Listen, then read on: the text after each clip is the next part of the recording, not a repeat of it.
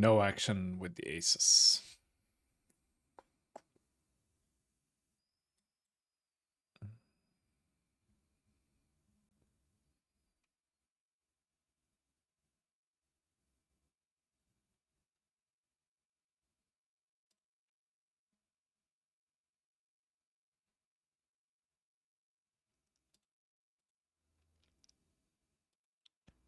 Okay, and we're back.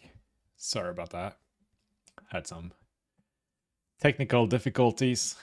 The good old Wi-Fi decided to go down. Probably missed about 5 or 6 hands, which is pretty crucial this stage of these tournaments. It's a lot of EV. But, you know, out of your control.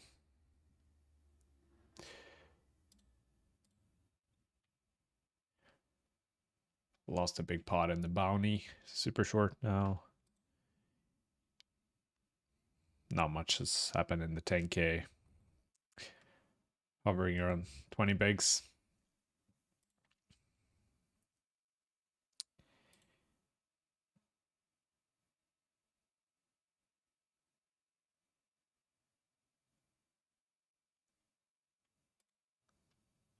Playing short-handed now, so should be some good action.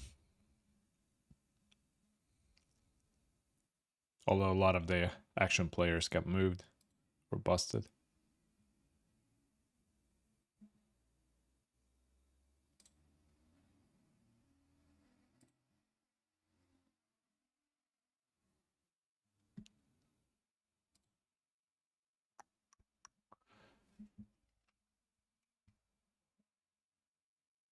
Kind of short everywhere now.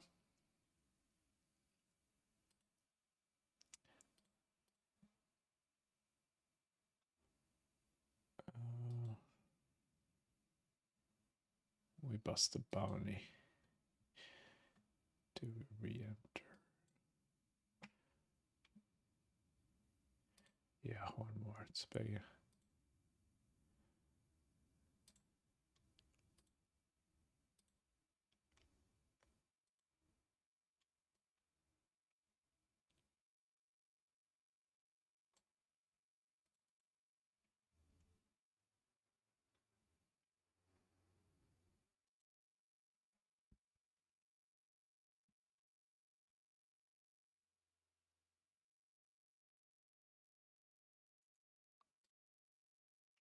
Taking flop here with the 5-4. Not a pretty hand, but the good news is that all our outs should be live at least.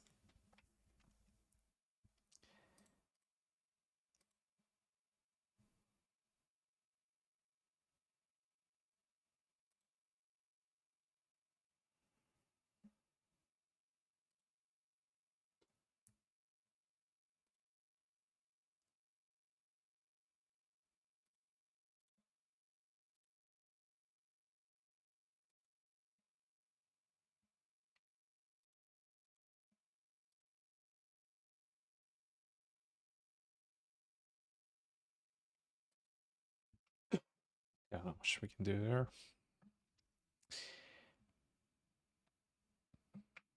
I doubt we have the best hand here. But you know, one can hope.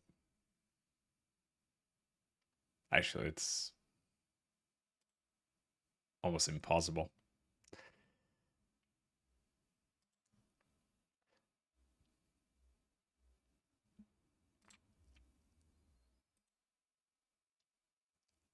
This is no hands that he would open. He would flat weight here that doesn't connect with this board that beats 5-4.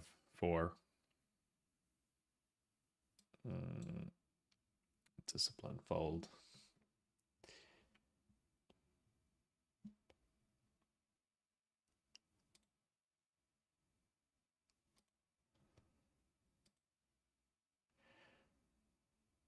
Oop. It's not timeout here.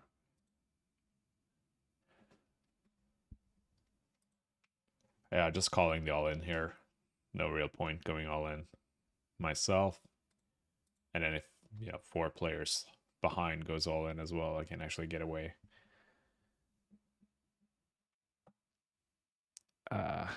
Yeah, but not versus one. I think. Although I definitely don't love it.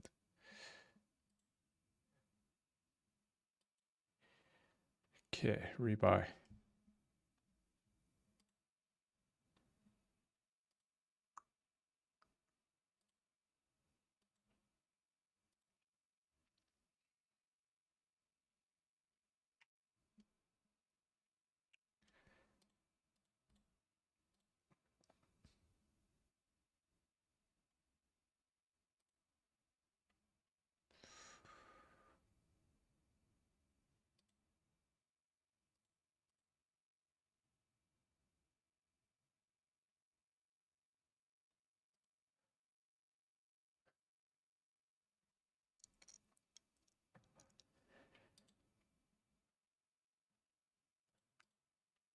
Okay, let's get it in with ace king here.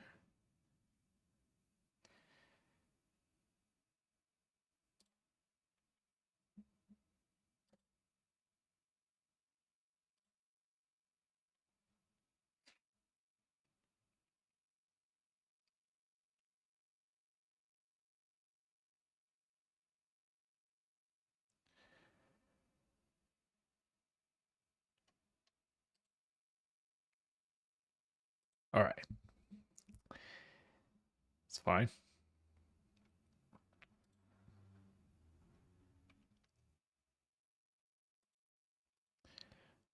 And we aces next time. 40k, I think. The starting second is 50. Yeah, 50k. 500 players, an hour left. To re-enter, 93k for first. Solid.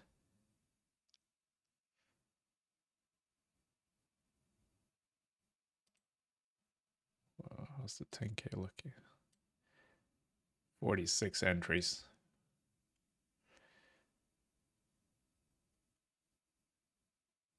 Still need another 24 to reach the guarantee, which they'll probably get with an hour and 45 left of late track.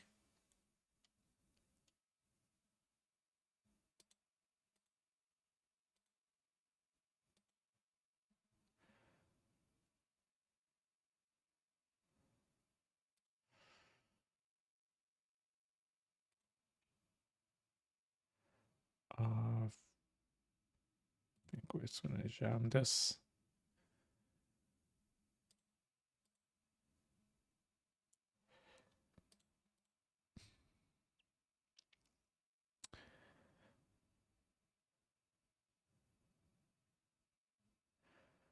This kind of looks like he's setting his own price more than anything.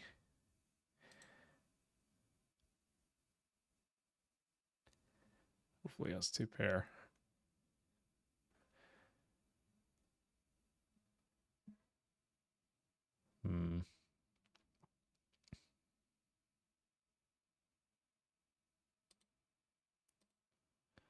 Yeah, I mean,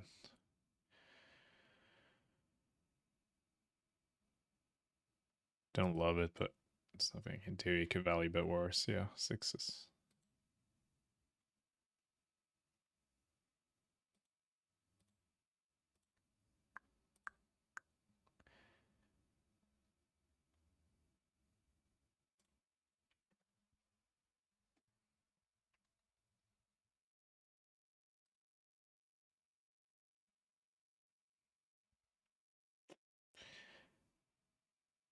All right, now we got some ships in the 1k.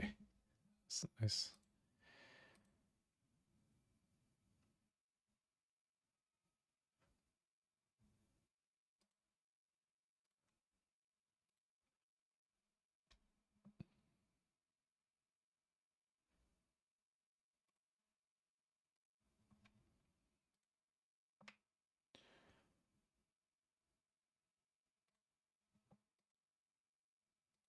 Open ender here.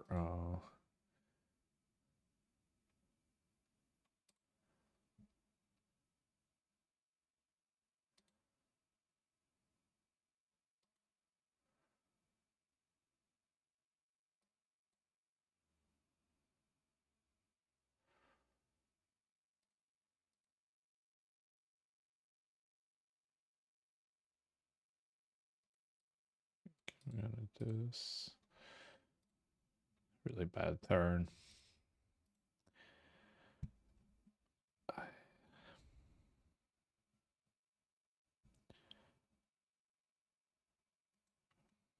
Didn't work.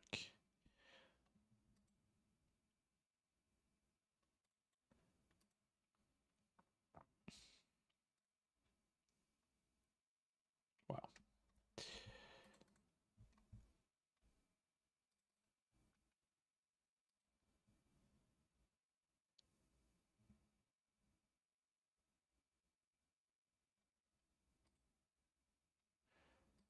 So the reason for check raising here rather than going all in is to get him to call one and then potentially fold the turn and get a little bit more value. I don't expect to get shoved on here on the flop when I check raise that often, given that it was so shallow. I think most of his range just wants to continue calling. He'll have some shoves for sure, like hands that needs protection, like a jack or pocket queens, for example, which I'm doing really poorly against. And without a diamond, I don't think my hand is strong enough to check raise call, even though I'm getting a pretty good price.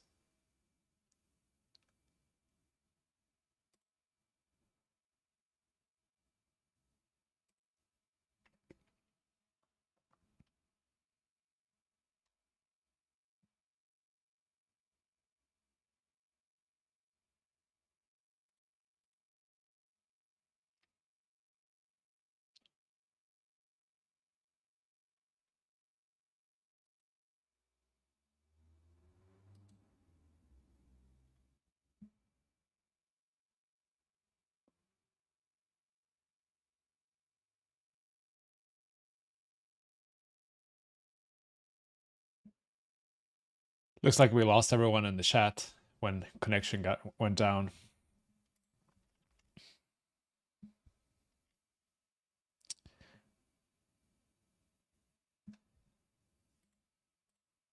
Thanks, man. I appreciate it.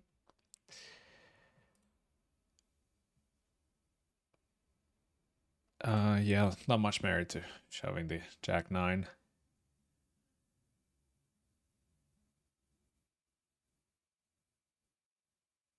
I think ace jack suited wants to raise call rather than shove. I'll probably shove ace jack offsuit. Easy call. Ooh, what a flop.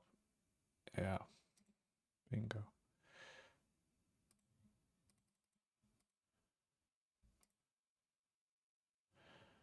Okay.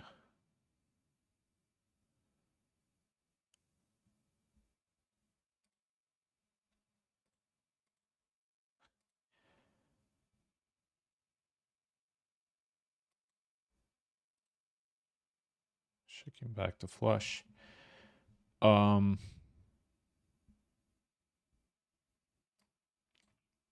I think I just want to go all in. Protect my hand. And yeah, prevent him from pot controlling. Nice.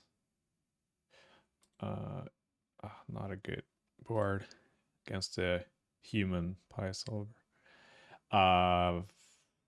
This though, yeah, should say there. Now we want to, but oh shit, timed out again. I really need to be more conscious about my time banks. I feel like every time I play the time banks, they've decreased the time, the seconds in the time bank.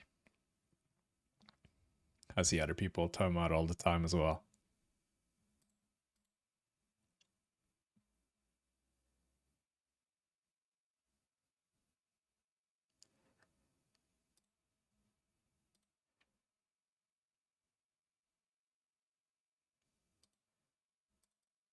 All right, so we got some ships. Even in the bounty now, we're both starting stack. Double up everywhere.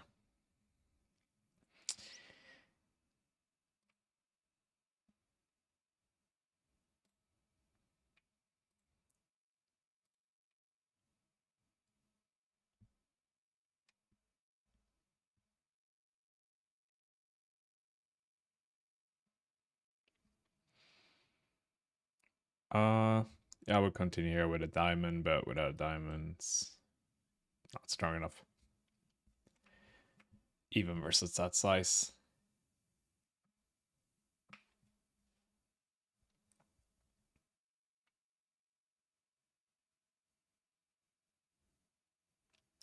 Pretty aggressive by Korean Monkey to 3-bet.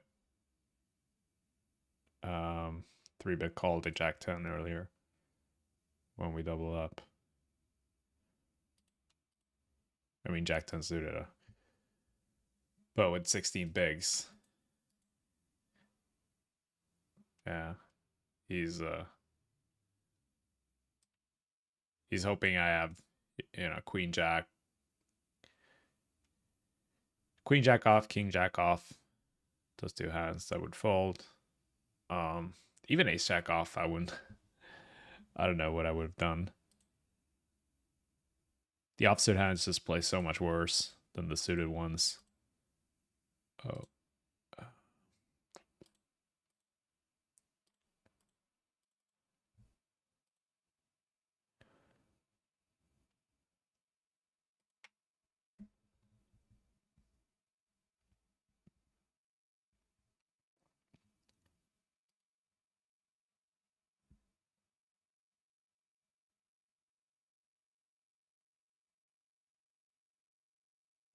Hate to see it.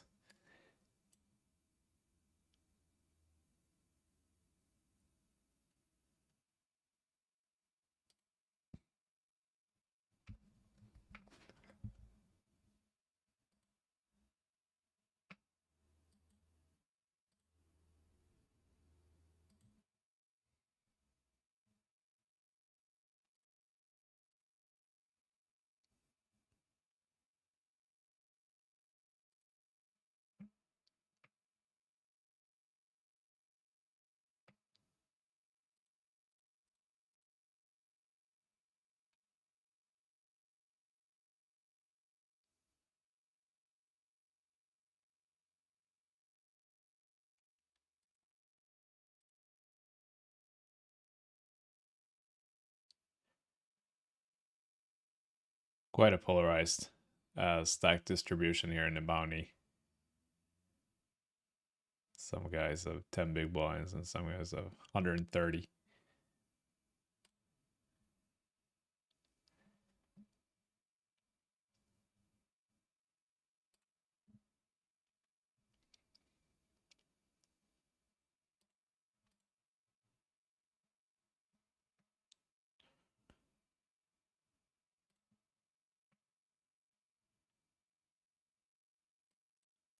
Now we're shilling in the 10K. 32 bigs.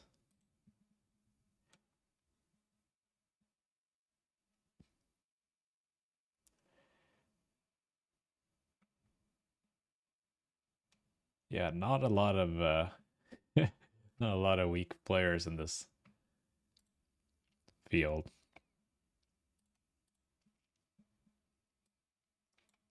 Whoops. God, it doesn't even give me a notification that it's on me. I need to review my settings.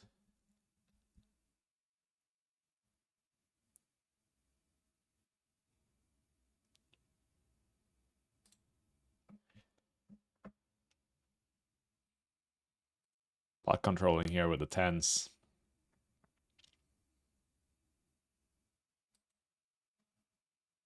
Slash induce some bluffs.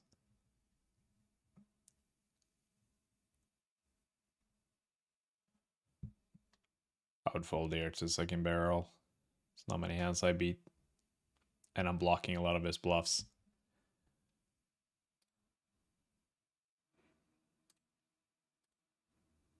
I'm gonna go ahead and block bet.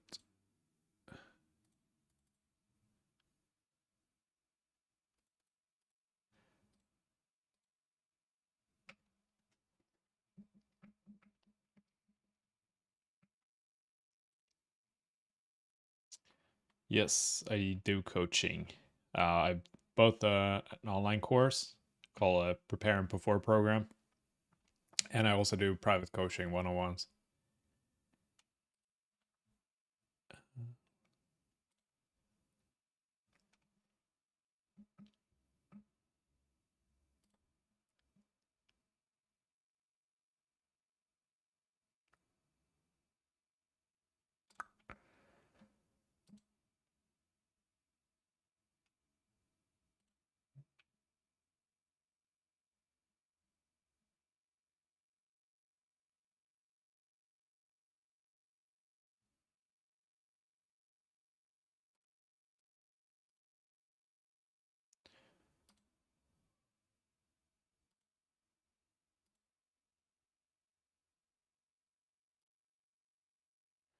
Gonna bluff here with a 5 high.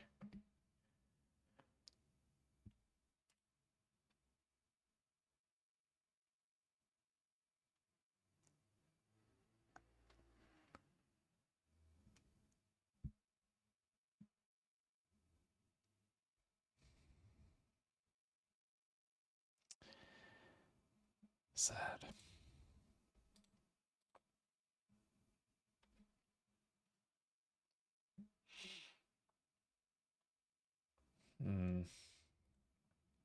Again, we had this spot earlier where King Jack off in the small blind, I would 3-bet more if it wasn't a bounty, but in a bounty format,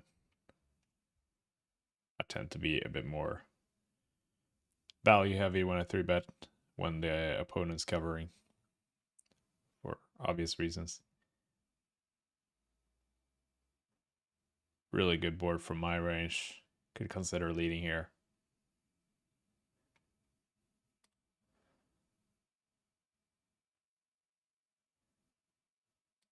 This is there.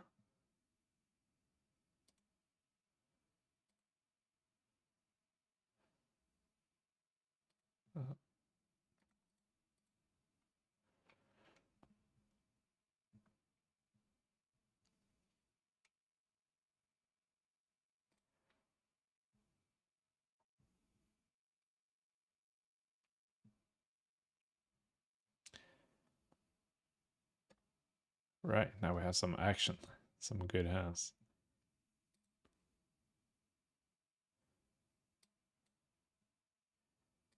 I think I just want to go all in here. Because the board's going to change a lot on the river.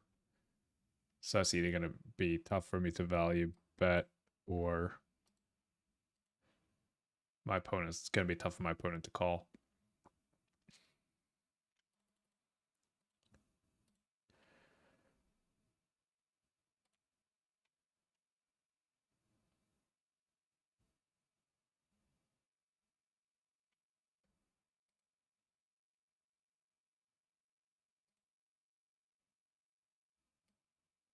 And all in on the 10K. Ace 5 beats 7s.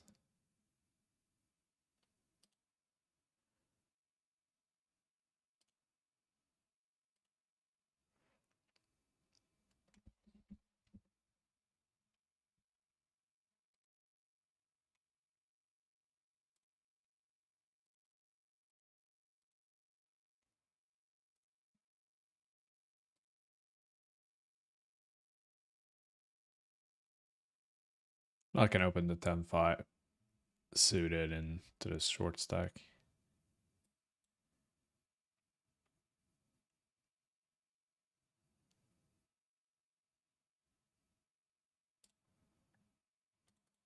Turning a boat here. Check raise.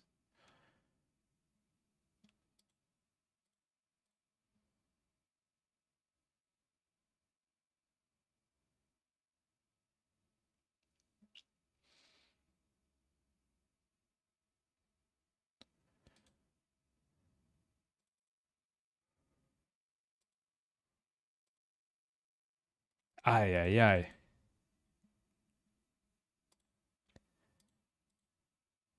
That was bad.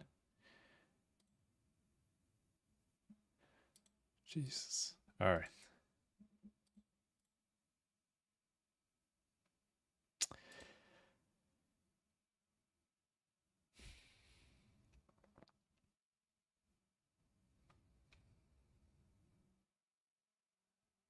Really bad river. Opponent should have a lot of king eyes. King eyes and ace eyes. But I think mostly ace eyes, or mostly king eyes. Until the river. God, I can't believe I timed out there. So tilting.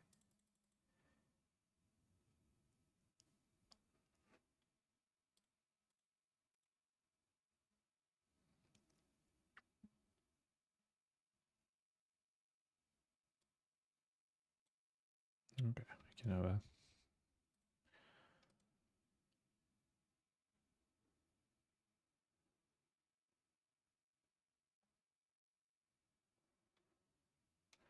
get in these spots a lot in bounty tournaments where you're opening into a short stack and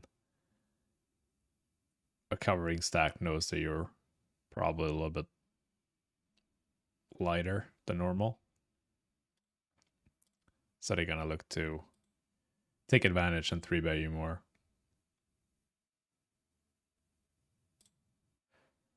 I think this hand mostly wants to call. Keep all his weaker aces in play. Shoving doesn't accomplish all that much. Misfolding out his weaker aces and getting called by a lot of his better ones.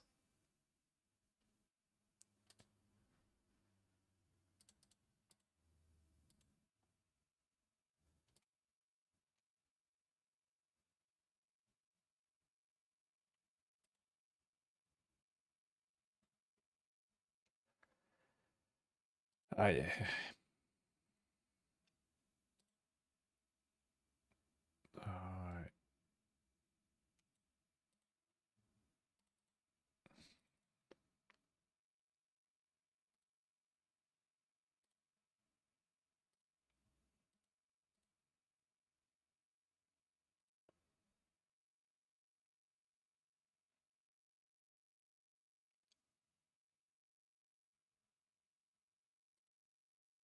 bottom of my opening range here with the 10-8.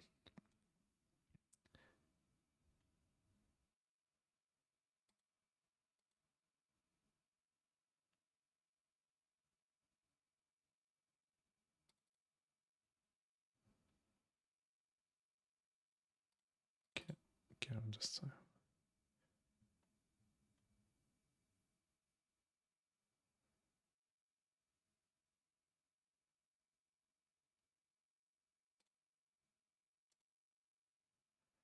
fold out all his. Not that he has that many ace highs, but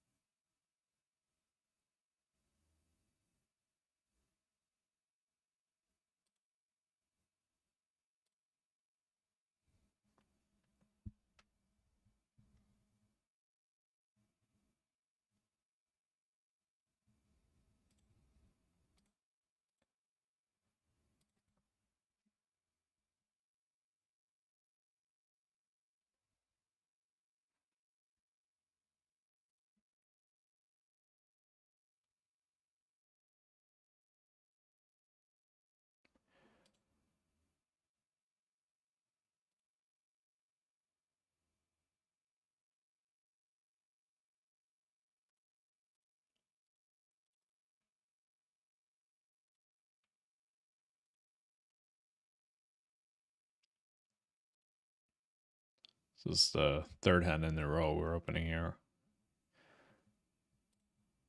Okay, let's double queens here.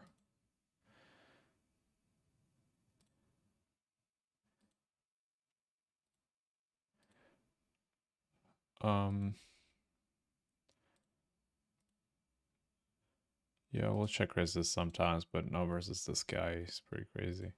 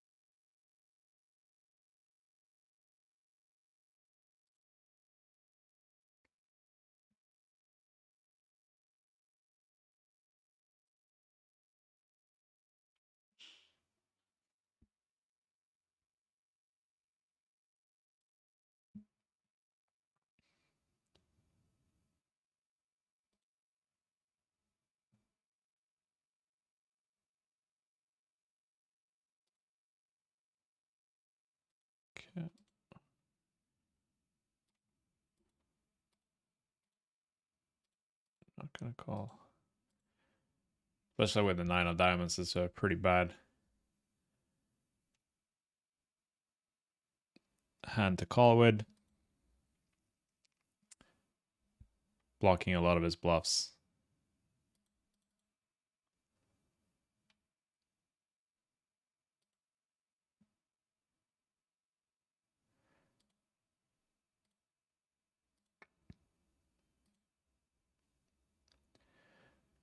Yeah, this hand is kind of... The stack sizes here are kind of awkward on the turn.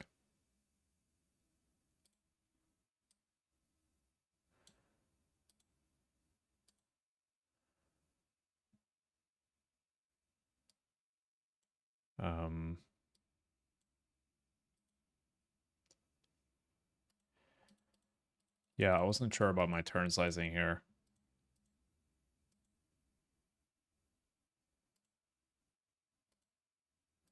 It might just be a turn where I want to go all in. With the hands that wants to bet, so both my bluffs.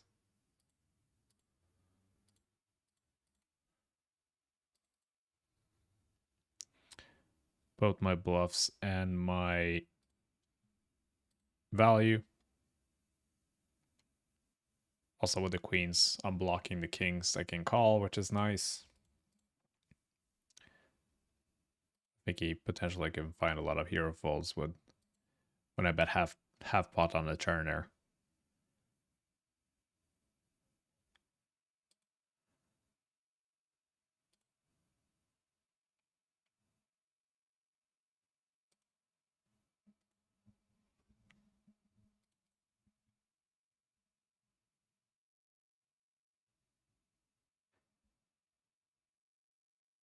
Terrible board, even blind versus blind. Not much to do there.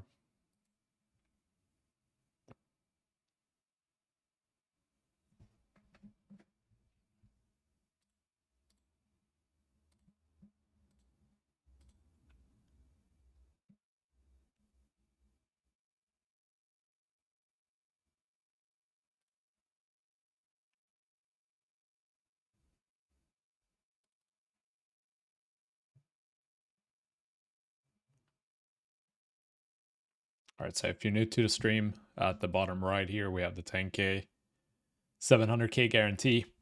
So that's the big one tonight. And then next to it, there's the 1K, 500K guarantee. Both great tournaments. And above is the low buy-in, the 109. And the blue one here is the Bounty Builder, $500 buy-in. Also pretty big tonight. 15K for first, plus the bounties, probably more like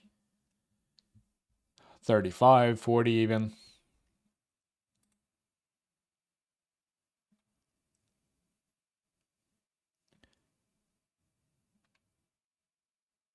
I would have flatted kings here, but versus 2 players, we definitely want to get it in. Let's make sure we don't time out.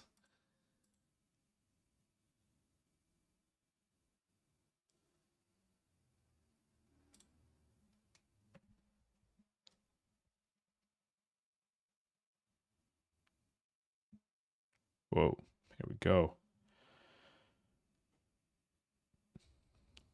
He wouldn't rejam aces, would he? Boom.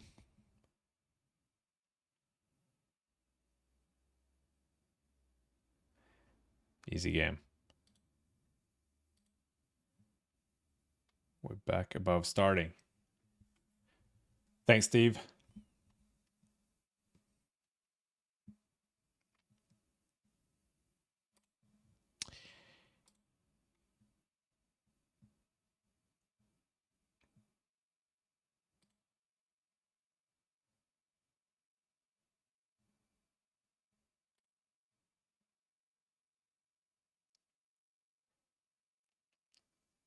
Looking to check raise the 10s here for value and protection. Would bet here sometimes too, but I think check raising is fine. He's going to stab on this board a lot because I'm going to have a lot of give ups. So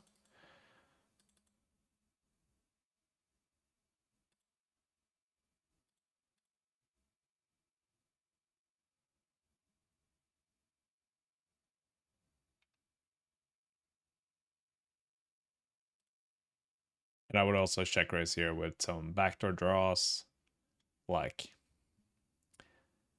the ace of spade and jack, for example.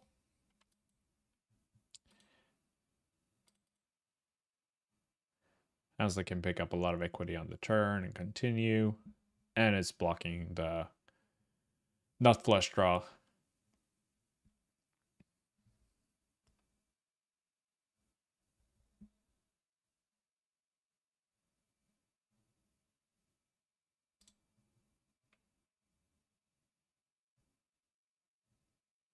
So overall, we're doing a lot better now than we did about an hour ago. About an hour ago, I had 17 blinds on every table. Now we have at least double that. So that's good. Especially considering the disconnection issues I had earlier. I've gotten better to tolerate those. Back in the day, I used to really frustrate me, but nowadays just realize there's nothing you can do. You just get on a 3G connection as soon as possible. Have a backup.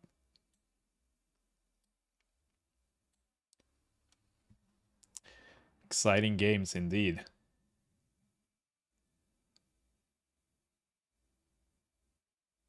Scoop always brings it.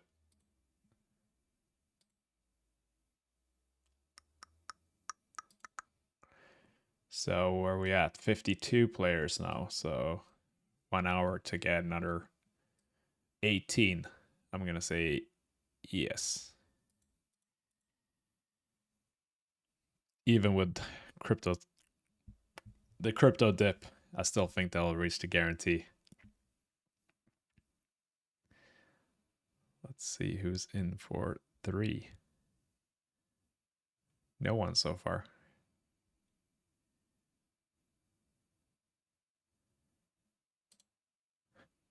Oh man, this is a tough tournament.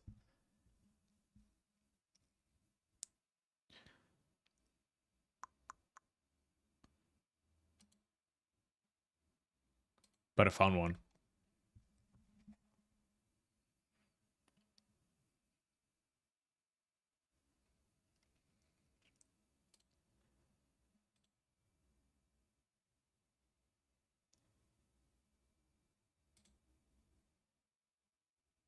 All in here. Let's get this bounty. Yeah, check jamming the 10s there. I was considering it for sure. I think that would have been fine too.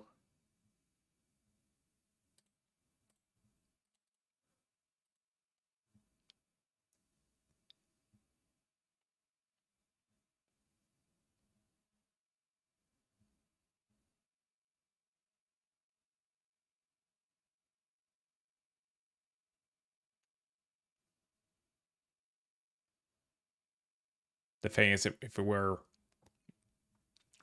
playing a pure check jamming strategy, then we can't check raise as much. But when we're only 3xing his c-bet, we can broaden our check jamming range and include a lot more bluffs and do it thinner for value. But it's possible that we want to split our range and have some check jams and some check raises, but then the game tree becomes a lot more complicated, so something to keep in mind.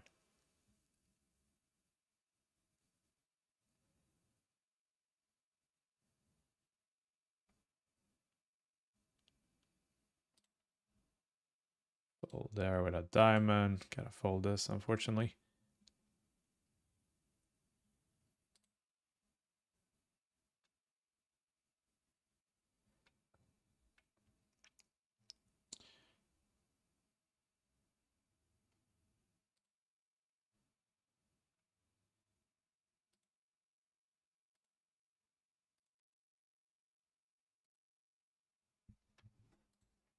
Yeah, so my labels are um yeah, So green usually means pretty aggressive and optimistic. Uh, and blue is tight aggressive.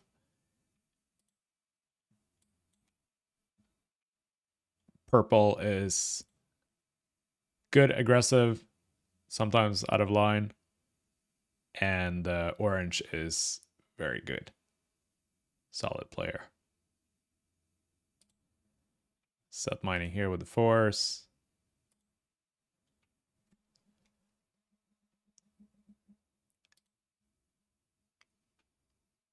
And red is a friend, someone I know in real life. This is Mark Radoja. This is Rue.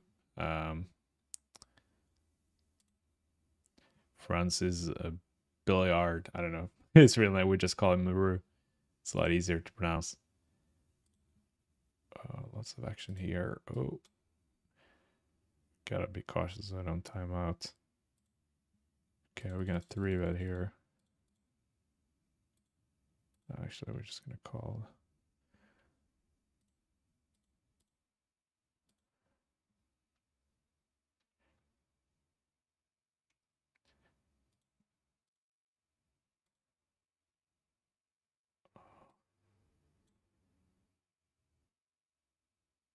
I'm gonna check here. I mean, he should be shoving most of his draws except for his combo draws, but they're calling anyway, so it doesn't really matter.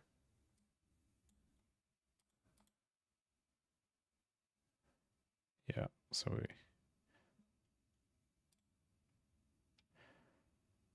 not looking to bet there or here.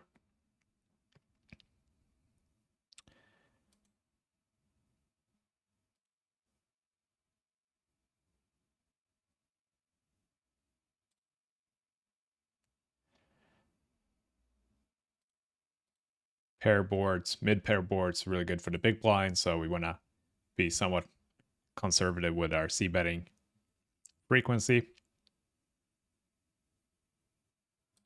I definitely could have bet Queen 10 though, because that's the type of hand that you don't mind bet folding, but still.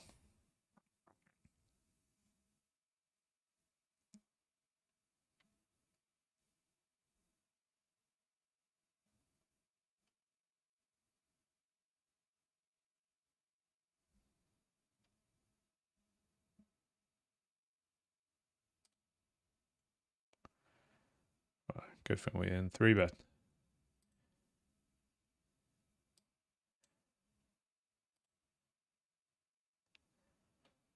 Okay. I think this hand just wants to jam.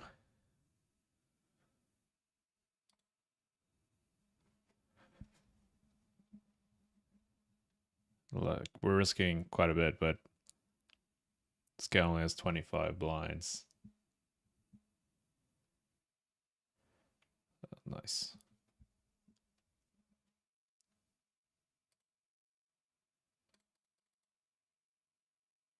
Just folding out over cards is worth a lot, and a lot of times when we get called, we're going to be up against ace queen, ace king, but it's still, sucks to get called there because he should have he shouldn't be calling sevens, so his range for calling there is like nines and ace queen plus.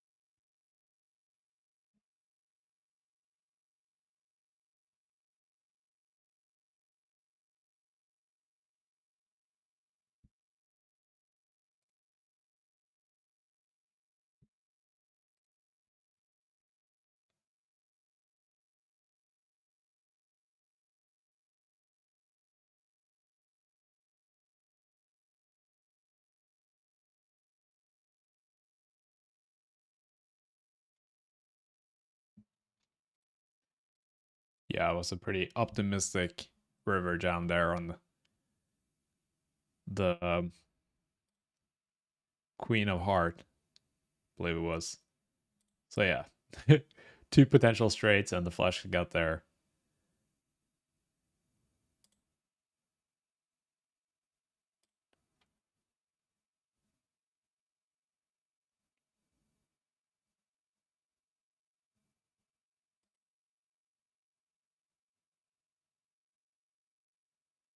This is a pretty good situation for me here.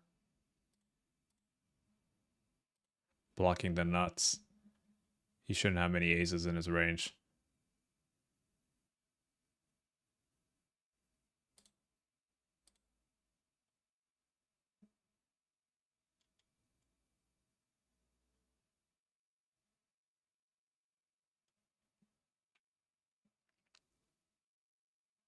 If he's calling again, I'm following through on the river. Yeah, okay.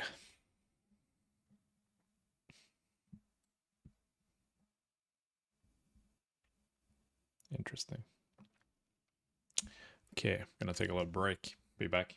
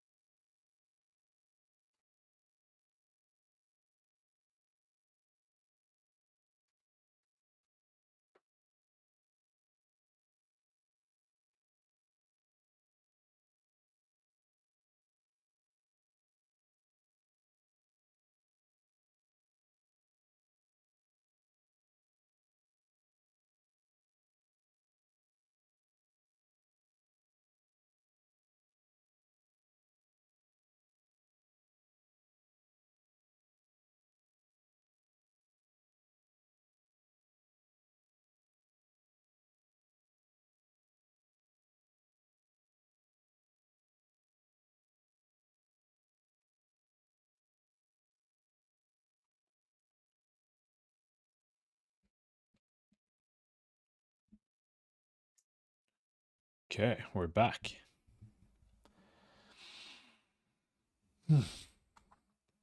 I've been standing my whole session today. Can feel it in my hips. Normally I try to alternate, but I'm worried that if I pull down my desk now, I'm just gonna mess up the stream, so keep standing a little bit longer.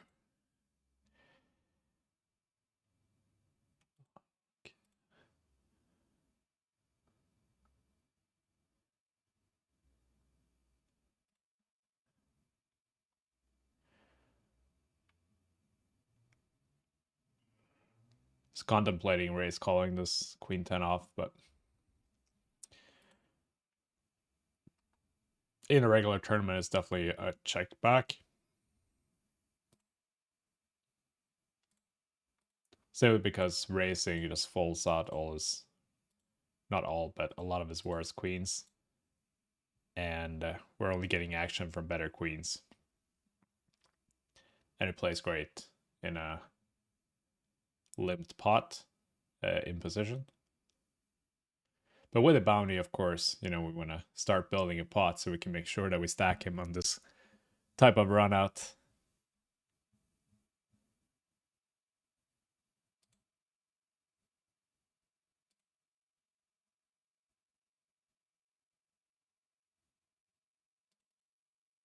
I think I'm kind of forced to continue betting here. Even though it's going to be really tricky for him unless he like limped and then checked with aces or something.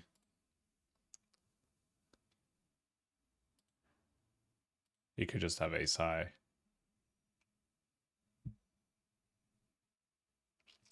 Like a good ace high, like a ace queen or ace king that he was obviously looking to trap me with pre.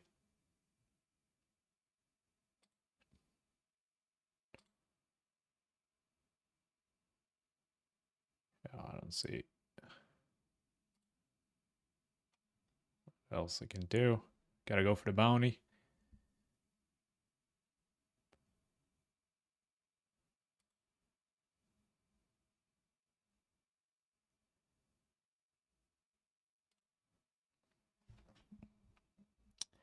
Call. Yeah. Ooh, ace five. Yeah. That makes sense.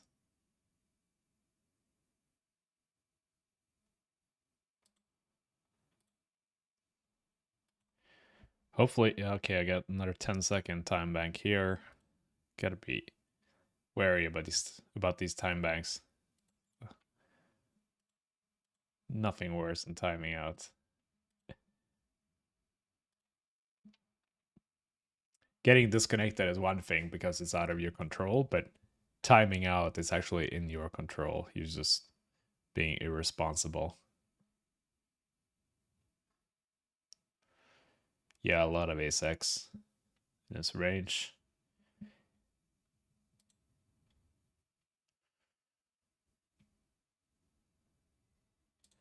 For sure.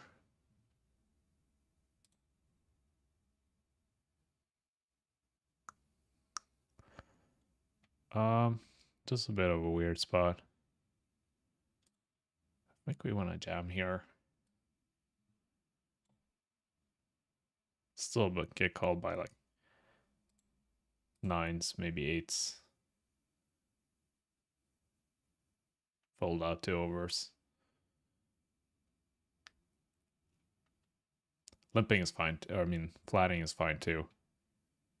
But then we're also inviting the big blind in the pot.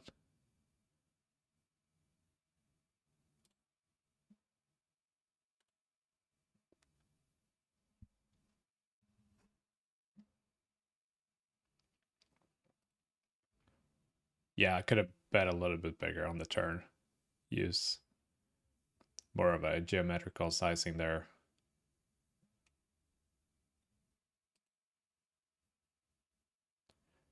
But I also like doing that with my bluffs, because when we bet smaller on the turn, villain is going to have a wider range on the river, and we going to be able to bet much bigger on the river, which should improve our fold equity. So I think there's pros and cons to both strategies.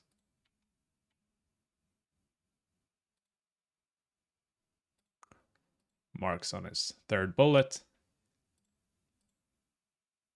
Might be the first player. Yeah, only one. $30,000.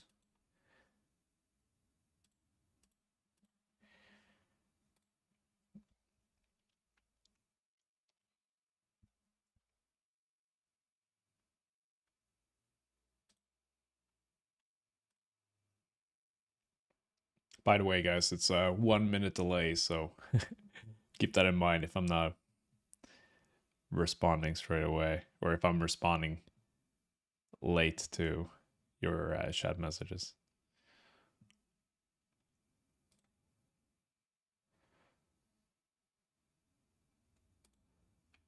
Not entirely sure how that timing works.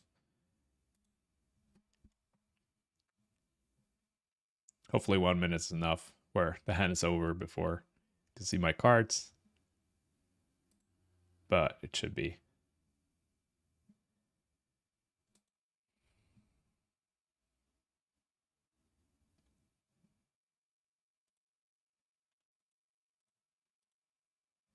I remember back in the day, you used to get like 180-second time banks, stuff like that. Now they give you like 30 seconds. Weak spot.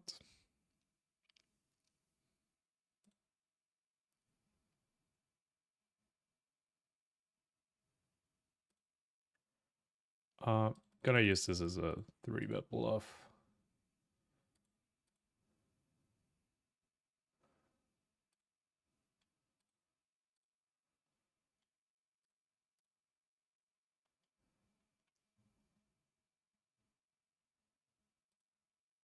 Ace-9 off doesn't have a great playability post-flop, but with the stack depth, I shouldn't get too many flats here.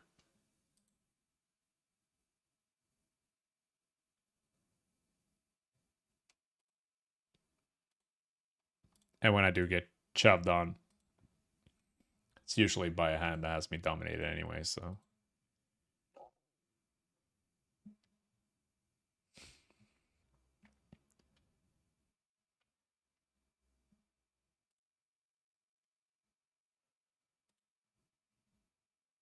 Just using the blockers there, the ace, obviously, and the 9, blocking pocket 9s.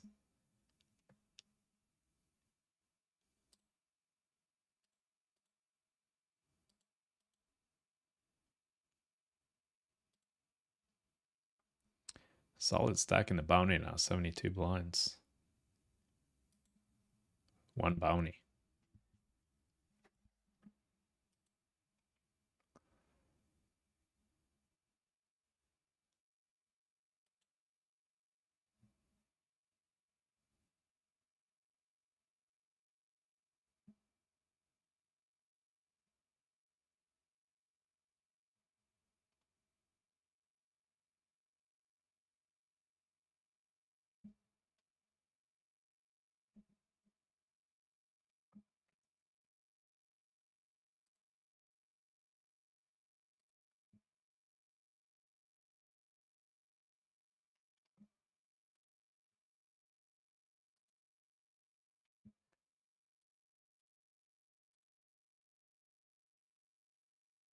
Where are we at? 59 players now.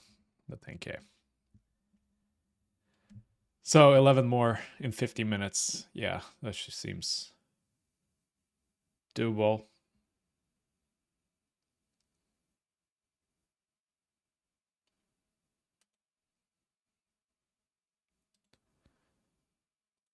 Fedor is on his third as well. I mean, I would imagine he re-enters.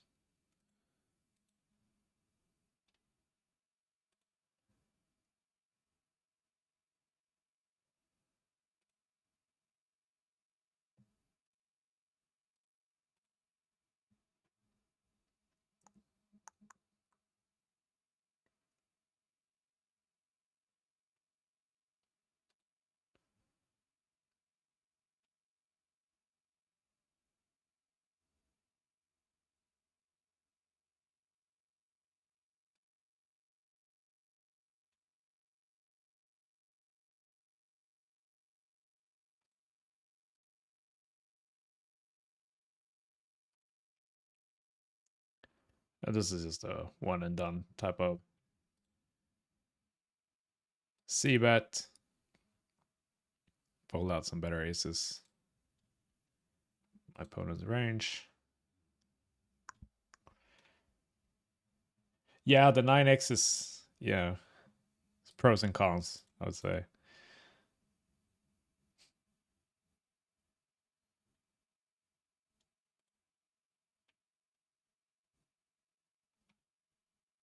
He doesn't have that many 9x offsuit combos though. And a lot of the 9x suited hands probably calls.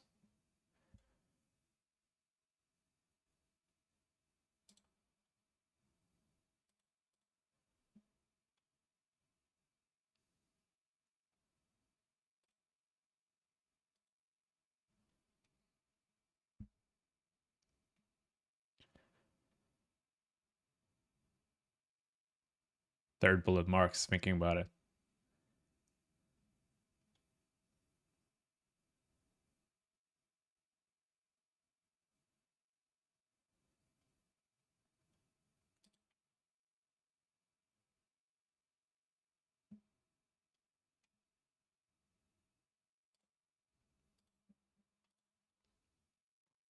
Oh, baby.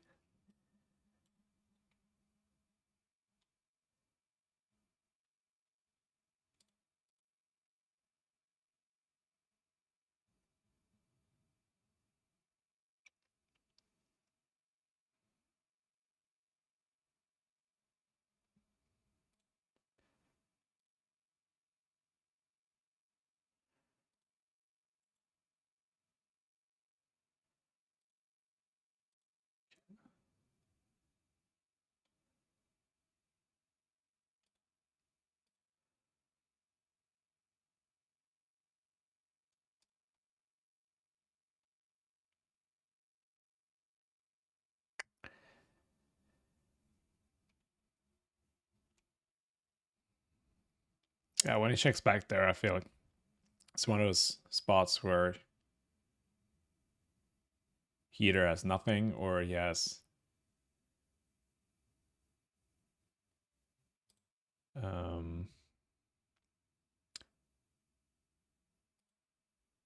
some sort of hand that he's looking to pot control with. So I think when he has one of those hands that can call a bet, it would still call an overbet more often than not. Like if I'm betting small here, I was still folding out 2 overcards. And I think he's going to have a lot of ace-6. Gutters with an over that can call. So when I'm overbetting myself, I'm usually pretty polarized. Or I'm always polarized.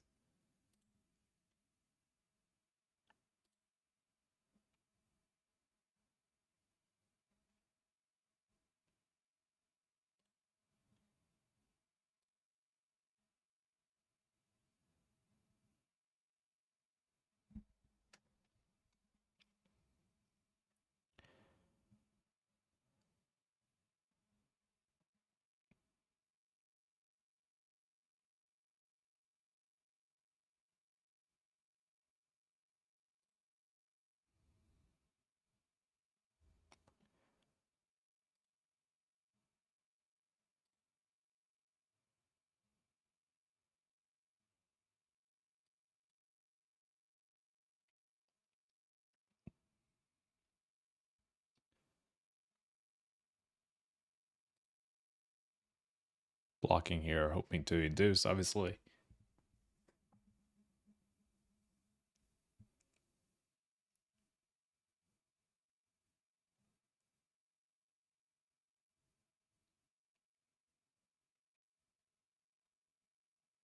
Or just get called by, an ace or a king.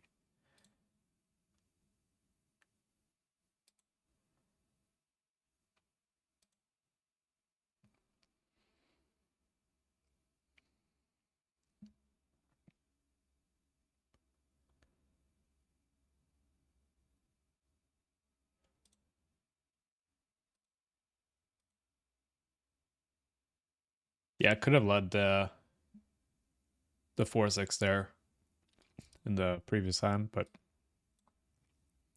I don't really like it versus the bottom as button open as much, because the button's still gonna have fairly wide range that will connect decently well on that board. But versus an under the gun range, sure, the under the gun will have a much tighter range, but it's not gonna connect as well on that board. It's not gonna have any sets, any two pairs, whereas the buttons can still have all those hands.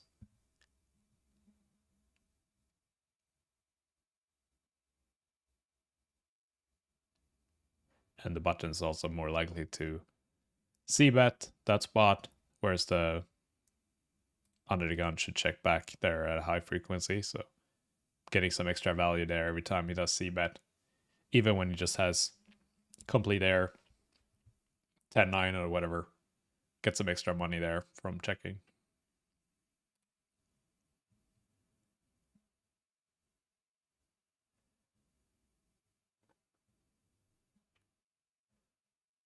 Yeah, they're on this. What's going on, Adam?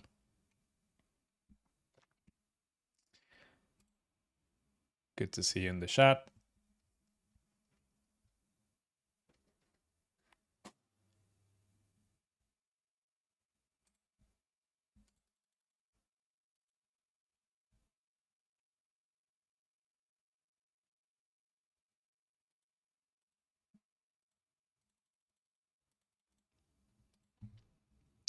Bone is actually getting close to the money. 80 left, 47 paid.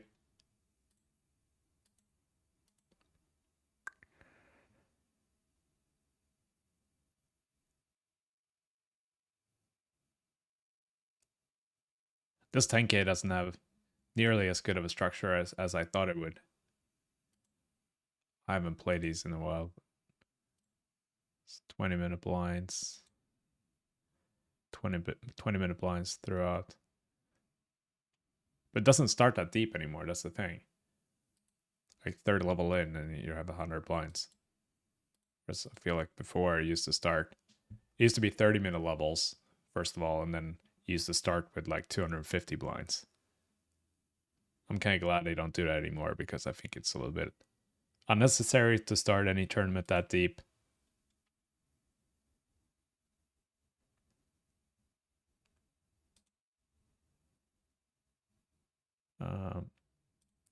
Just close, but I think I need king 9 suited there.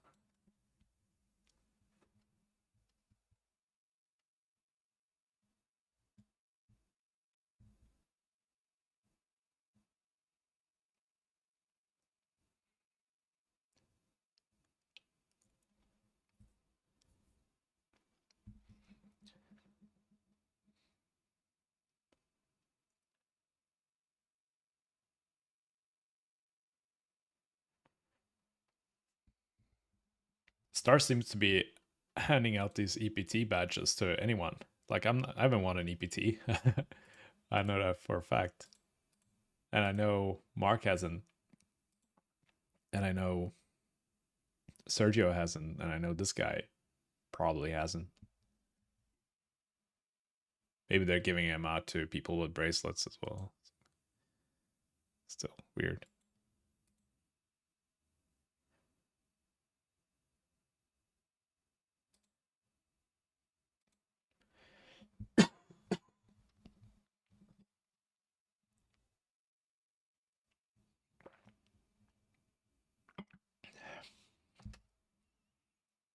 Adam stopping by for a little scoop lesson.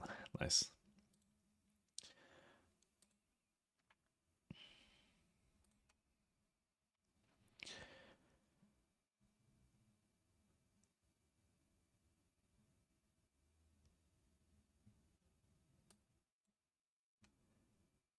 Yeah, I agree. You should bet big there on the, when I had the 4-6 on the 5-3 deuce. At least with those stack sizes. I did not play high stakes cash. Purely tournaments.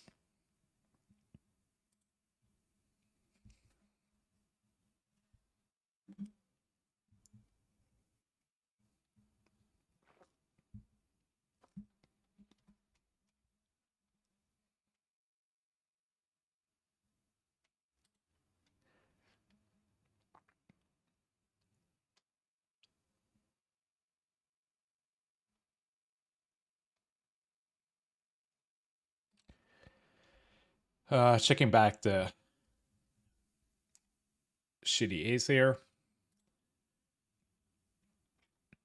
Not a hand that wants to play a big pot even in position. And we do need some aces in our check back range. In theory, but I think also from exploitable standpoint, it's pretty nice to have quite a few aces in your check back range, because when the board comes ace high in a limp pot, you can bet your life that the small blind's gonna start leading with his entire range.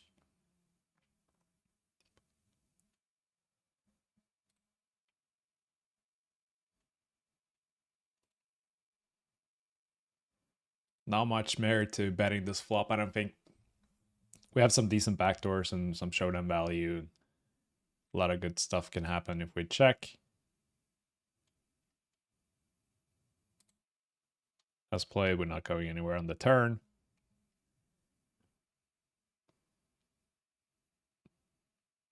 We have a lot of weak stuff that just gives up, and Villa knows that, so he should start bluffing the turn fair bit, but this time he had an 8.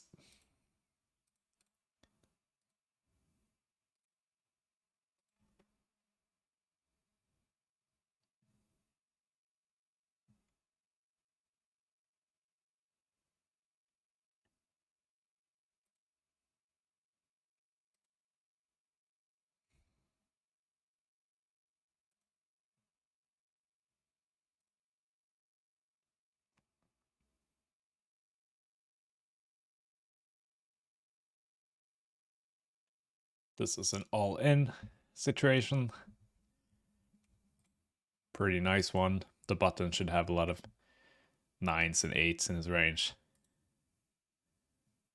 That would probably call my shove.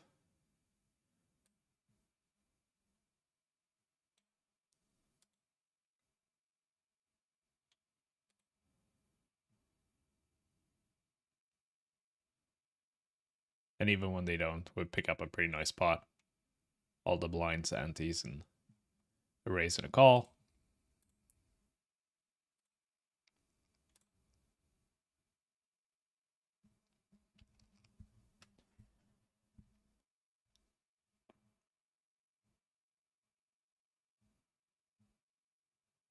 Mark busted, it looks like. Let's see.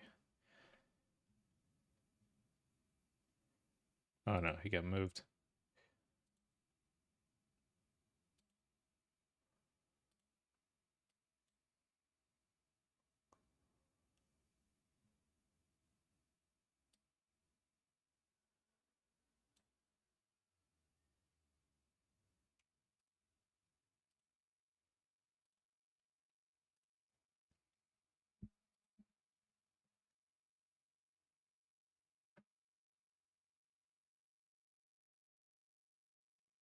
Don't really want to use these for our 3 bets at this stack size, because if we get shoved on, we can't call, obviously, and we're giving up too much equity. Well, now we have some action. Cause huge. Check here, really bad board. My range. I'm just gonna fold this. Should be pretty strong.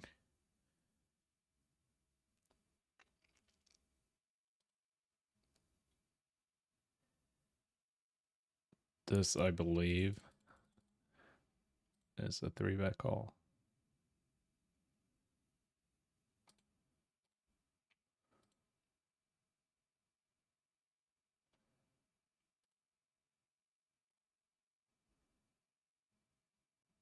Could have probably made it a little bit smaller, but I was just scared. Timeout.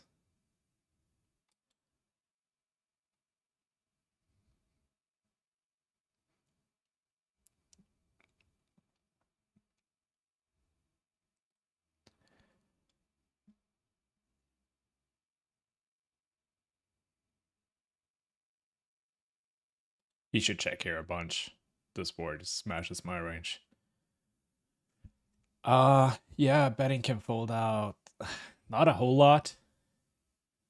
I would have to bet pretty big to fold out the ace queen and ace king, and I'm blocking those.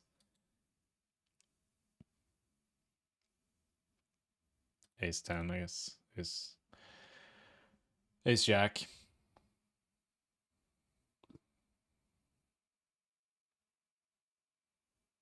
But he's a good player too. He'll be balanced here in the checking range. A lot of weak player that will just bet whenever they have something and then check whenever they don't. But good players realize how to read into ranges and range advantages and will structure their betting and checking frequencies accordingly. So my opponent here will have a lot of sets and a lot of overpairs, stuff like that.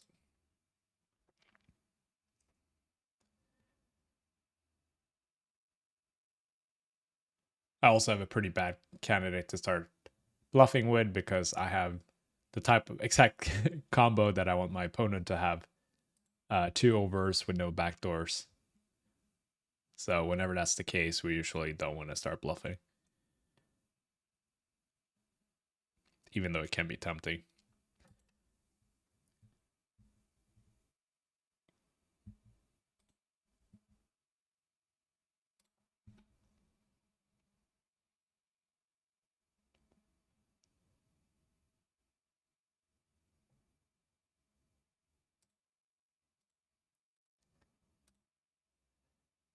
I feel like this is a really fun stack depth that we're in now, like the 40 to 20 blinds. Because we're going to get in a lot of these spots where, we flop top pair, but we have a shitty kicker and the board looks scary. So we're just going to call one and hope to show down. But every pot here matters. You see, there's 10 big blinds in this pot, and I have 18 behind. So.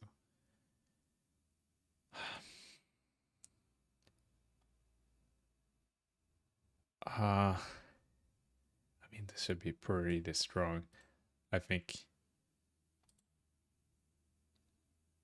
potentially exploitable fold there from on my part, but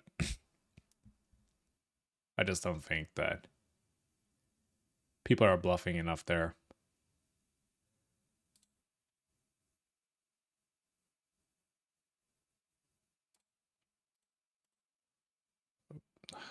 See you later, time bank.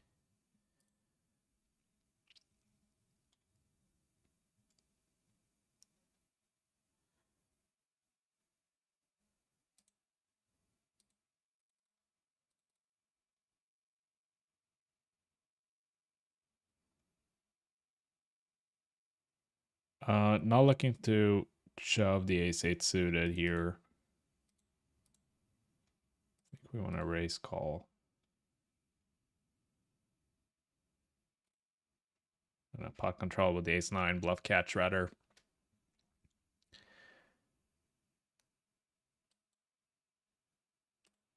Betting is fine too, obviously. Easy call. God, we're pretty close to money.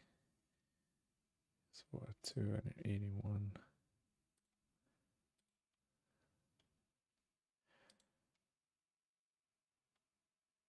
Yeah, I should be pretty smoked here. I would say his range is like 10s plus. 10s ace queen.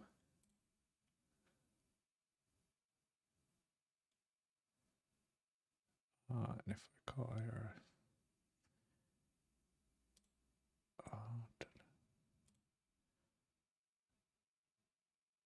yeah, I don't think I can call there.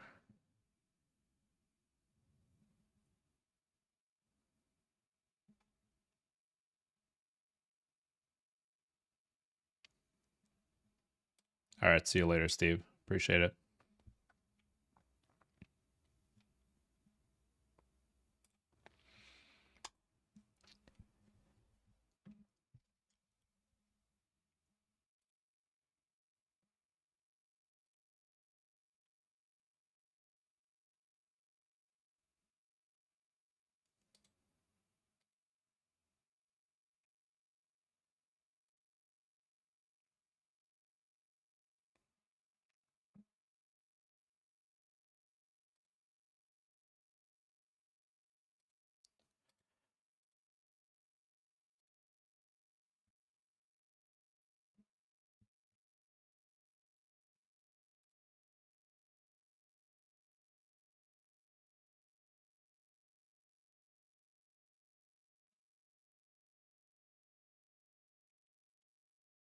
see. Okay, so late registration is closed for the 1K as well. 123 first. 87 paid. Nice. And the 109, same thing. Wow, 71K for first in a $100 tournament. On a Tuesday. It's not bad.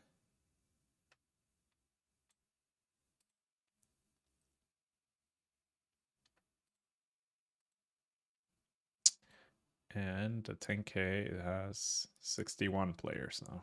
29 left.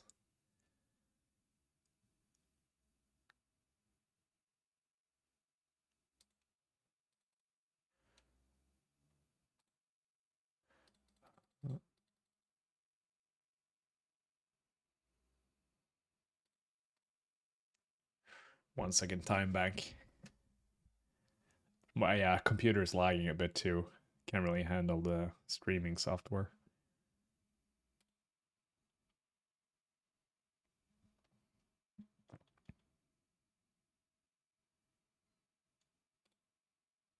All right, here we go.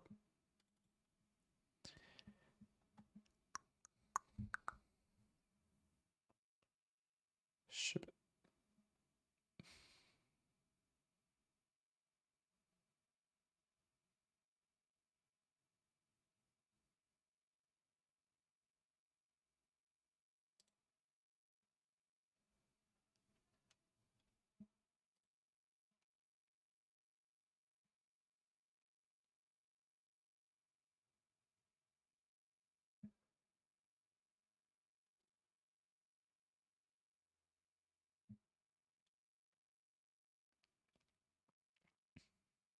Here, I think we can go both ways. We can check and bet. I think I prefer to bet.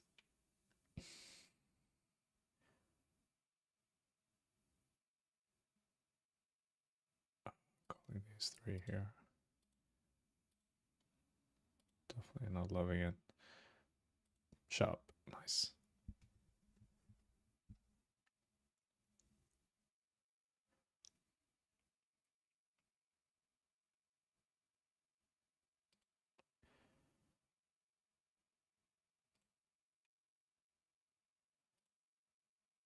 Yeah, the fives can check sometimes, bet sometimes. Without a diamond though, I don't mind bet folding there. I think it's gonna work a lot. Protect our hand.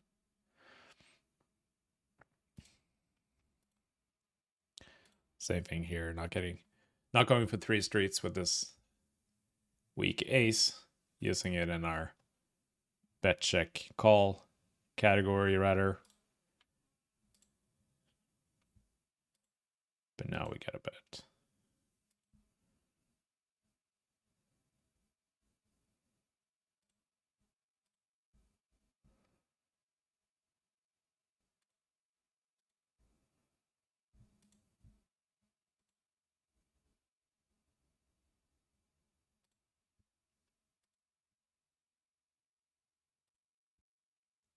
Getting some hands for 4 tables. I feel like I'm getting better hands today than when I play 12 tables sometimes. This is great. You love to see it. It's never aces, is it? Even for him to have ace queen there, it's like yikes.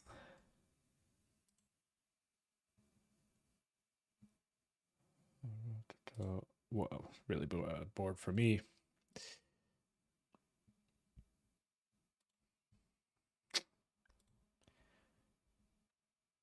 Spoke too soon.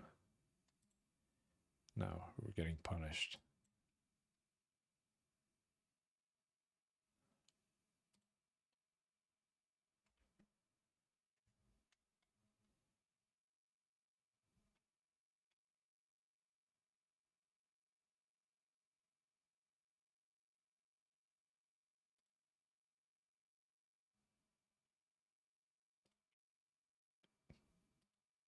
Man, jamming ace queen there can't be good.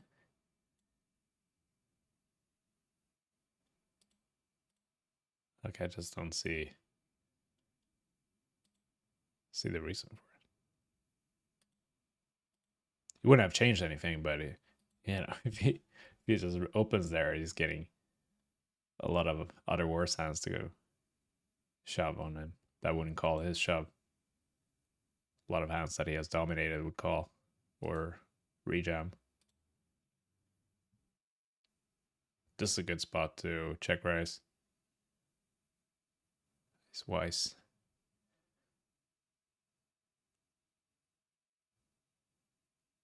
I think I can check raise the turn. I'm gonna bet instead. Let's fold out some ace highs, some one pair, some smaller pairs.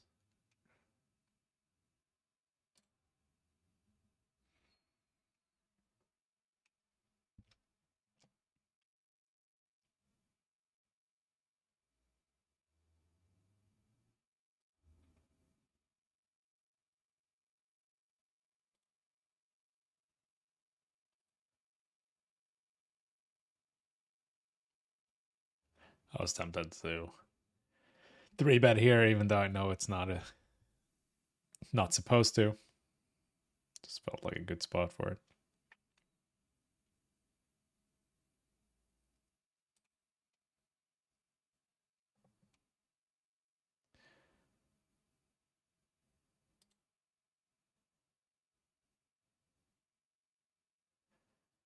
King, queen to ace, king. Okay, it was super short. Getting it all in here in the 1K.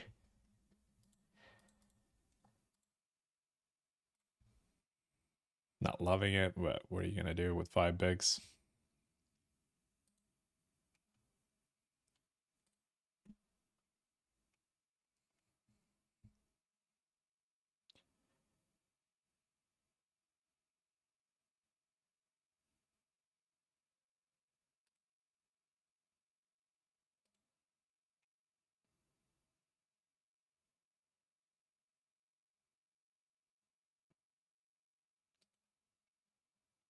Not going to check raise the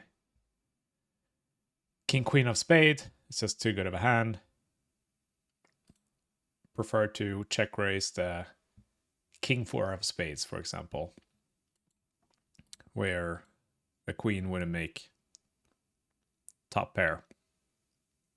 This hand just has too much equity to check raise, I think.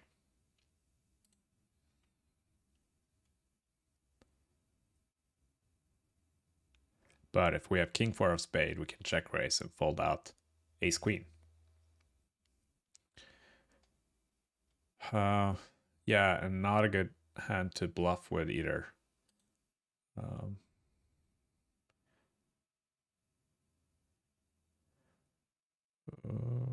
The 13 big blind open, that scares me.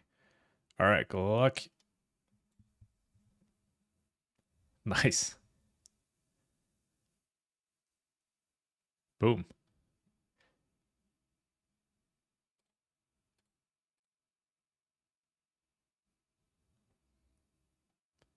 Yeah, and a lot of good hand to bluff with the king queen.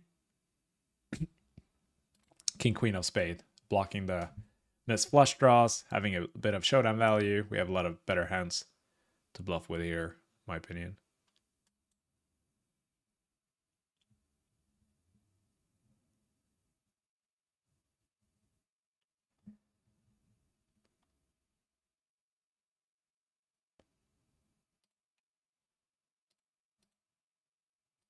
Oh, no. All right, good luck.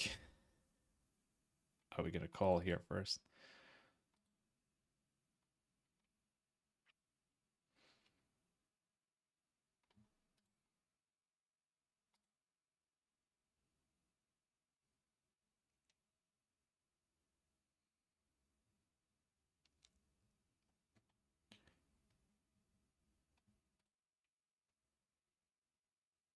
All right.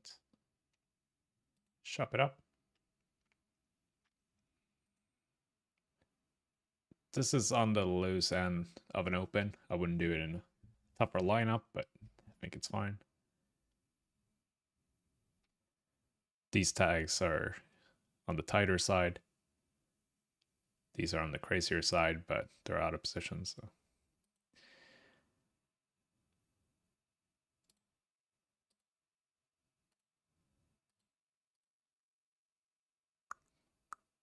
God, I feel like I'm playing every single hand, at least 2 tables. This is awesome.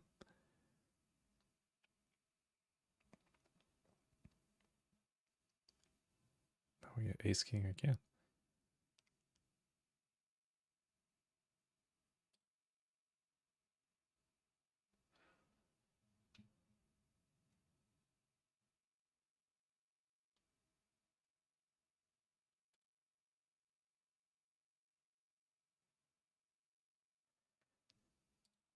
Sammy boy with the overbet. 2x pot. I'll rip it in. Ace queen. If you guys haven't noticed, this is the ace queen guy here.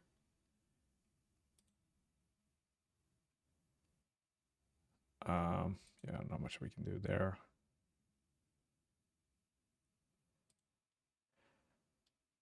Good board here. We're looking to bet pretty big. This is a big size, by the way. Considering our stack depth. Yeah, not deep enough to flat it here. The 10-8 suited. Love to see it. Let's go. Right. Boom. Let's go. 38 bigs. 10K high roller scoop.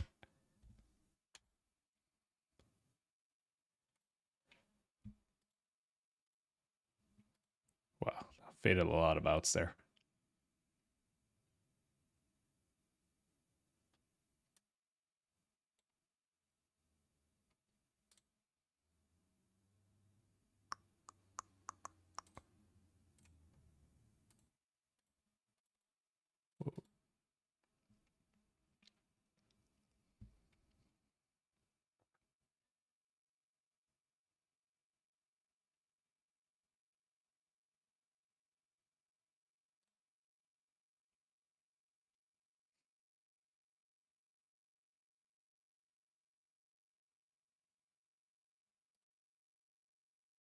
I should have checked raised here, but I ran out of time.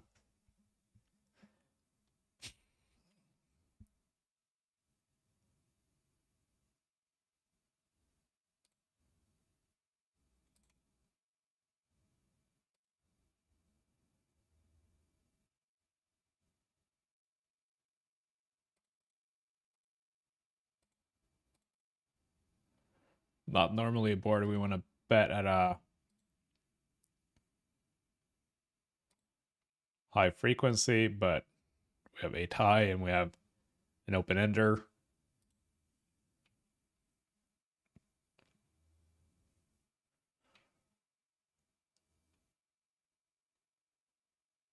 So I think this is somewhat of a mandatory bet.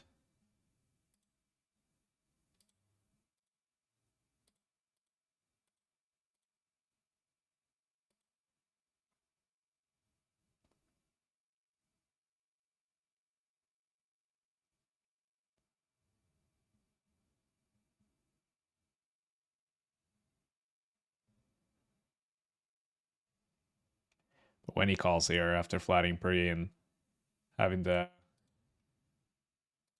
big blind left to act, and when I bet big on this board in this situation, that it should be pretty strong here. That being said, versus this size, I can't fold my open ender.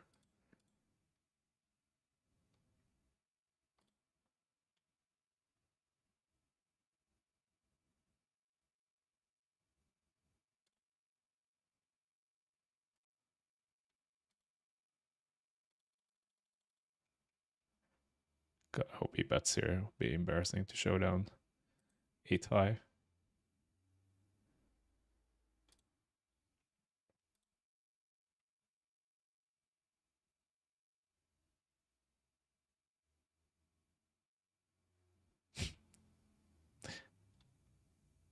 have the nut low. Possible divorce down here.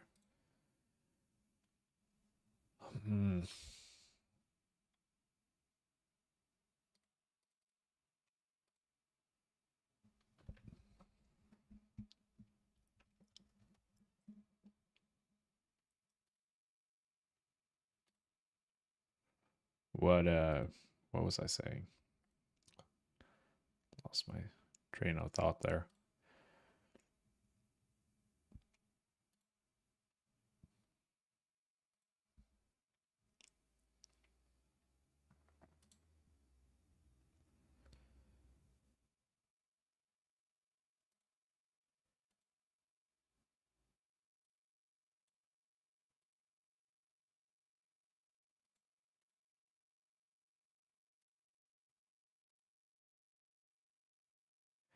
Similar thing here with the king 8 as the ace-x.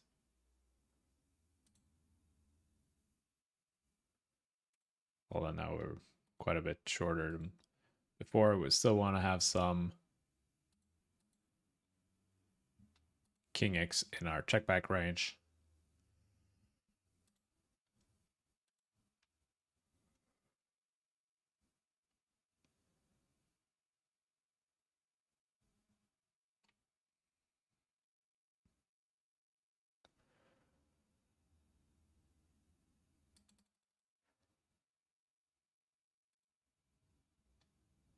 Could check raise here, the open ender, but don't love it, especially this close to the money.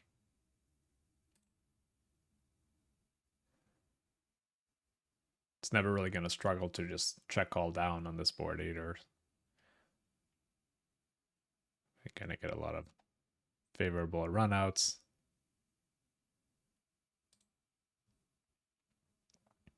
If we make an ace or 9, pretty likely our opponent will try, well, either value bet or bluff.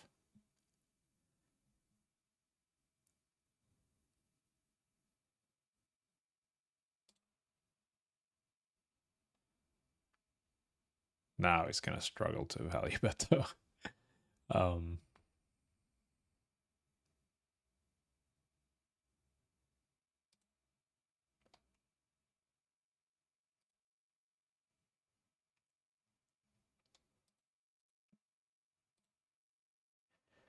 It can be tricky to play these spots where the board changes to this extent. I mean,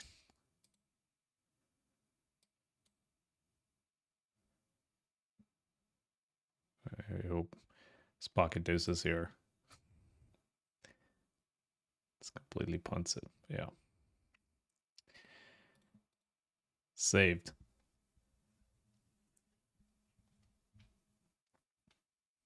Finally, a breeder. Oli says, good luck, Martin. I sat next to you on day 1 of WSOP Maine 2019. Wow, nice. 2019. So that was the year before the pandemic. I remember that was a fun starting table. Wow, I busted day 1, so but I remember we had a really good time.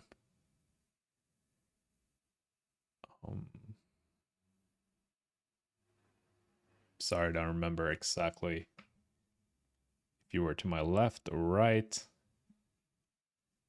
But I remember I had a good time as long as it lasted.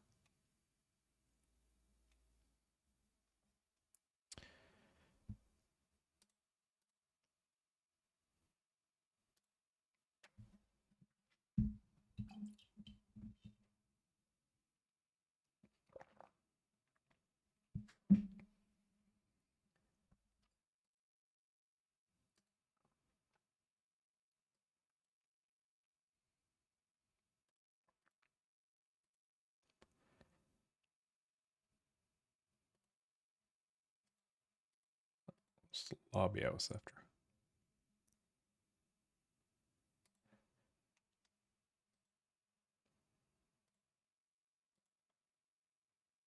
So only 25 players left.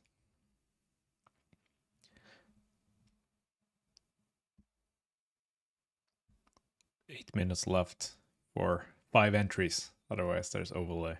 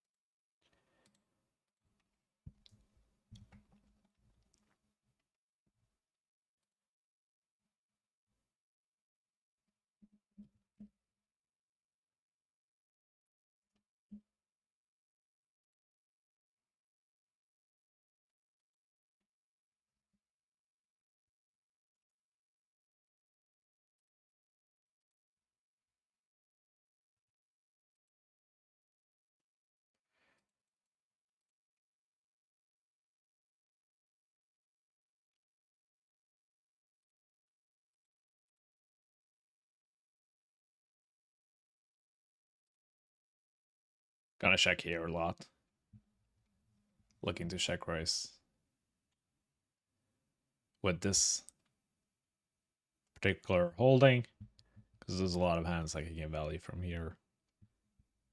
If he has a 9, so be it. You shouldn't have too many 9s.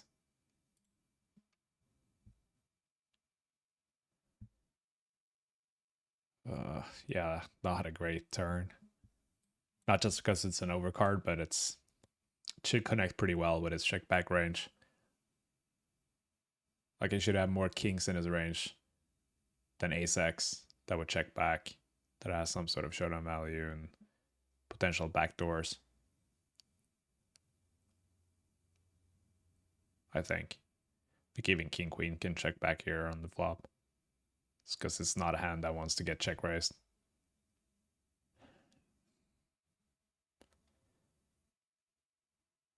No, I'm not sure what to do. Block bet maybe. I still don't think he has much here.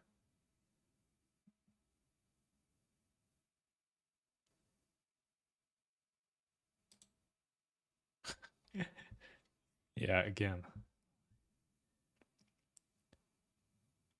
8's definitely 3. Or is it? He could have 8s.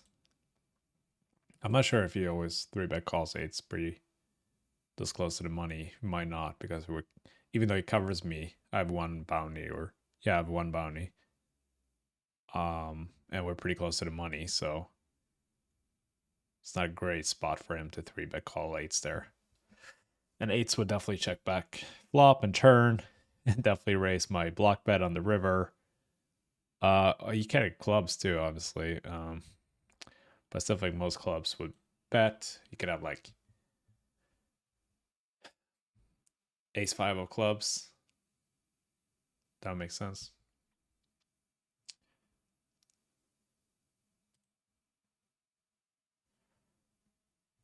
I've been living in London for the last 13 years now. I moved here in 2011. Wait, 2011, it's 2022, 11 years. Yeah, in the Jack 9-9 flop, I'm basically checking range, exactly. Looking to pot control and let my opponent do the betting for me. But it's also a board where if I'm betting too much, I'm gonna be betting at too high of a frequency. It's gonna be really hard for me to defend if I get raised or even floated. I'm gonna get to the turn with too wide of a range. So yeah, whenever the board smashes my opponent's range, I usually start with a check. Oops, accidentally changed the level there. Okay, 3 minutes left to get in. And they got 72. Yeah, so a bunch of players jumped in at the end. I'll be right back, guys.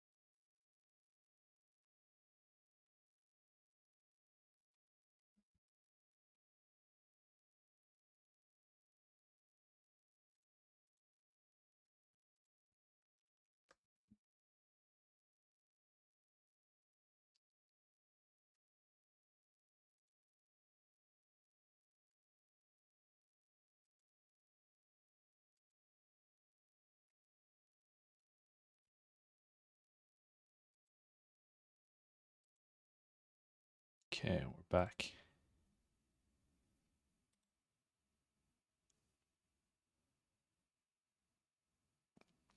Gonna tighten up now in the bounty. This close to the money and with a middling stack, it's not gonna go well if I start opening too wide.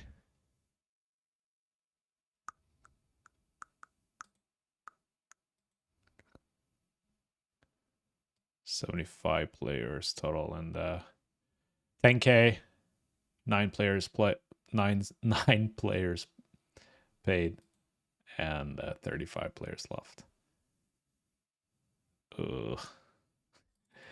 Yeah, I mean this is ugly, but gotta call.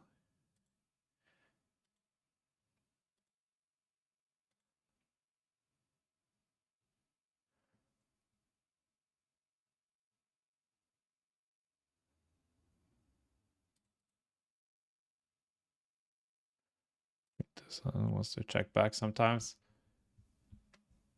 So again, like it's not a hand I will love. Check calling a shove.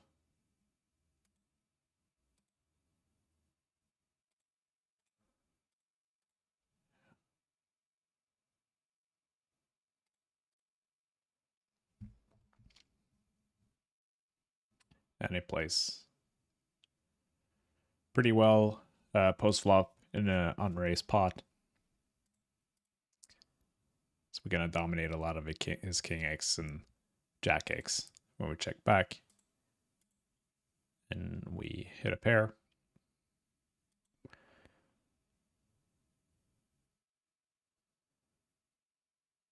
Yeah, not a great run out.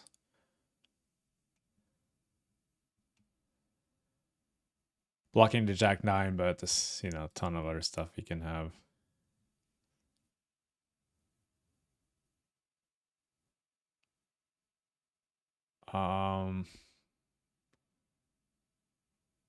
This gotta be close, but where's that slice? Oh. Here, looking to check a bunch.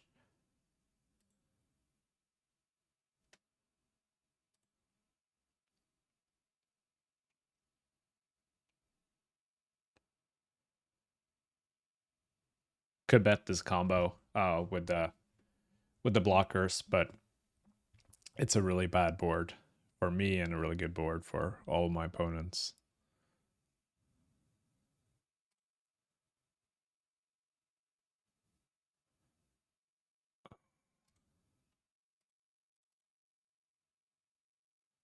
It's timed out with the king jack. I'll take it.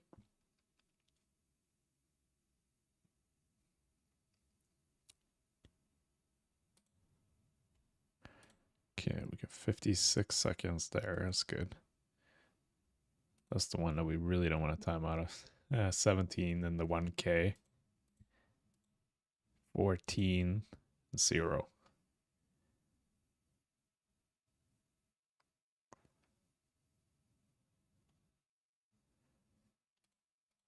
I could consider bluffing here, but yeah, I mean, this. What can we beat, really? One of these guys is going to have a pair, but I don't think many can have a queen. But yeah, they could have an ace. The only one that could really have a queen is me and this guy, the way the hand played out.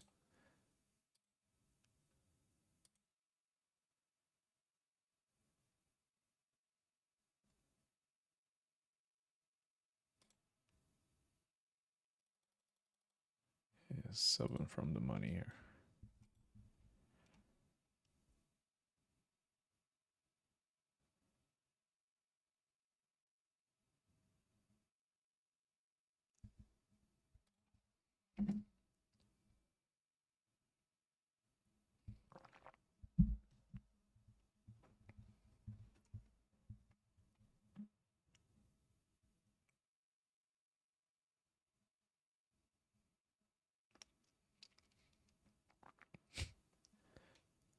Wusha has a nice ship lead, 117 big blinds. where basically everyone else has between 10 and 15, 10 and 20.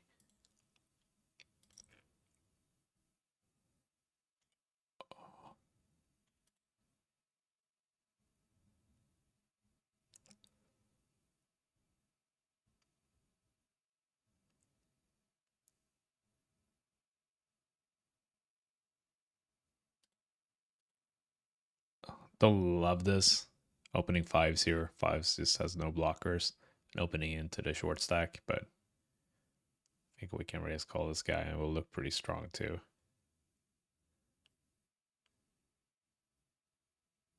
This guy, I say European, he's a really good player. Or no, he doesn't have a tag. Oh, he does. Yeah, I mean, good luck us. Should be shoving smaller pairs as well. Ugh.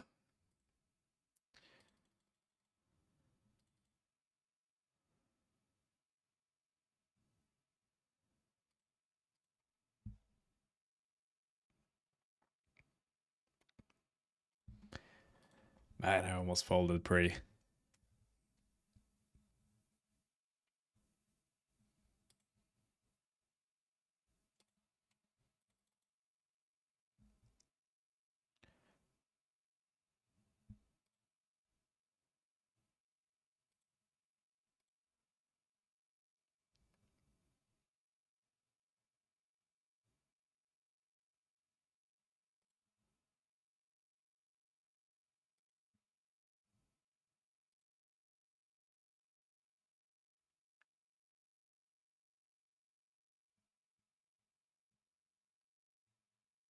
Looking to bet two streets here.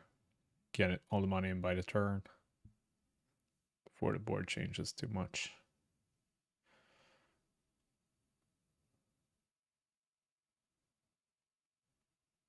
I would do that with my bluffs as well. Not that I have that many bluffs there, but just to not incentivize him to continue with potential backdoors, like backdoor ace highs.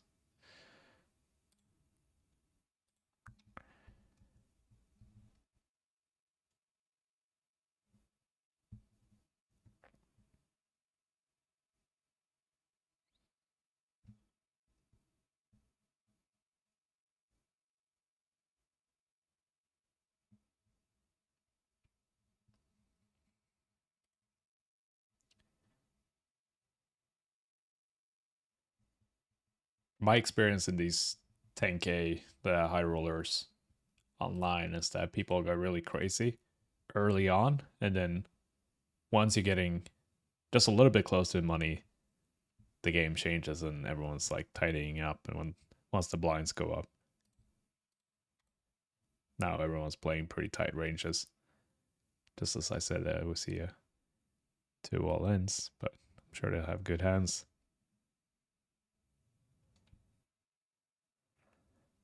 Well, one good hand. Shoving the king queen off here, pretty standard, I think.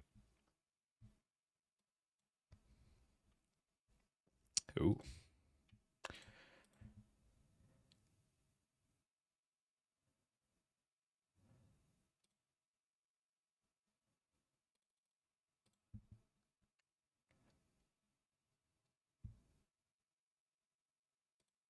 All right.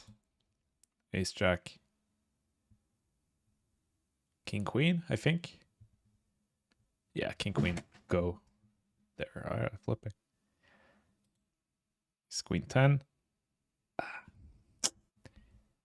GG.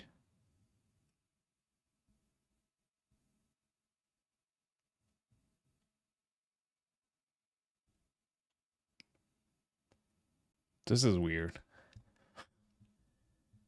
Oh, we're in the bubble too. I really don't know what to do here. This should be pretty damn strong.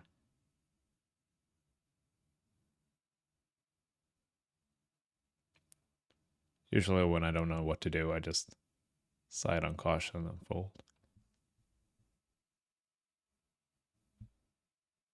One of my lights fell here, so I'm getting dark.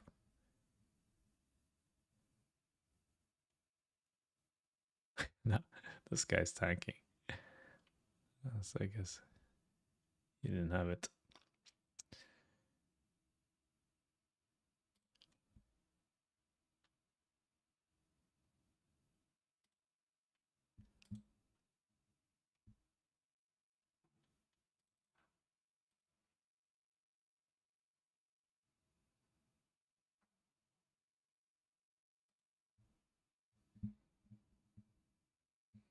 I'm not looking to ISO here. Too good of a hand. I would raise 10-3 off here sometimes.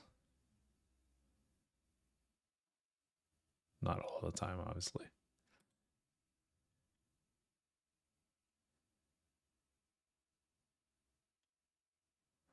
This is suspicious for my opponent. Like, what can I have on this board?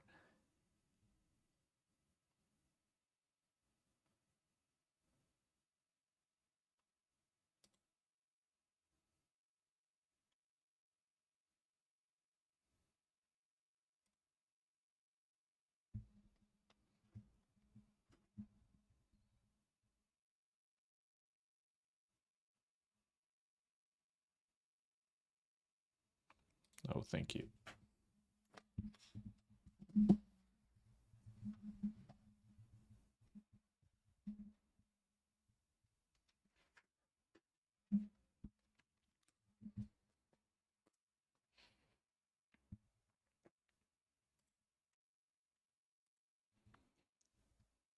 All right, and the money in the 109.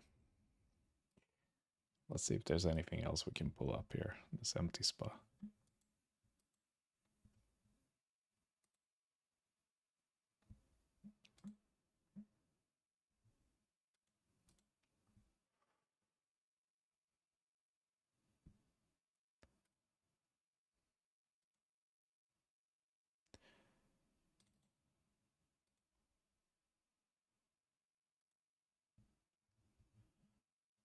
Well, there's PLO, but fortunately I don't play PLO.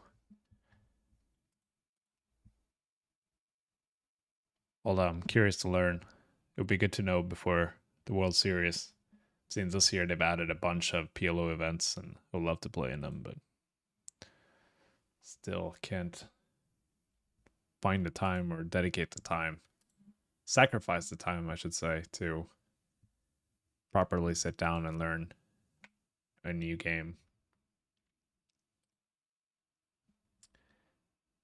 I don't actually have many friends who doesn't play PLO that are like me that only play Hold'em, especially only no limit Texas Hold'em tournaments like I do.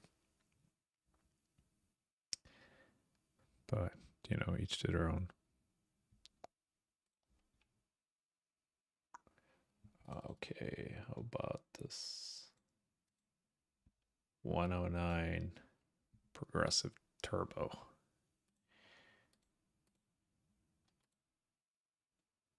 Not as exciting as the 10K, but what are you gonna do?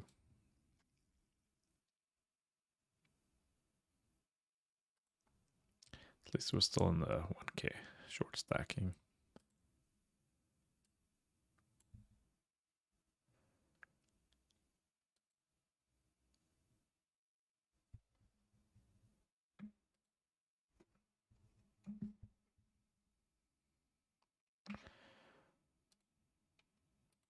And we're on the bubble still in the, well, we're not in the bubble.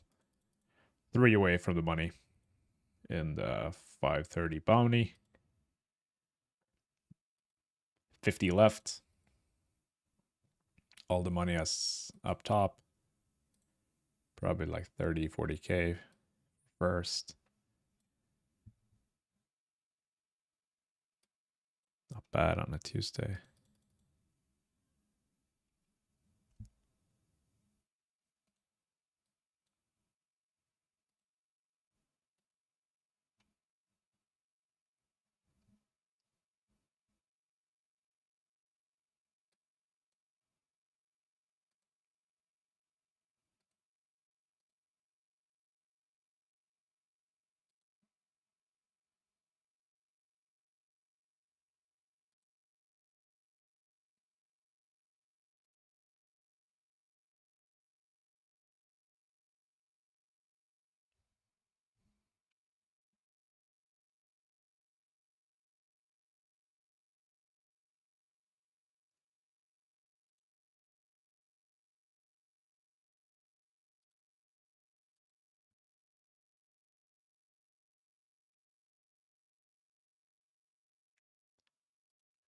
I like this new bubble graphic that Stars added. It's pretty cool. I wonder how much that cost.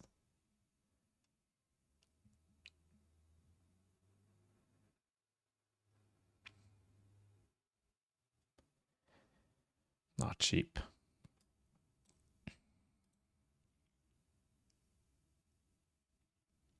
Fun table in the 1K. Sam Grafton.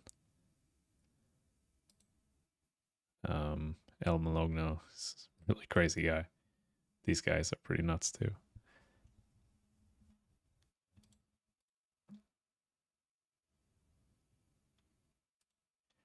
Hopefully we can ship up there. Have a little more playability.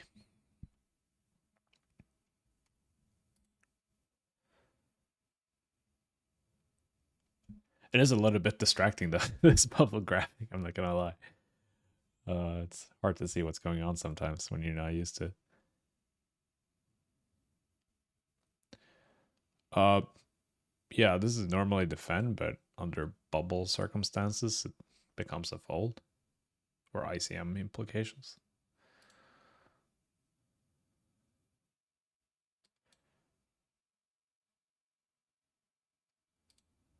Just because when, especially with 27 blinds, we're going to be in a lot of spots where we flop gutter or even an open ender, spots where we want to check raise, but we can't really because it's so bad for us to get it all the money in with those type of hands on the bubble and bust when we're 29 out of 48, one away from the money. So it's probably a few short stacks in there with like 3 big blinds or whatever.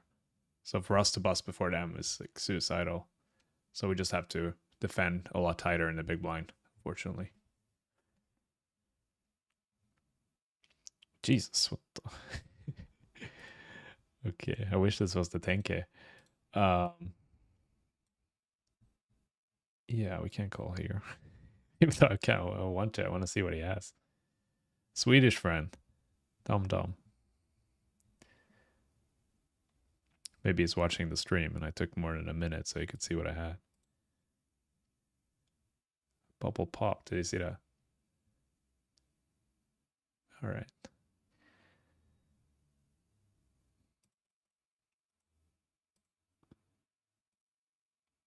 Not opening the small pairs under the gun.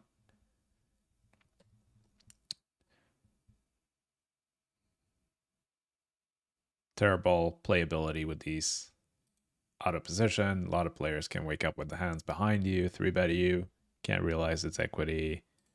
And when we get flatted, we're going to get flatted by a bunch of better pairs. So even if we flop a set, sometimes we're going to get set over set, and we're never going to set over set anyone else. So we kind of want to avoid that scenario by just folding them.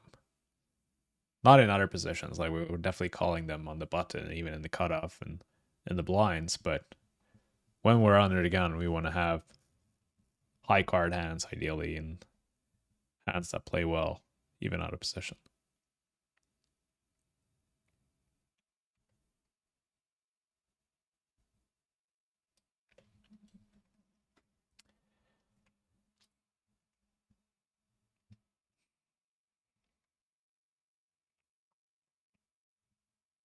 Yeah, multi-way, we're defending a lot tighter than we would in a heads-up pot. All in here. Good luck, us.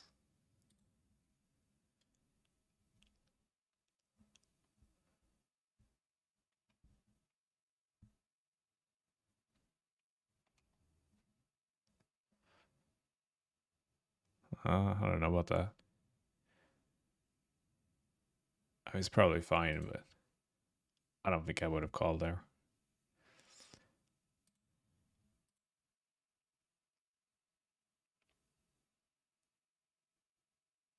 I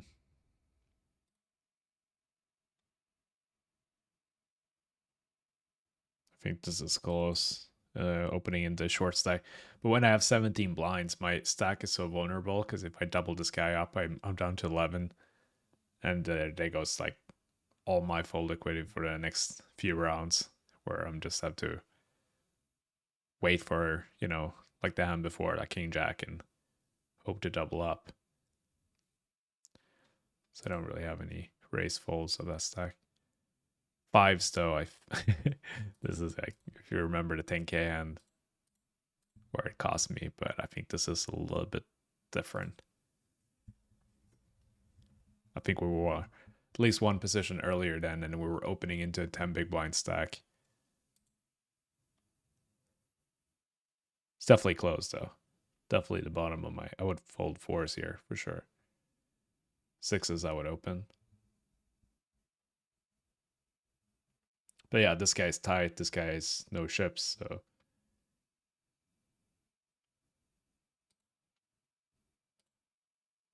It's not gonna be, that was probably call.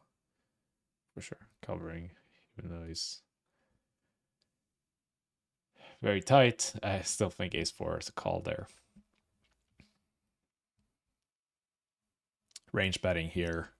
Not loving it, but with like with my hand, but still too good. Can just fold out queen-9 or whatever.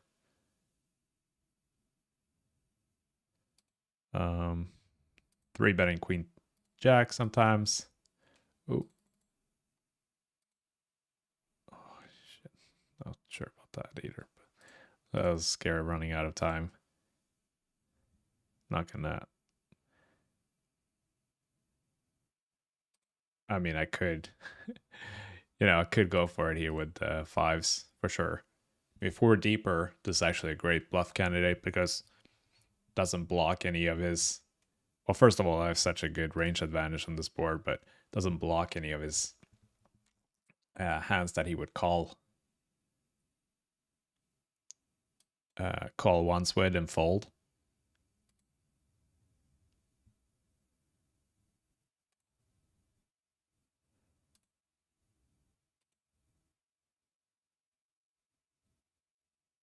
So like if he has like king queen here, for example, fives doesn't interfere with that at all. So the small pairs, when we do have the small pairs from under the gun, they're actually great bluffs because we don't really have many bluffs here. Remember, we're not opening fours, so we're opening sixes, sevens. We're not bluffing eights. Too strong of a hand beats some 6x that he would check all the flop with.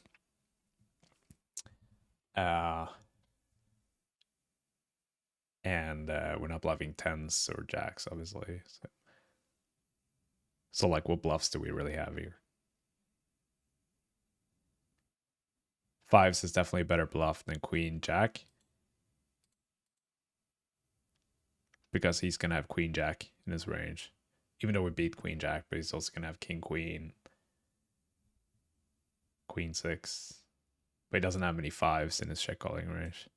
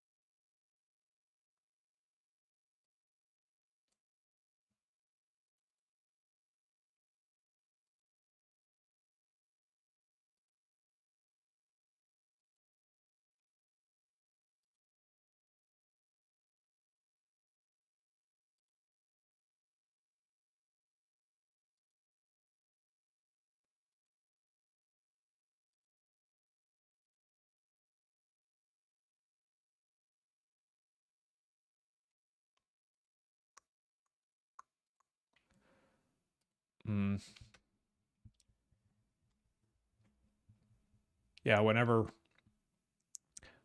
we have second pair here, we usually want to check because we lose to a queen and we don't really need protection from any undercards.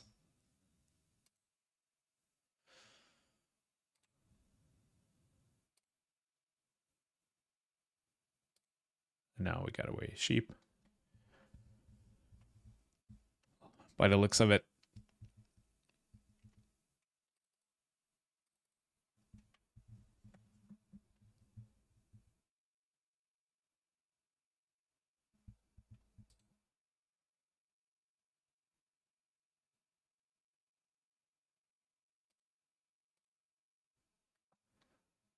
Bet small here, I can call it a check raise. Get a lot of value from worse. But if I bet big and he check shoves, I'm not really loving it. But I don't think I can fold. But I think betting smaller for those reasons is more effective. So I can bet small with like my really strong hands, like my if I had a lock on the board, for example, like if I had pocket kings, which blocking a lot of his potential continues, I can use the small size, and then when I have a much more vulnerable hand and a hand that just wants to get the money in as soon as possible, I can use the big size there and then balance that with my bluffs.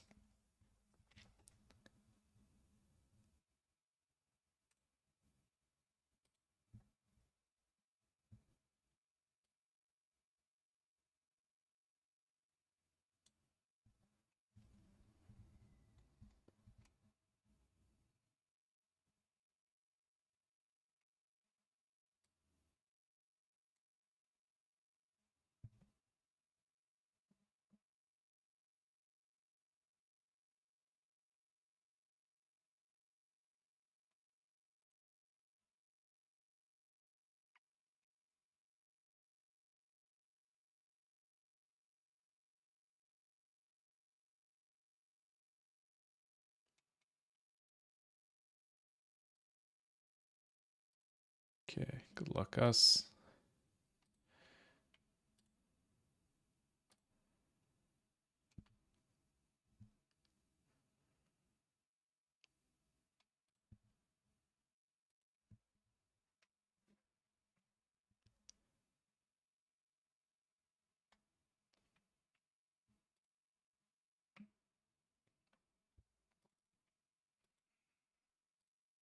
Another all-in spot.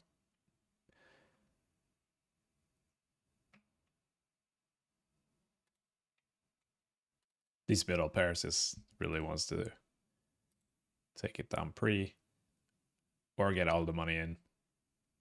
Still do okay.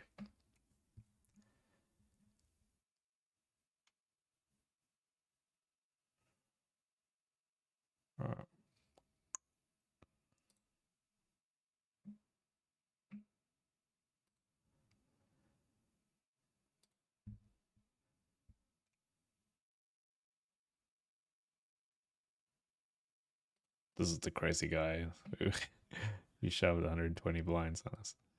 Let's see if we can see a flop here. Oh. I think I want to start bluffing this combo with the 10 of diamonds.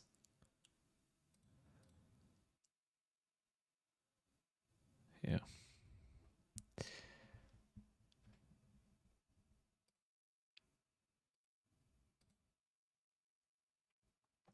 I feel like this 1K almost had better structure than the 10K. For some weird reason.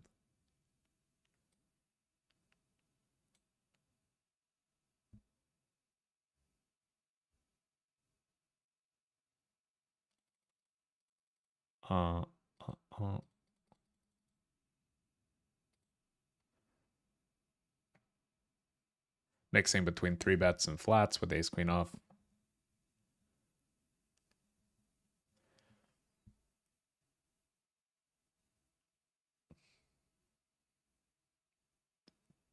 Especially on the button, a lot of good things can happen. But if we start 3-betting this 100%, our flatting range won't be as wide, but also, more importantly, yeah, I gotta fold the king 3 to 2.5x. But more importantly, if when we have 75 blinds, it's a really ugly stack to 3-bet call with ace queen, and 3-bet folding. Ace queen obviously folds, obviously sucks as well. So for those reasons. I like it.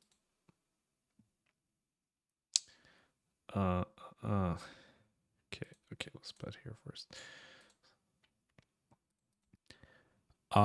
Think, God, what sucks, like ace deuce, I'm sure has enough equity. What sucks though is that it doesn't have any full liquidity, so we 100% gonna get called there, and we don't dominate any aces. So if our opponent has an ace, we're sure to be dominated, and if he doesn't have an ace, like we're not really ahead of that much. Look at watch us get punished here.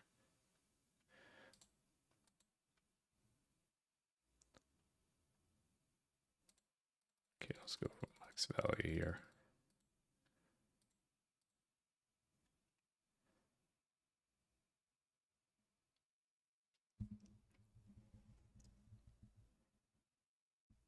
Because like he's not opening any worse twos. Like he's not opening king deuce, even king deuce suited.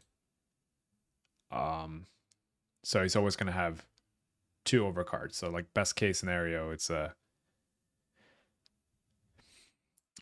like 60-40 in our favor. But worst case scenario, he has a better ace and drawing really thin.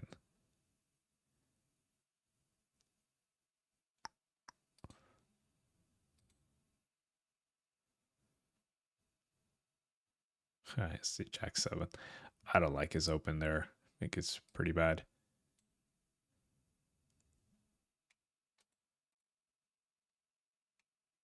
I'm pretty sure I'm supposed, like in theory, I'm supposed to go with it there, but I also think he's supposed to open that wide.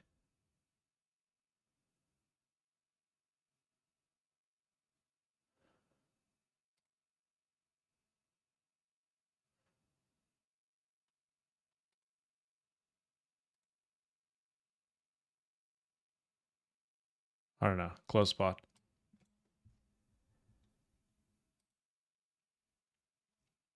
See, I preferred, I mean, obviously sevens is better than ace deuce, but prefer this spot where even though we don't have any full liquidity and we're not dominating much in his range, still going to do a lot better with it sevens here, I think, than the ace deuce.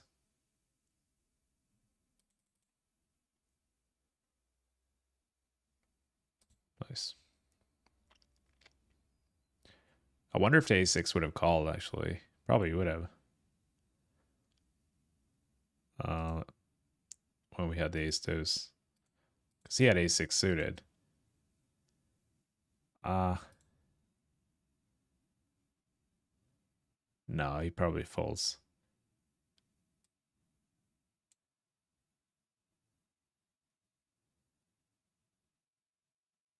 Yeah, he must fold. But doesn't matter now.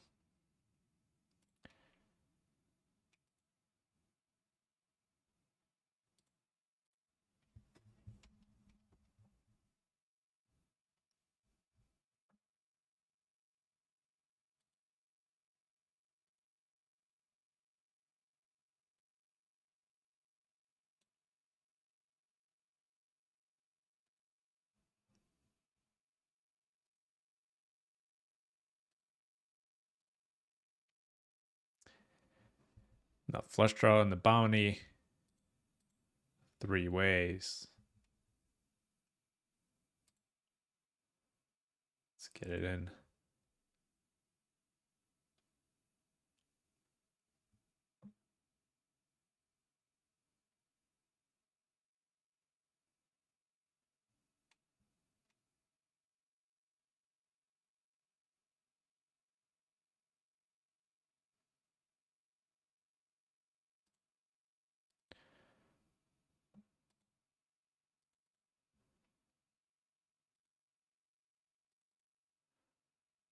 I mean, he shouldn't have any floats here, so I don't see the point of checking.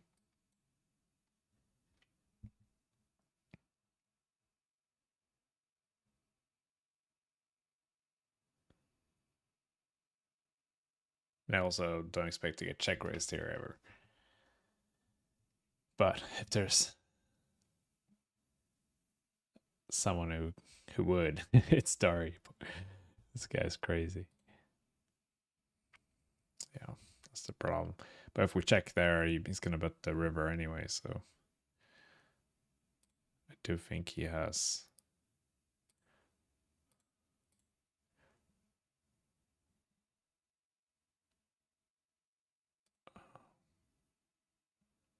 I do think he has some flush draws there when he check calls.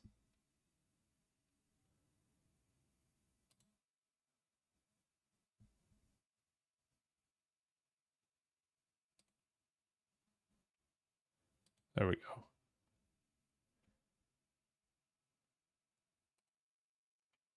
Yeah, betting big on the 10-3 deuce. Super dry board. We'll put even one pair of hands in a pretty tough spot because I'm opening in early. But more so, it will fold out a lot of ace highs. And even if he gets stubborn and continue calling like 5s or 6s there, still have 2 overs and a lot of equity to improve.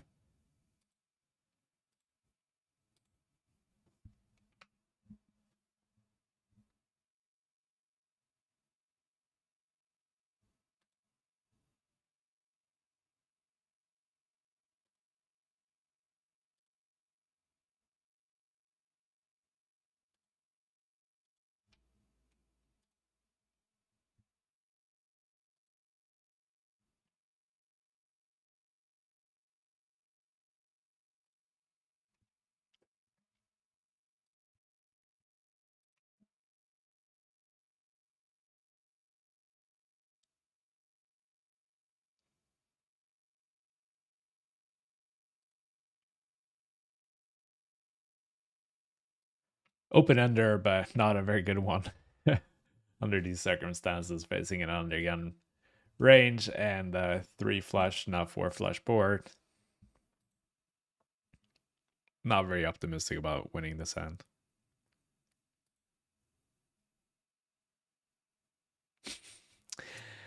I have to bluff now, I think.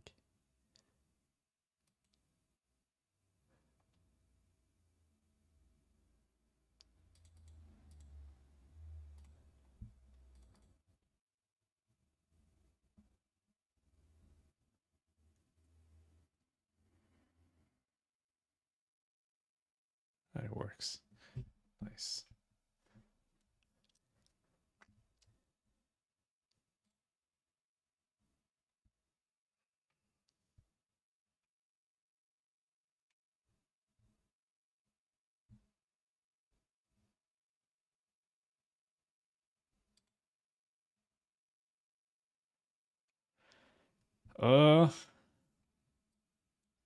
This is the call in the big blind, but I don't think I can call this in the small blind. I probably need queen 10 suited.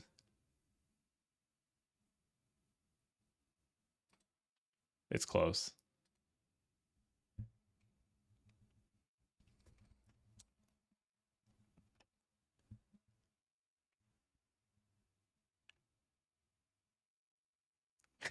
This big blind's avatar is freaking me out. It's trippy.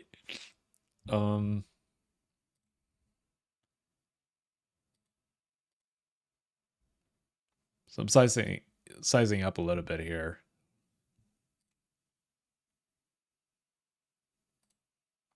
So when the big blind's this short, he's getting a really good deal on to defend.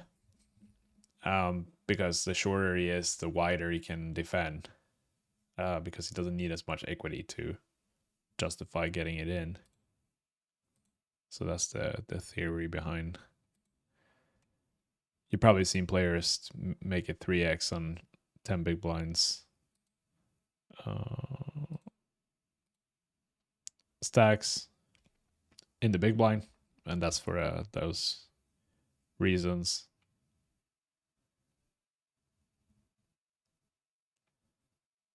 I mean, this is a 109. Buying tournaments, so I'm not sure if my opponent are aware. If they're not aware, I'll be happy to min raise.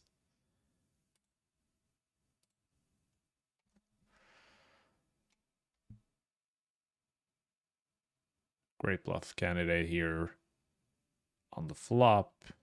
Really bad turn, I think.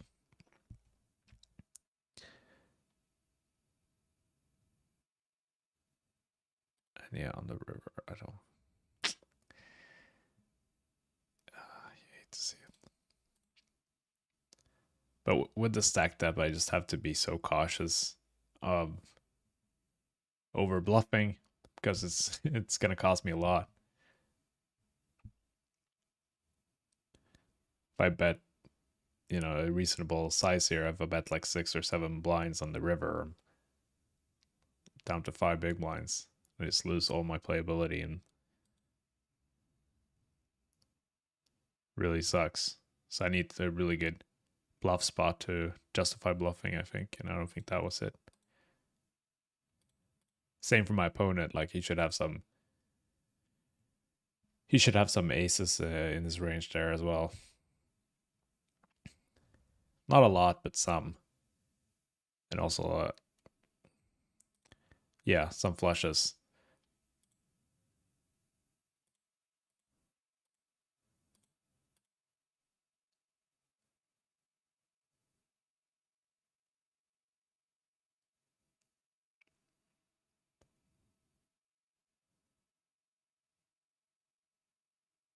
Having the king of hearts, or hearts in general, having the backdoor flush draw is really bad for continuing to barreling the turn. So I don't think I should bet the turn. And yeah, on the river, I think it's close. I think I could have definitely considered a bet, but again, gotta protect that stack size.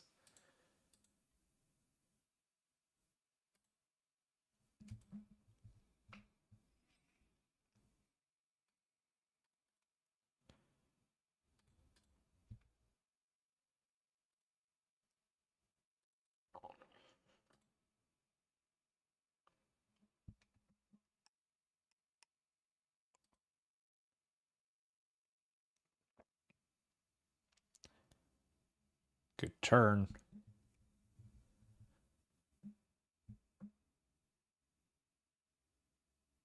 So here we got, I'm gonna check back here, trap this guy.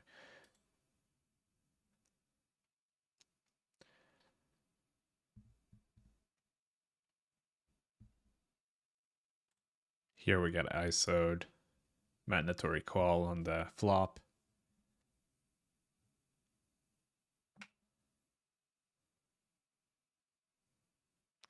Yep, chip it.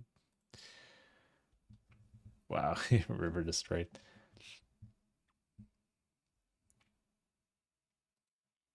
He must have felt pretty good about his hand. After I check back the turn.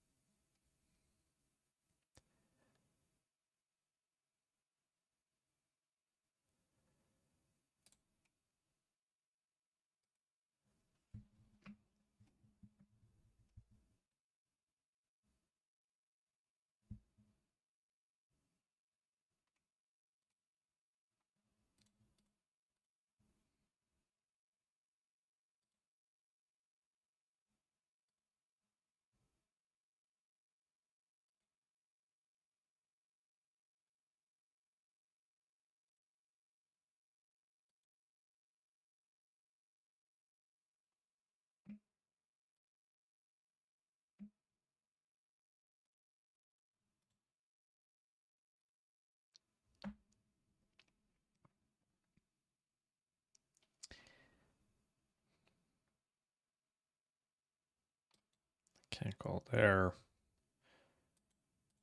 Betting here. Check raising here. This is interesting. 5s here, 10 blinds. Ugh.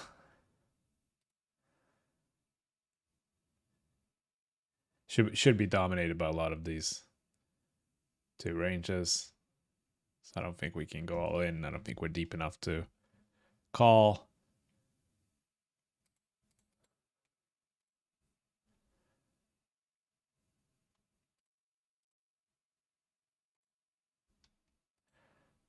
This is overbet on the turn here.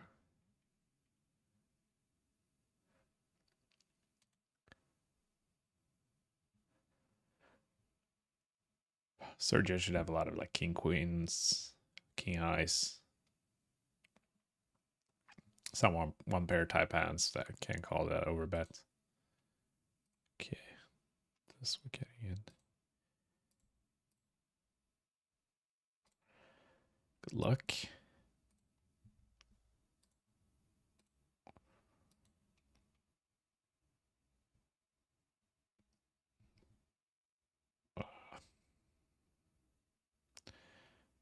Shop it up. Boom. There it is. Nice.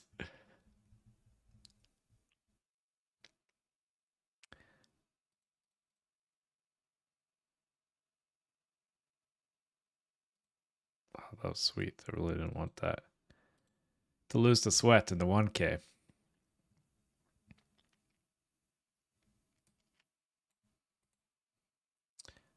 $119 players left, 87 paid. So yeah, pretty close to the money in that as well. And here in the bounty, 31 left.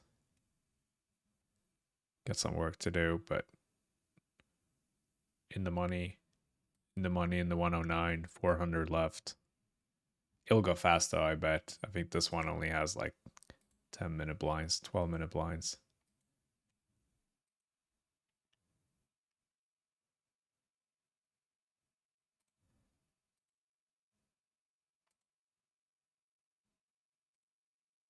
This guy won an EPT too, apparently.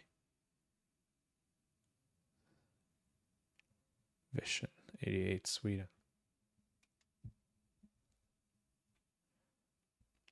Everyone's won an EPT.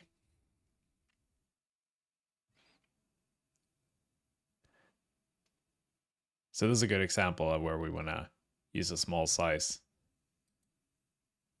Or check back.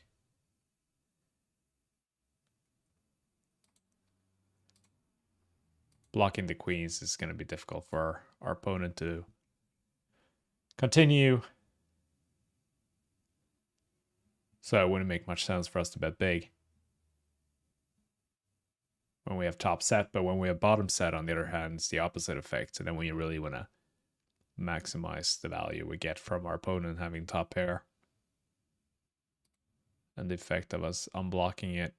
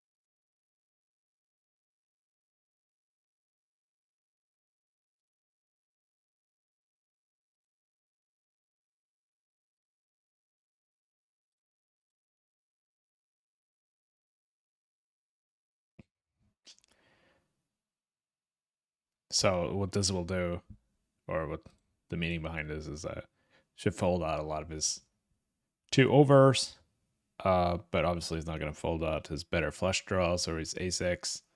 But versus that range that's shoving now, we're in terrible shape anyway.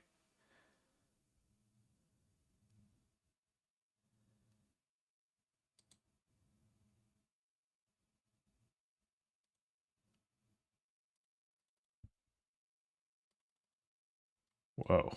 What the? What is going on in this one on it? Okay.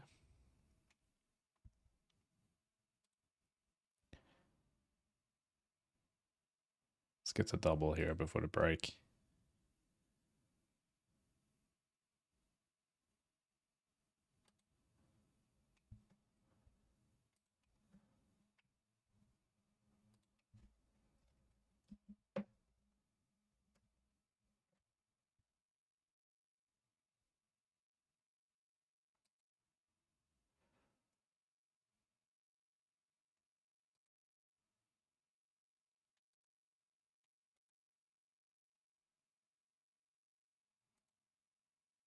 Let's fire one more.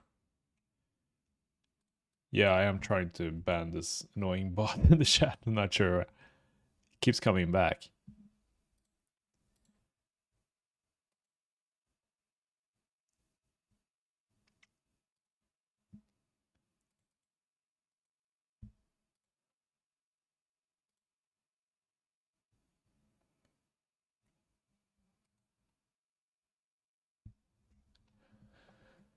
Doing some pot controlling here. The weak ace. Again, small blinds range, very different from the big blinds. Big blind versus the big blind, I would continuation bet here for sure, but versus small blind, I like it. Yeah, I don't feel good about this. But he will have some draws, some flush draws.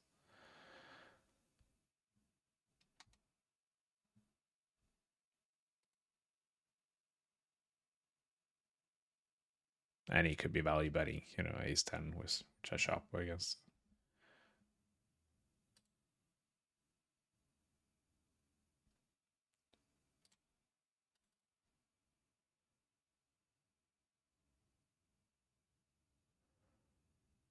Ugh.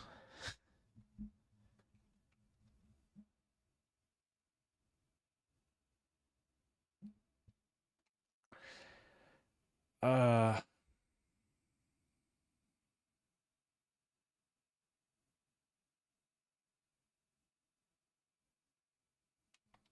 okay. Tight fold here.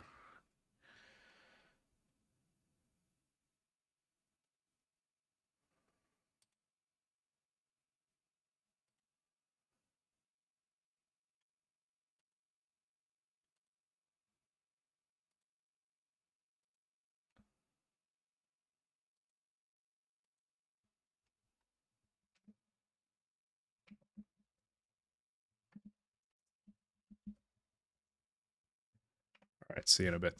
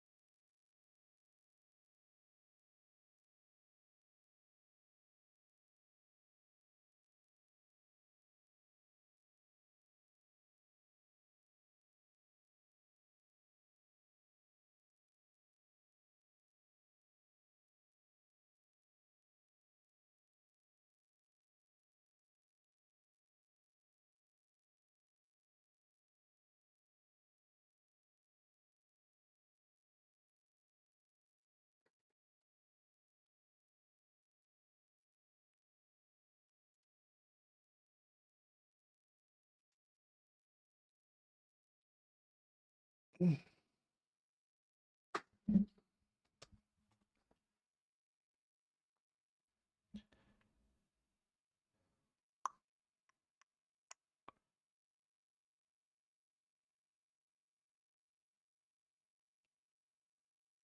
we're back.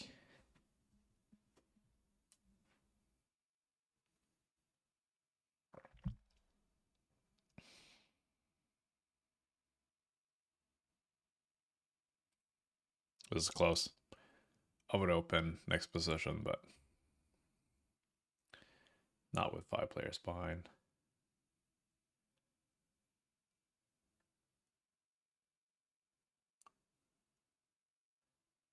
Same here. I think I defend 7-5 and not 7-4.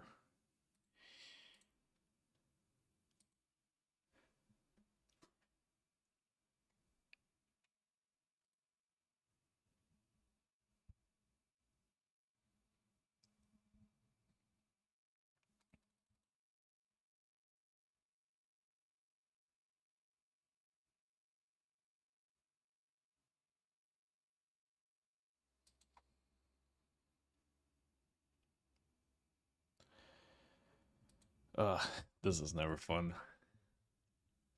But he's an aggressive opponent. Should have some king queens and whatnot, so can't fold. We make trips. Yeah, I didn't like that one. But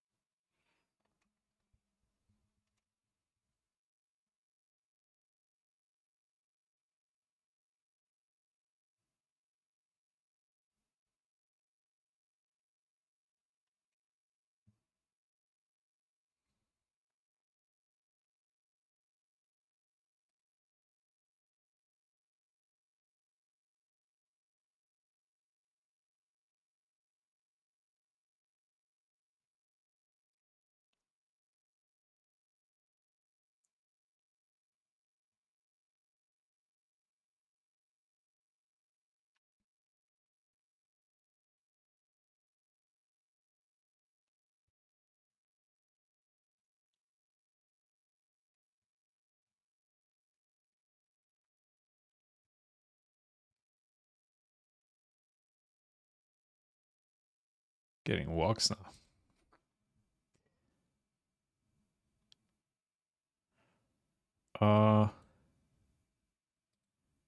Yeah, opening this on this guy.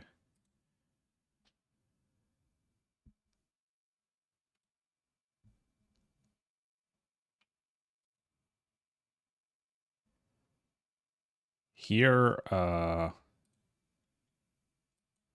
we mostly want to call. Could 3-bet sometimes.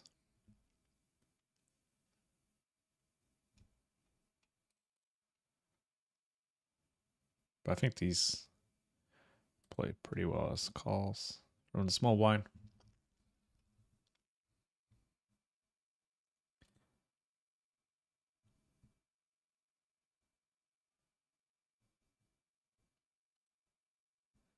See you later.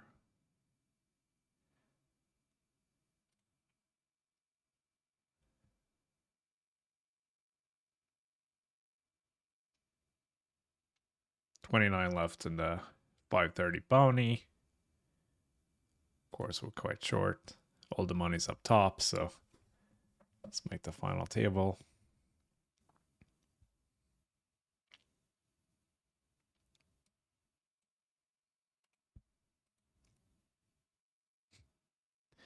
Okay.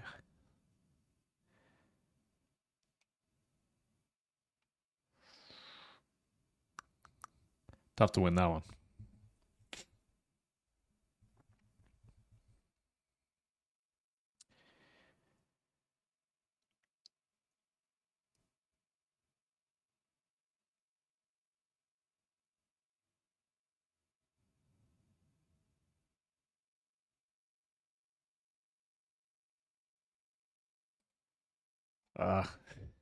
This is close, I think.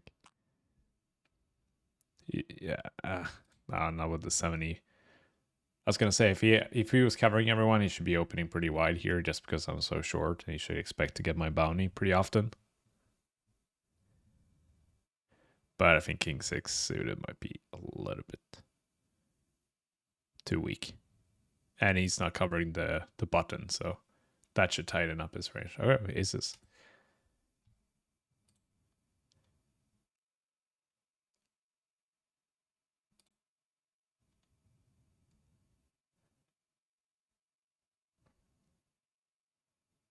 Oh, sweet to get it versus him. Stack we actually cover. A lot of action here. Defend Jack 5. Looks good. Yeah, again, super high check here, especially with my combo. Crazy ice shoved on me. Can't call. Great flop.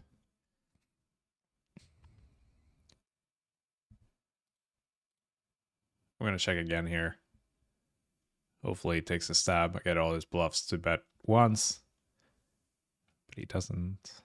We'll get his tens to value bet, and then I can check raise and put him in a nasty spot. He shouldn't have any threes other than ace 3, and there's not that many combos of it. Oh, check. Perfect check back candidate there. Yeah, so I probably just had a king queen or whatever.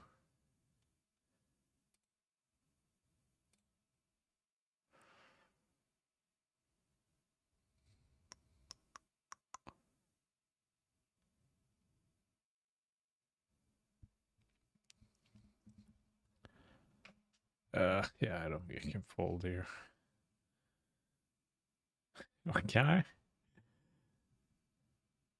I mean,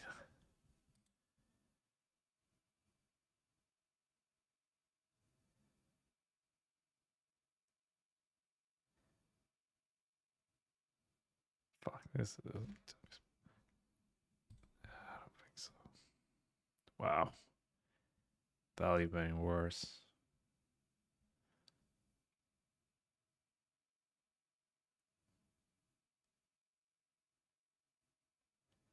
That's kind of crazy.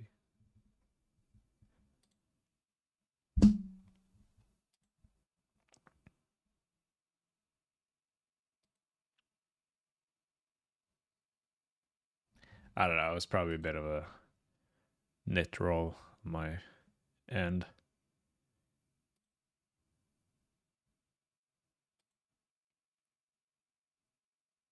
I just felt like he had it, and he did. But he was value betting worse.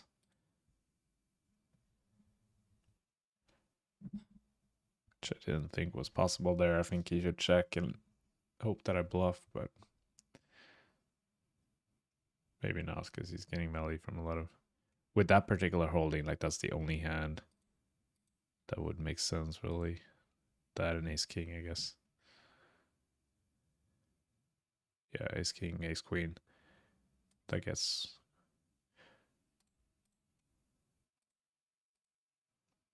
Thing is, I shouldn't have any aces in my range, considering how we're spending pot here. There's still check raise. Such a nice candidate.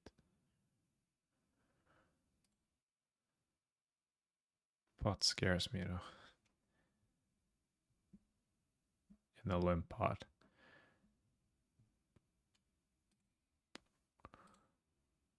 This guy's pretty tight too. Very, very tight. Bingo. Okay, so I'm just gonna block. Try to get value from some 2 pairs. Okay, I think we're done in this bounty now. Wow, snap fold. I guess he's had a 1 pair.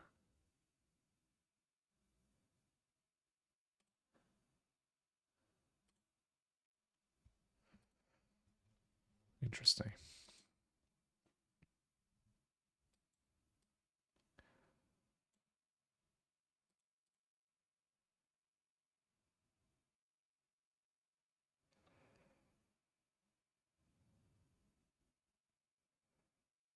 Uh,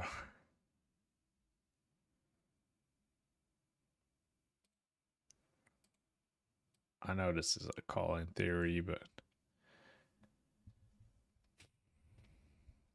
I think with ICM implications, we have to be a little bit tighter. And I don't think he's going to shut down on a lot of rivers, whether the board gets better or worse, um, or doesn't get any worse. Still going to follow through. And it's going to be very hard for me to improve with my queen 4.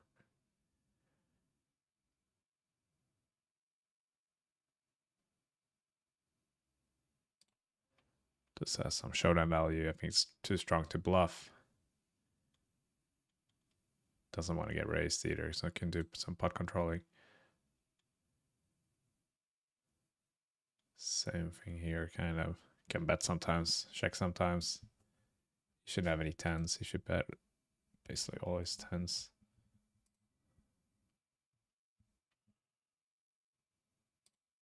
So I think he's got a capped at 9 or 4.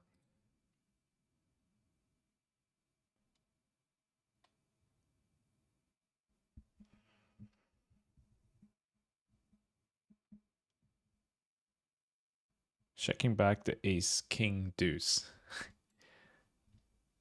Yeah, not gonna bite.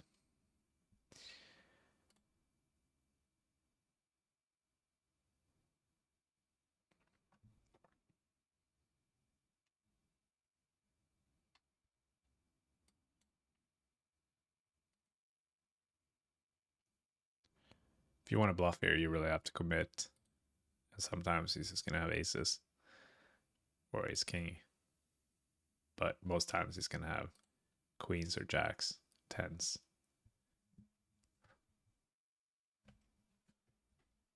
So you can get those to fold. But it's going to cost you a lot of money. Sometimes you're wrong.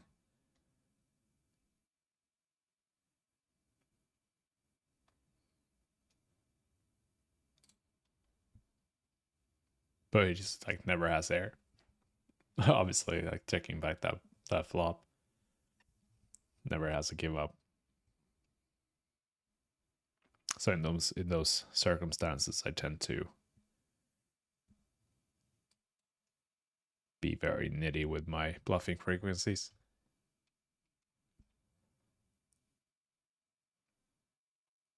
Pretty sure I bluff enough as it is. So I try not to overdo it.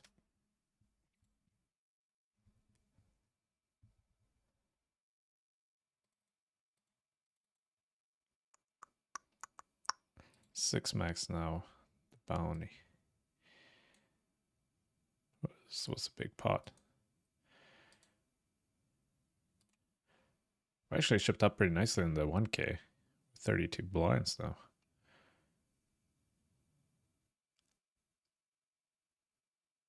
Oh yeah, after the Jack 5, yeah.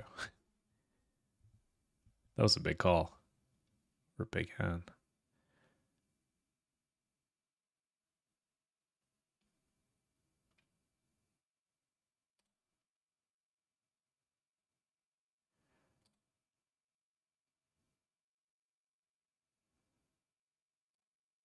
Putting some extra pressure on the big blinds range with his big size.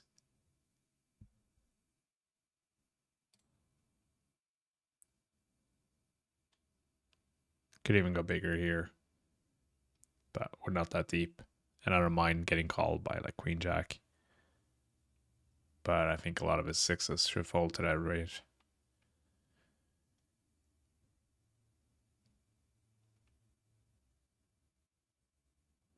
Uh,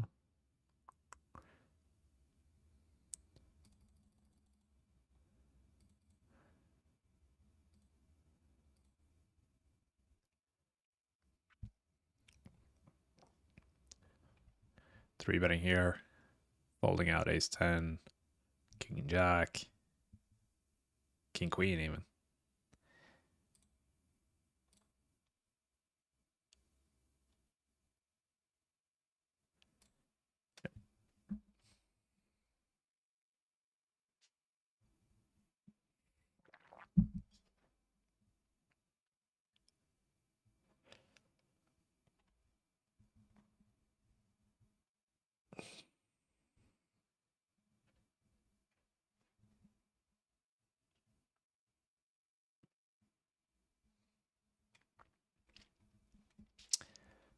we flop a flush. I feel like I'm flopping pretty well today. I don't know if it's because I'm streaming or not, but it's usually not this easy.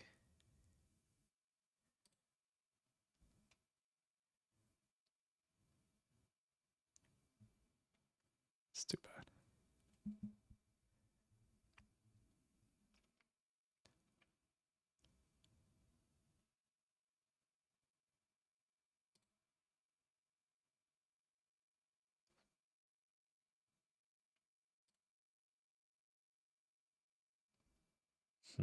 Wonder if there's anything else we can play. Let's have a look in the lobby.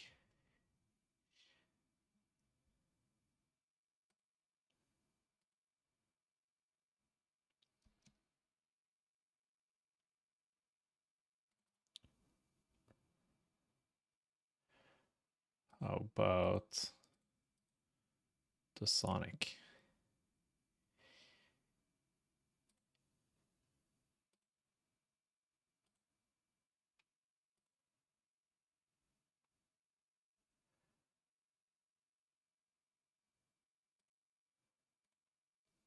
This is not really an open, but pretty weak table, so it's fine. People don't really seem to play back at me yet, so kind of open a little bit wider. Yeah, I knew that was gonna happen.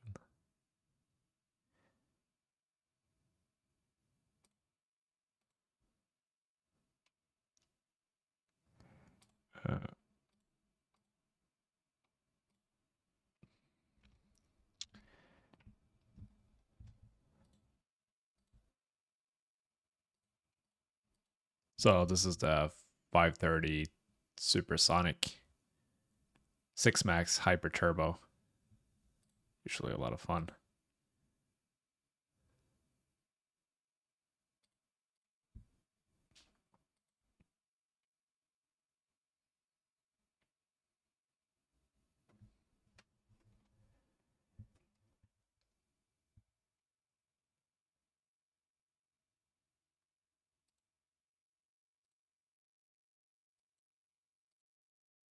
Probably should have bet here actually.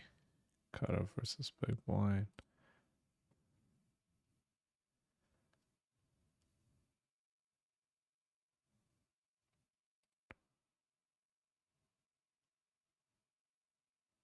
Obviously not getting value from much, but just betting for protection. Folding out to overs is pretty valuable. The upside of checking back is that we can bink a sneaky 9 or at 5 rather than even a deuce. Good outs. We can cooler our opponents because he should really put us on a many twos.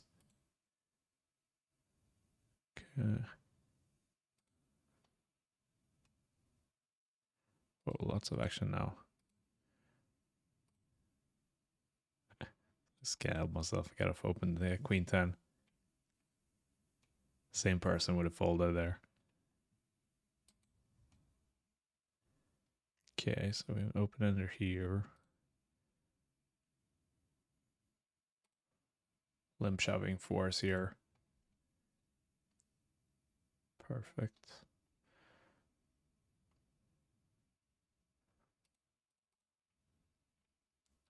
Range betting here. Okay, let's hope for the best. Boom.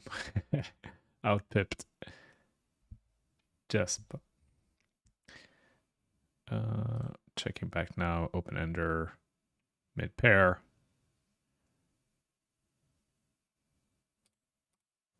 River, very good. Not betting the fours here.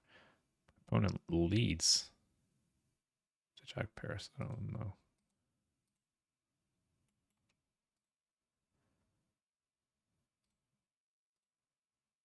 Probably could and should have bet bigger here, but worry about my time back. Yeah, now at this point we don't beat much and we're blocking a lot of potential bluffs. So easy fold. Four's not doing great. We have the club. Shit, I almost missed that. How are we calling?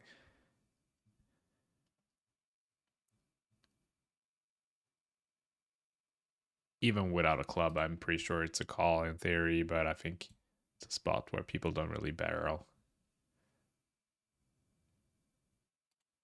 two all that often.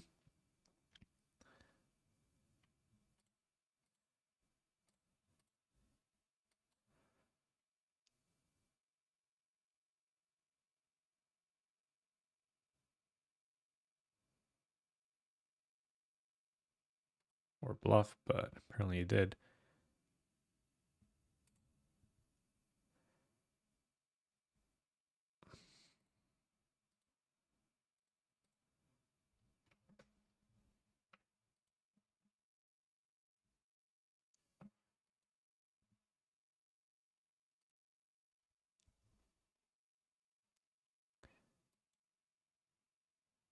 Let's go at him. I was just about to say, is anyone awake? Very quiet in the chat after this bot came in.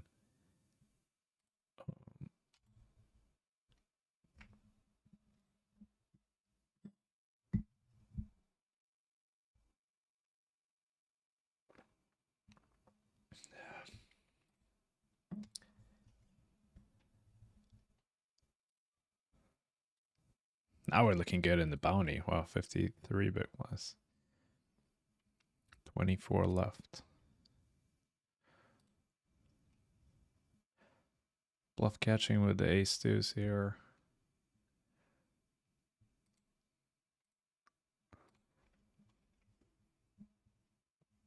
Not a good river.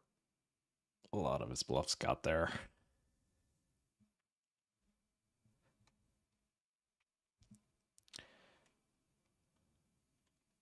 Easy fold.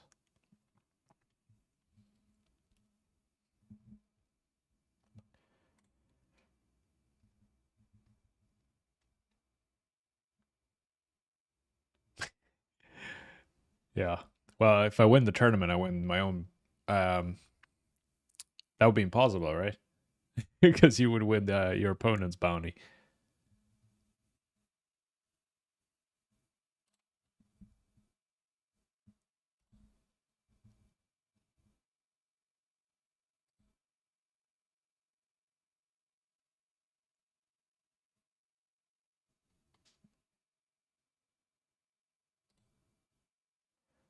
But yeah, I have to admit, I'm not a bounty expert by any means. I think it's a pretty annoying format. I love mystery bounties, though. Those are fun.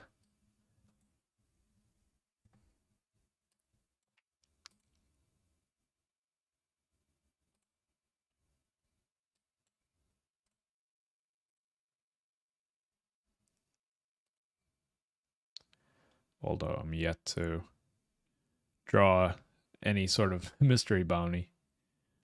But yeah, I can imagine the feeling of pulling out like 100K in a 1K buy-in. I think this year at the World Series they have a 1K buy-in, 1 million mystery bounty.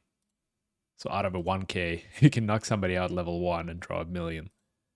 The very first hand of the tournament, which is pretty crazy. I have considered streaming on Twitch, but I don't know much about Twitch, and I figure since I started to set up the YouTube channel, I might as well stream here. But I think Twitch in general gets a lot more traction because there's already, it's made for streaming, whereas YouTube is not. And we can see with this chat bots and lag and stuff that it's probably not ideal in terms of streaming. But for now, I think this works fine. But I don't know if you have any insight. What would be the upside of streaming on Twitch as opposed to YouTube? I think we're peeling here, even though we're pretty short. Weak player open. Range betting here for sure. Nice flop. Got flop so well today. What do we want to do here? Probably check raise.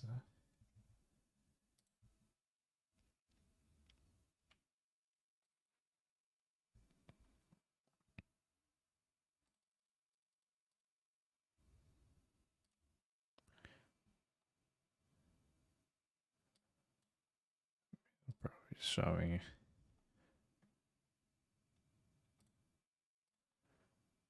All right, we're favorites.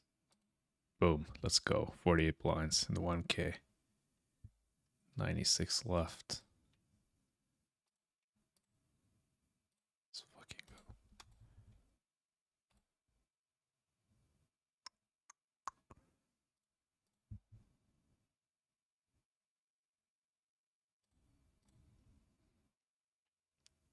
That was a fun run out too. Turn a pair to go with my open ender and my flush draw.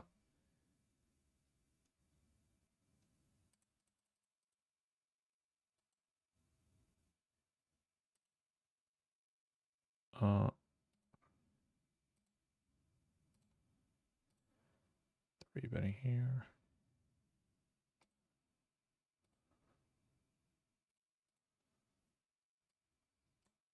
Even though I turned a pair, the equity of advantage still shifts to the big blind, which is kind of crazy with all those odds. But yeah, I guess just one card to come.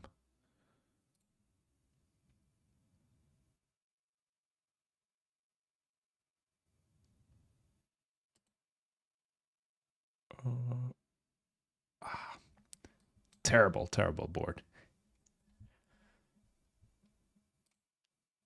I was in the small blind here, right? Even though it looks like I'm the big blind. But no, I 3-bet from the small blind, I'm pretty sure. I think this is a new player. Yeah, I mean, this board just smashes my opponent's 3-bet calling range. So without a spade, I think I have to give up.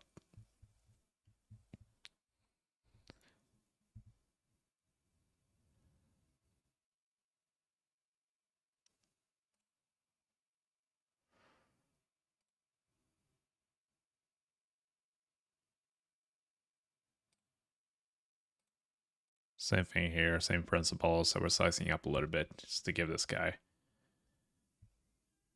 bit of a tougher, worse price on a call. Otherwise, he can just call like basically any two and just jam a lot of flops. I mean, when we have ace-9, it doesn't really matter. We're not folding at any point to any flop, but if you had 10 blinds, it would matter a lot more.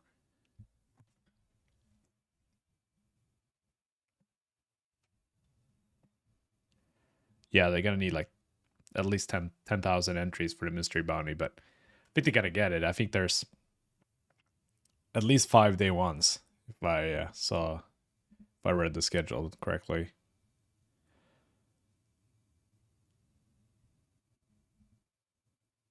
Trapping aces here.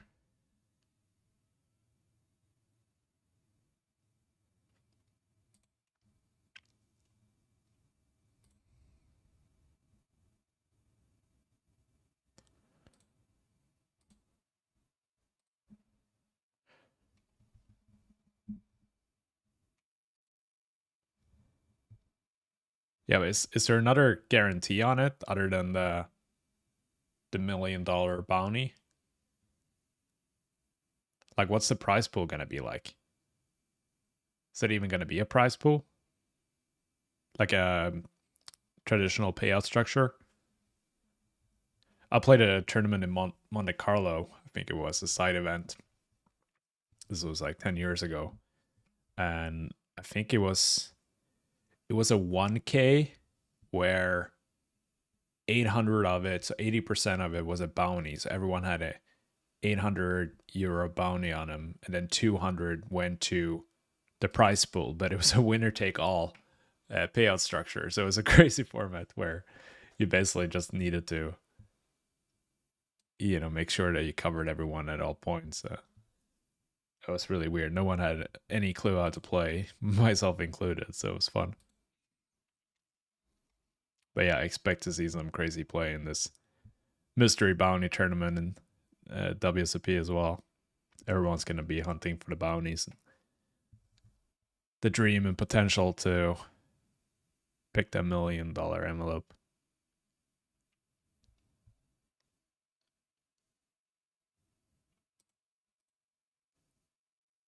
Yeah, we'll get more viewers on Twitch, probably.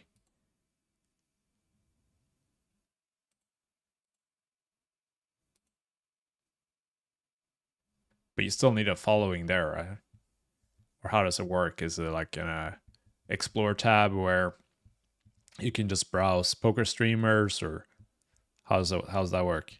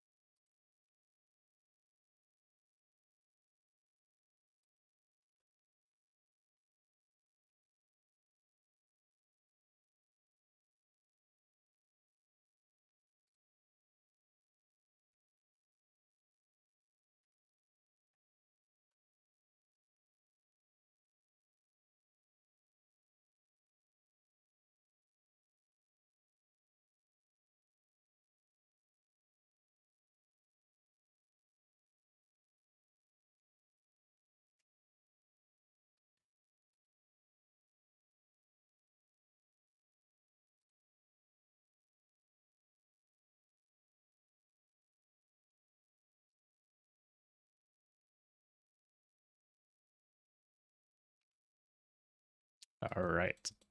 Big pot. Oof. Don't think we can call. I'm not going to bet the king high. Too much showdown value. I don't think we can call here. You should have a bunch of better pairs. Not really any worse pairs. Oh, yeah. Ship it.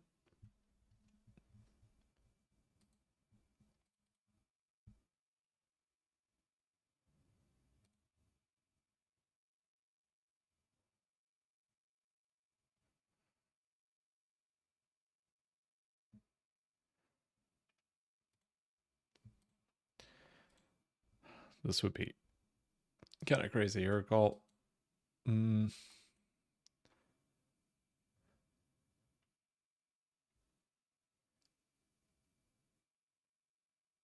Just wait for aces.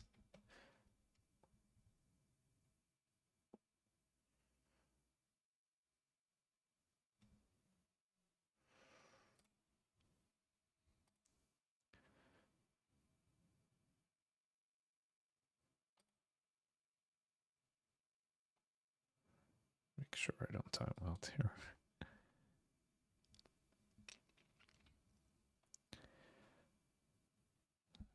Yeah, it's time to give it up.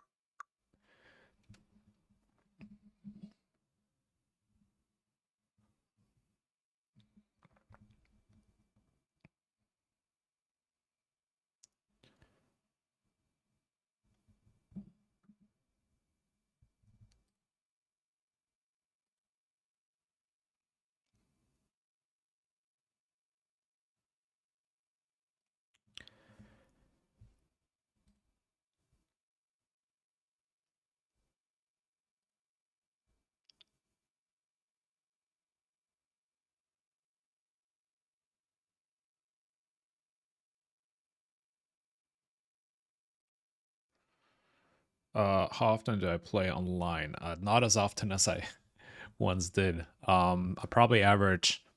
I mean, when there isn't a tournament series, I play once a week on average.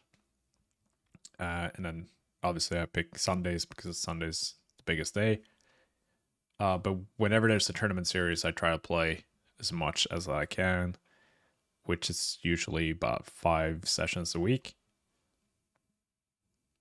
So I think 2 days off is reasonable because it does get quite intense, but at the same time, you don't want to miss because it's so rare that it's good action online these days. So you just want to be in there.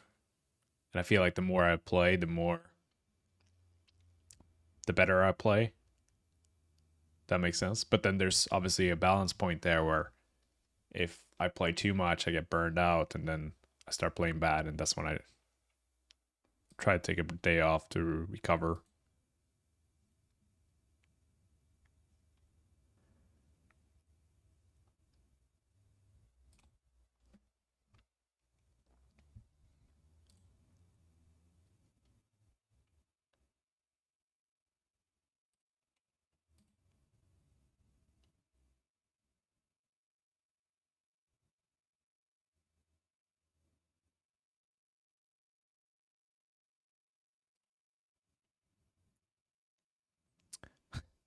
Running pretty pure today.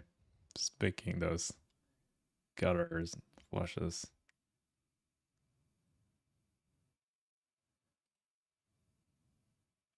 Gonna have a lot of one pair of hands here that wants to check back, so makes sense to balance out checking back the nuts.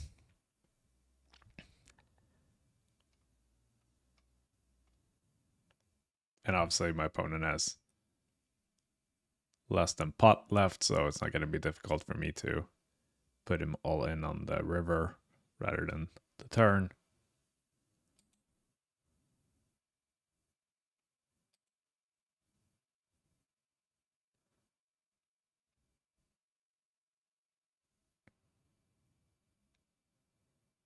Um, yeah, I think this is a fold under ICM.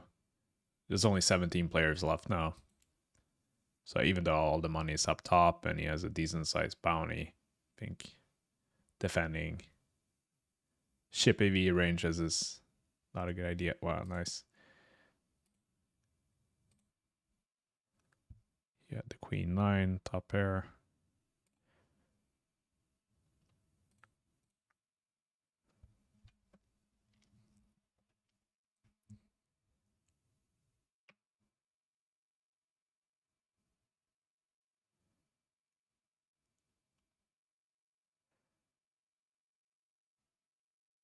Yeah, so an Explorer tab on Twitch is probably, I mean, it's better than YouTube because YouTube doesn't have that, I'm pretty sure.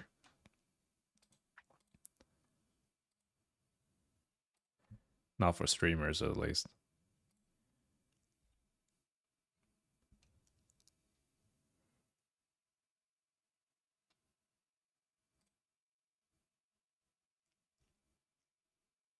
And there's like a billion different videos on this platform.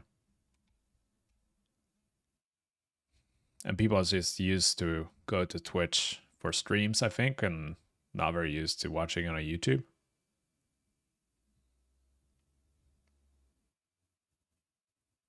So yeah, I should look into it.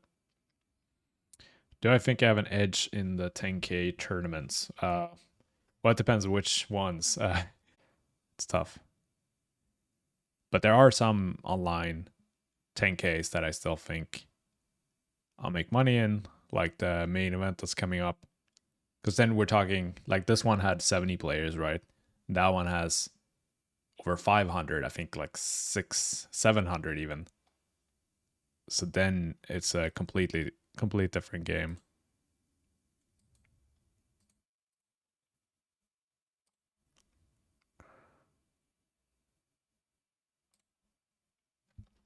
So it's all about field size. Bigger the field, the better the tournament usually.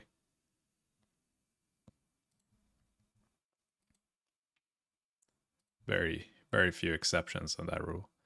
I'm gonna donk here. Fold out. Queen Jack, King Jack. I think it's a pretty nice candidate to do it with. Nice. That's close, I think.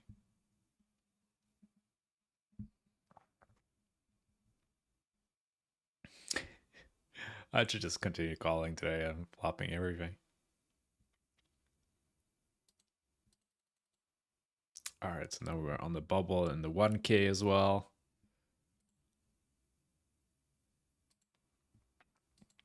So we're in the money here.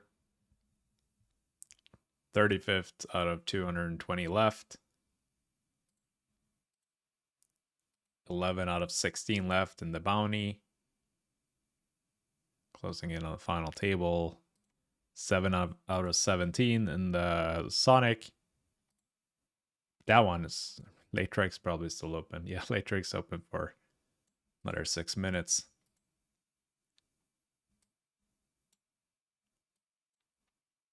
And I mean, it's 3-minute blind, so a lot can happen, but still looking good.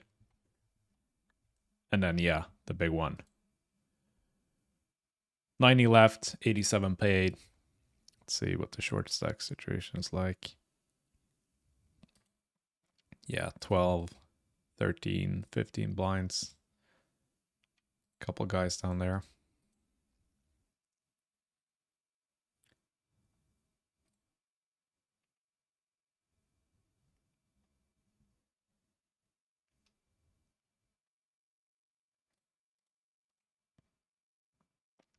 So again, here I would defend a lot tighter than in chip EV, but I think Queen 9 definitely too good to fold.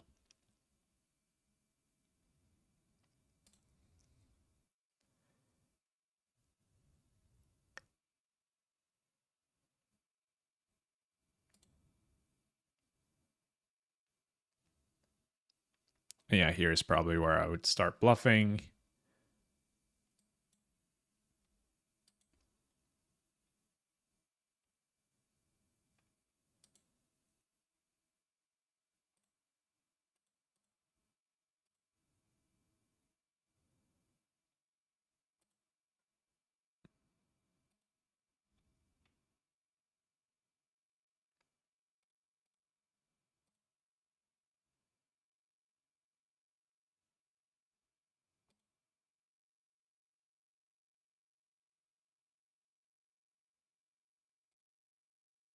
Block bet here. We'll have a lot of 2 pairs.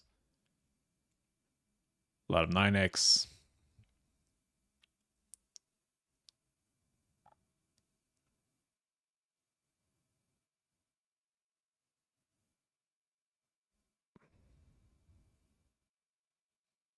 I'm not sure. I love my check call on the turn there.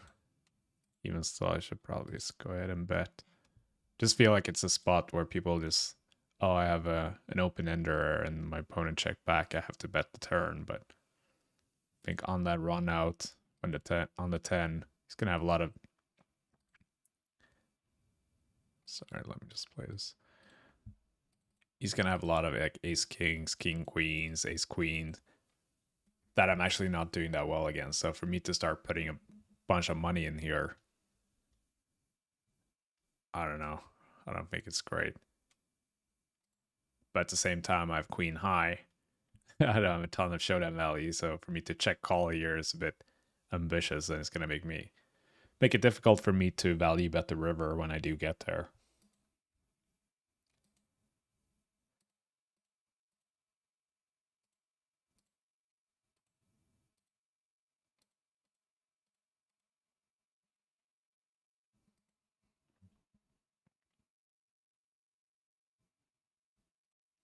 And yeah, you will have 10x as well, like you will have king 10 and ace 10.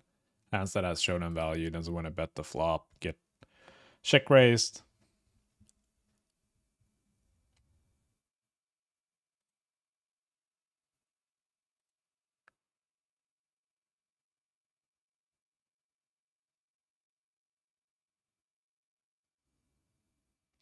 Yeah, I think I actually won a little bit more as played.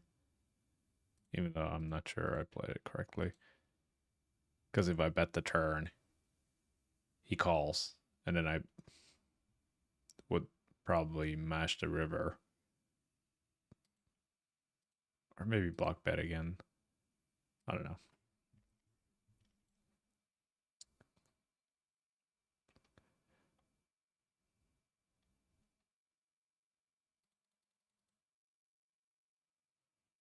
Two away now. 89 left.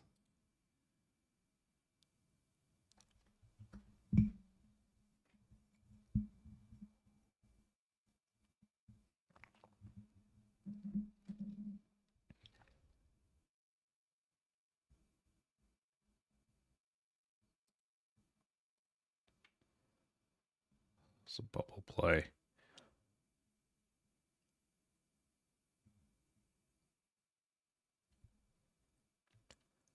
I was gonna say, just because this guy is pretty tight.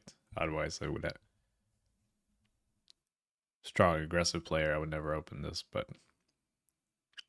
Because technically, this should be his spot to steal.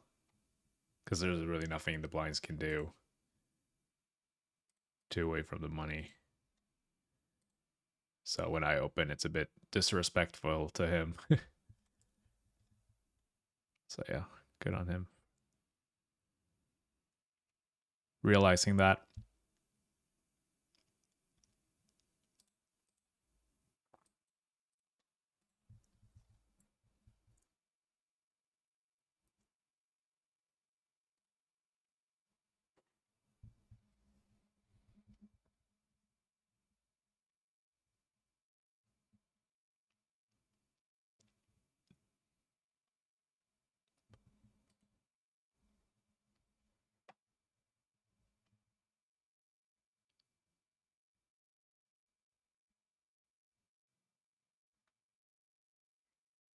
Ooh. Nice hands.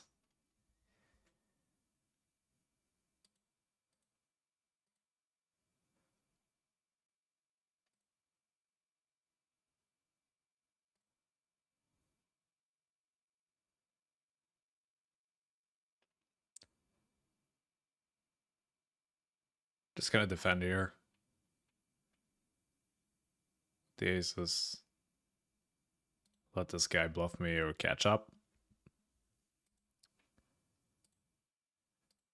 When he's this short, it's fine.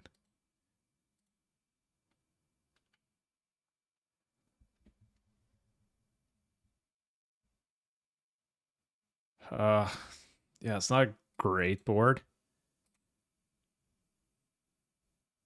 That's a nice turn. The problem with check calling here, like I did, is that if he checks back, if he puck controls the turn, gets to realize all his equity. But he's also gonna shove here a bunch. I mean, this is stupid.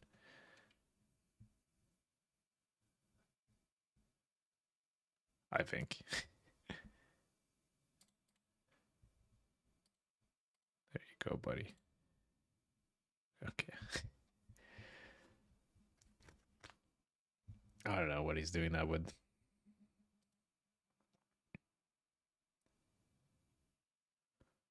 Like King 7 trying to own me.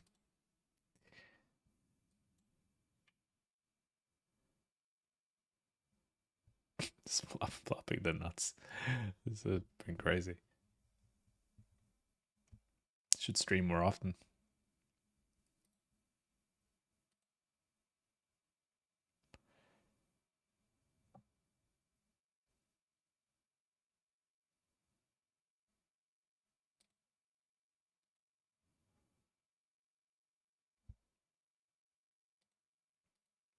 Oh, we're in the money in the 1K, by the way.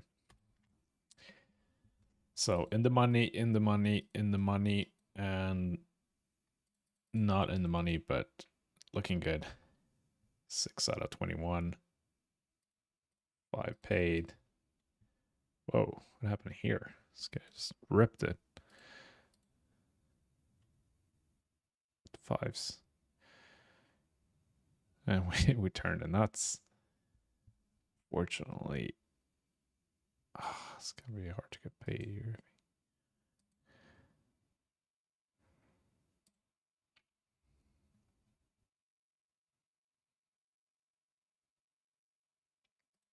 Folding this in a bounty I would normally open, but whoa.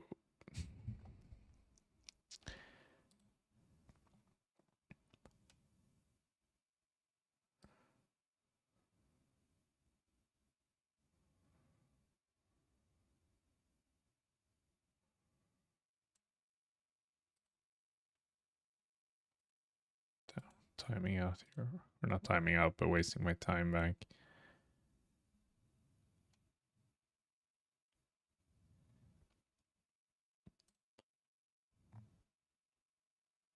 Yeah, to not expect to get called there by anything else but a 10, really. Take some balls for me to bluff that spot. I think once he calls the decent sized turn bet. After checking back the flop, he's going to have a lot of 10x himself. And obviously with a 4 straight out there, I can't really have any relevant blockers.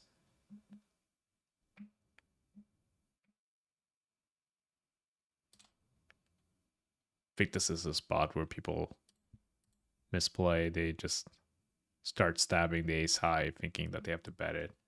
But with queen high, we actually have some showdown value. And if we start betting, blind betting this spot 100%, then we're just going to end up over bluffing. Instead, you can consider bluff catching, but I don't like it versus this guy. Whew, okay. Break time. I'm going to try change level in my desk here. Like some hips are getting really tired.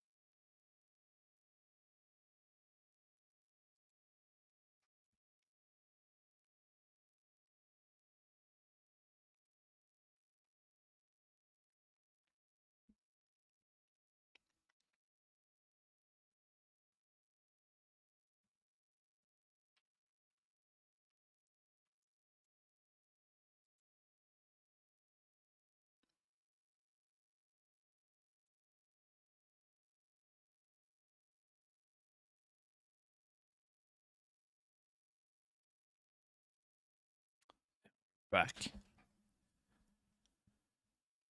Just in time. Pick up deuces.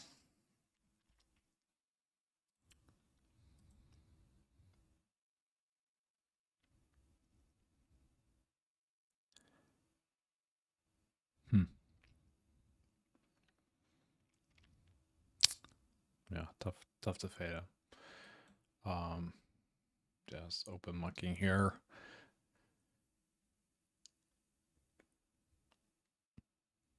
Normally called, but not in a bounty tournament. Now with 14 left. Gotta tighten up. Yeah, I think this is good enough. Beating a lot of villains range. A lot of worse nines, a lot of worse kings.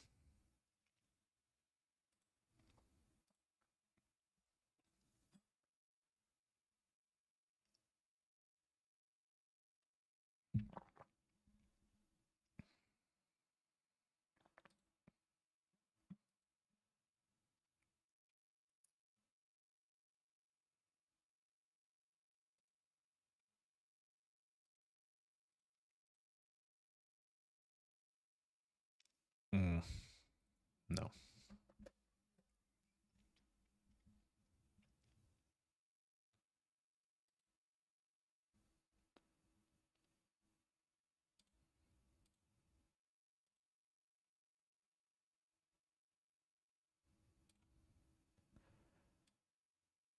Oh man, it feels good to sit down.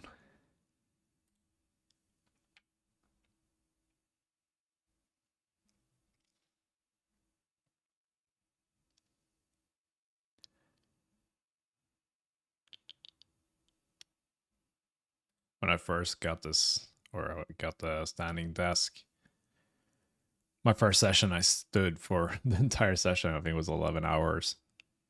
Yeah. Pay attention here.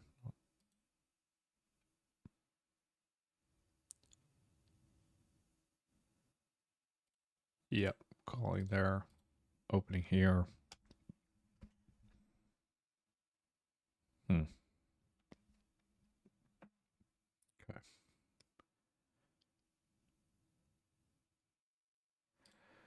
Let's go. Classic flip.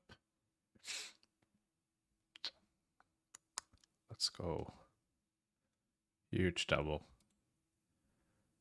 7 out of 14.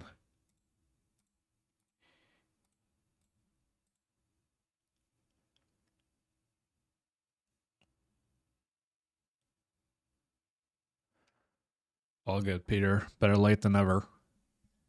Yes, what I was saying, when I first got the standing desk, and I got a anti-fatigue mat, which is something that you're supposed to stand on it's better for your hips and for everything, because otherwise you can really fuck up your back and your hips and your knees if you're standing on concrete for that long.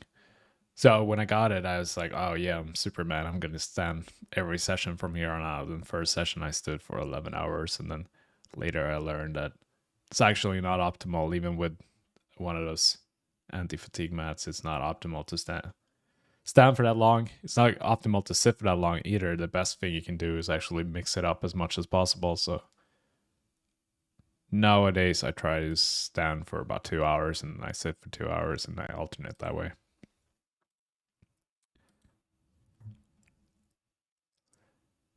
Because it's not good to be in a static position for that long, whether you're sitting or standing. Yeah, I'm gonna go to town here. Fold out the blow 5x, 6x. Good blockers, stuff. Yeah, I think check back. Do a bit of pot controlling. Shop it up. Oh, or win. Yeah, I guess from his perspective, when I check back there, I'm gonna have a lot of queen, jack, queen, tens. That would probably call that block bet. I don't know. It's tough for him to have many bluffs there. And whenever he doesn't have many bluffs, he shouldn't be value betting that wide.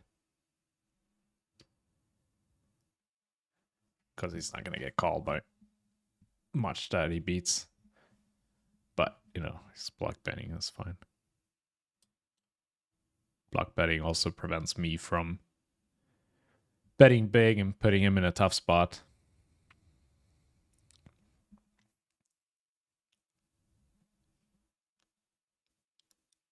So it serves two purposes.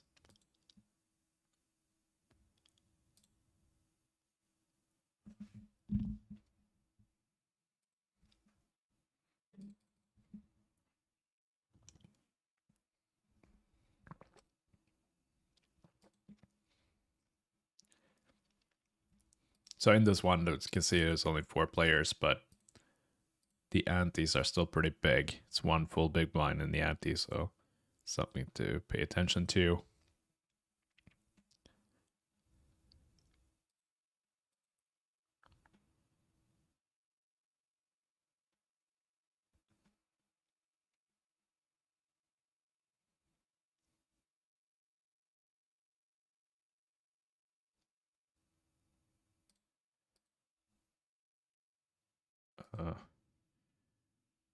Yeah, I mean, I should probably open this given that Lex is sitting out, but I don't like to take advantage like that.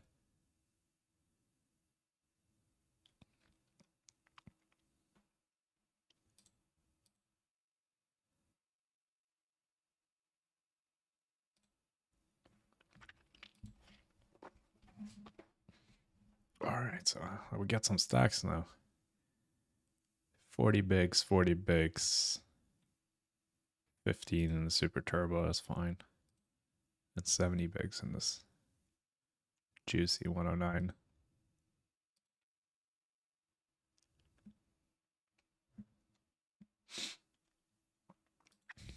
Okay.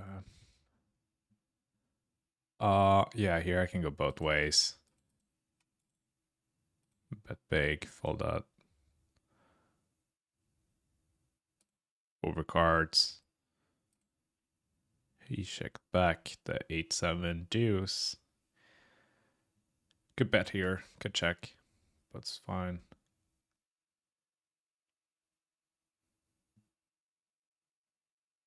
Betting is kind of awkward because then, you know, what do I do on the river? He's gonna have some floats that are gonna bet when I check, and then I'm put in a tough spot on the river. So try to think ahead like that.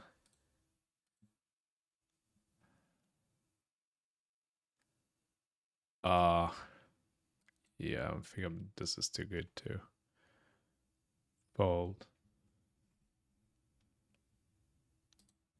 Okay. King Kong.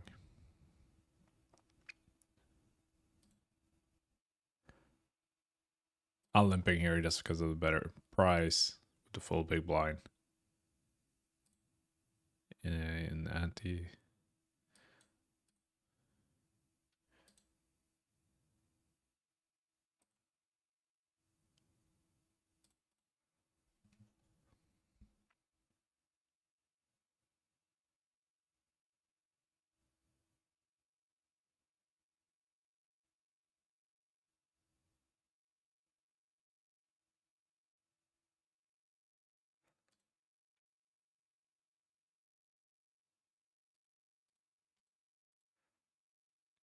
Not really getting much value from words, maybe some king eyes, but more so protection betting. Ah, this is a nasty spot.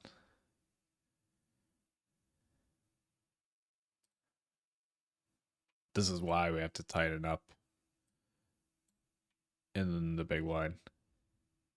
Because we just get so handicapped post flop, even hands that wants to play aggressively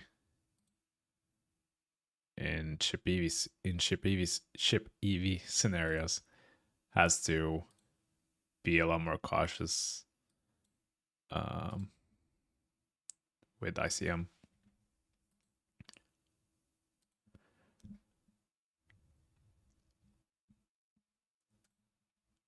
Yeah, I checked back the 10-8. So you can see we're quite deep. Really don't want to get check raised here with no backdoor, or no backdoor flush draws, I should say, and the flush draw out there. Nice.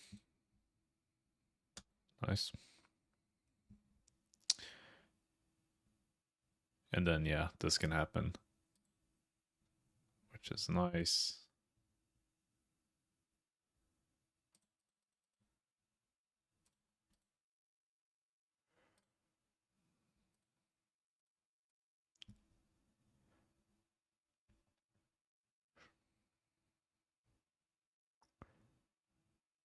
I could have gone bigger here.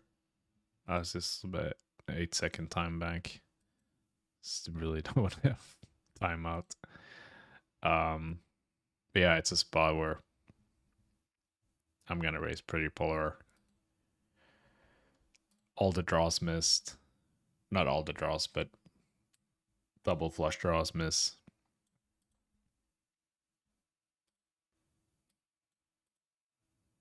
My opponent's block betting, so he obviously has something. Even though you're technically supposed to bluff as a block bet too, but I just think it's people are just super under bluffed.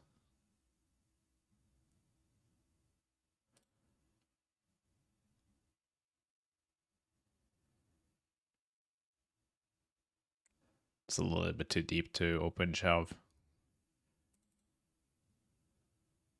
But yeah, this sucks.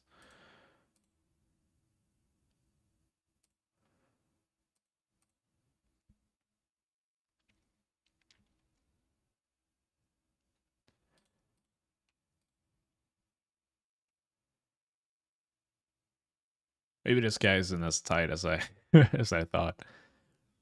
He's been playing back at me quite a bit.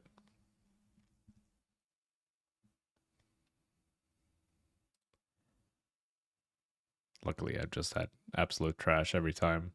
Sometimes you get it's a misconception that you're, or misperception, I should say. You feel like, oh, this guy is like he's like feels almost personal, like he's always three betting my opens or he's always raising my big, but he just happens to have it every time. Like this, like he has the stone nuts here for sure. Although this guy only has 12 blinds, but he's for sure has a good hand. Yeah, just looking to take down the a6. Pretty.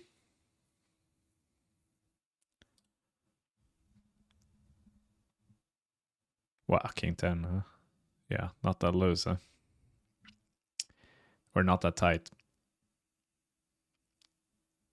That's pretty aggro, considering I'm opening into 10 big blind stack. But I don't mind it. Don't mind it. It was just unlucky that the big blind found a hand there, but I would have folded my king jacks. Betting big here, just looking to take it down. I mean, not that big, but all things considered, consider how shallow we are. It's a pretty big bet. Could have probably made it a little bit bigger, like 3.5. If not pot.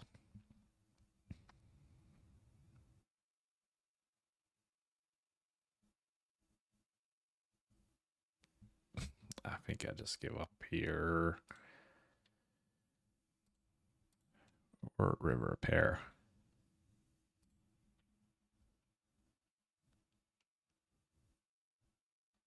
Get walk 1K.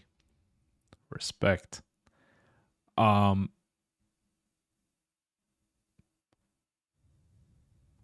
let's think quick here.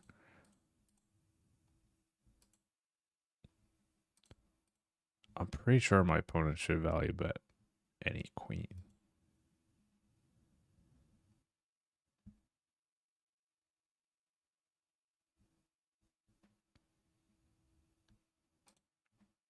This doesn't look like a bluff to me. King 5, boom. Let's go. Okay, I'm gonna say at King 5. King 5, wow. Yeah, my reads are good to it.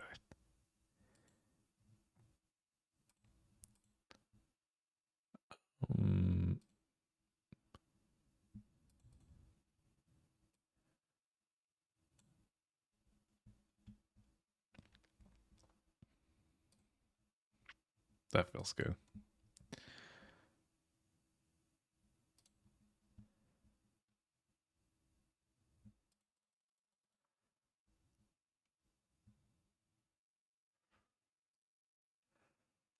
Oh shit.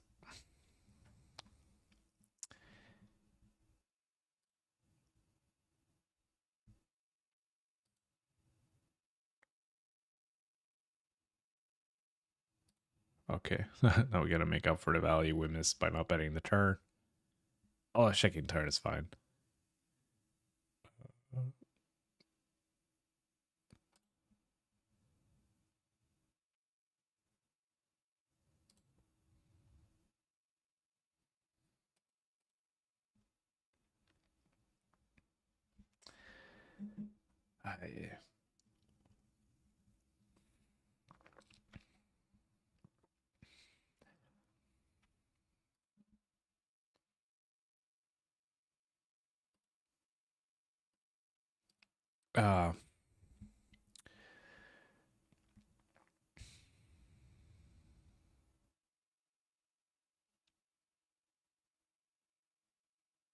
This is kind of nasty. I just don't see him doing that with a lot of worse flush draws. I think most players just call with worse flush draws there, and he's going to be kind of weighted towards ace high flush, not flush draws, and 4x.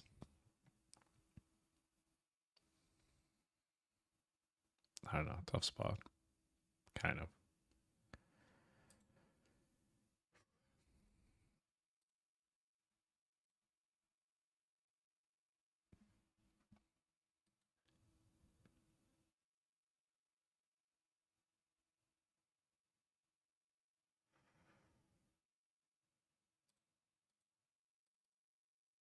Now we're kind of close to the money here. The Sonic 8 left.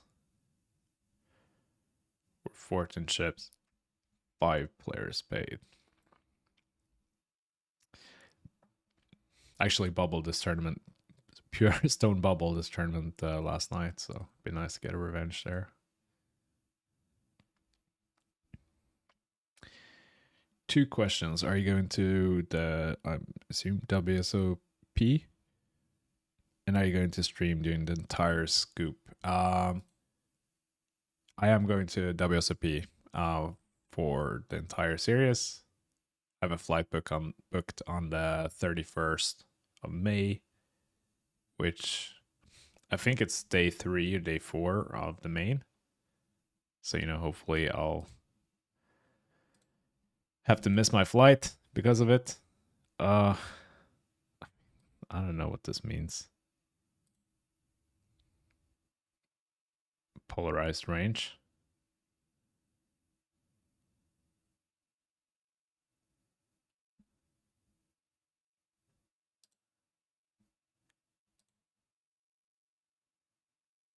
But I think if we start folding ace X here, we're gonna get pretty punished for it long term.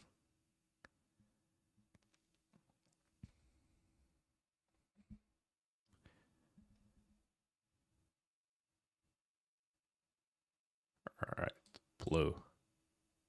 Okay, that works too. I mean, he probably just has kings.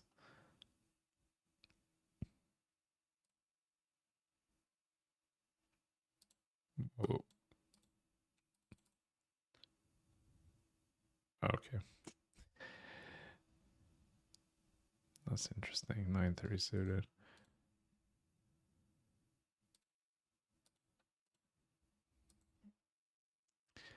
Yeah, that's what I mean. That's why we can't fold.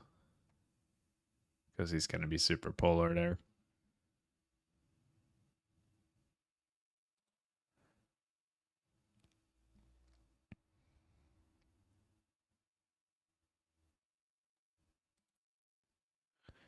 I've seen a lot of these bubbles today, which is a good thing.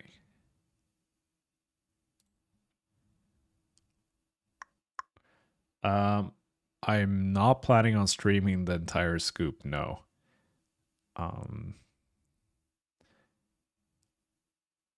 But we'll see. No promises, but I'll try to stream as much as possible.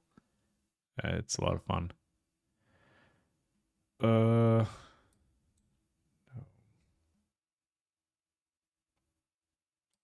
Yeah, here is spot again.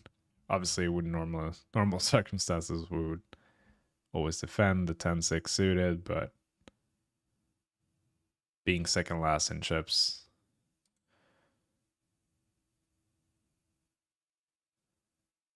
This has to be close, I think. Getting deja vu from last night where I had a decent stack heading in with like 9 left and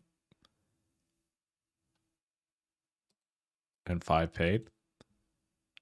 And then the short stacks just kept doubling up, and then I became the short stack and then couldn't find a hand or a spot.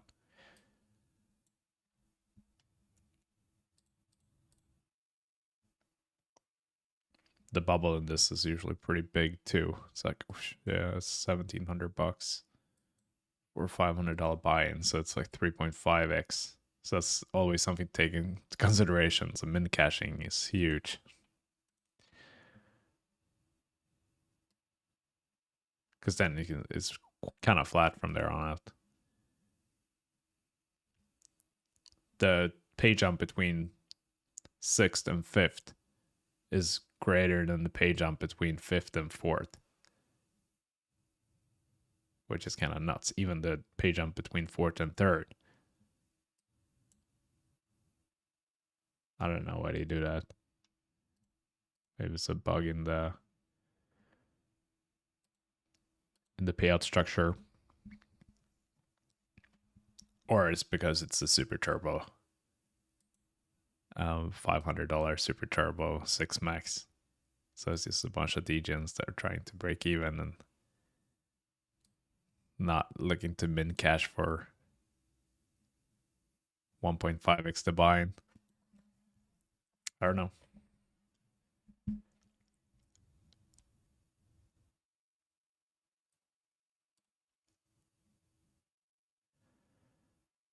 I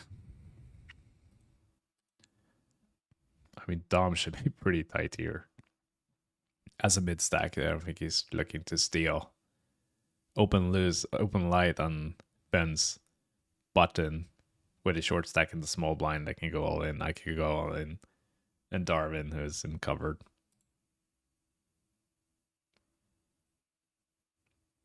That is a very tough and aggressive opponent.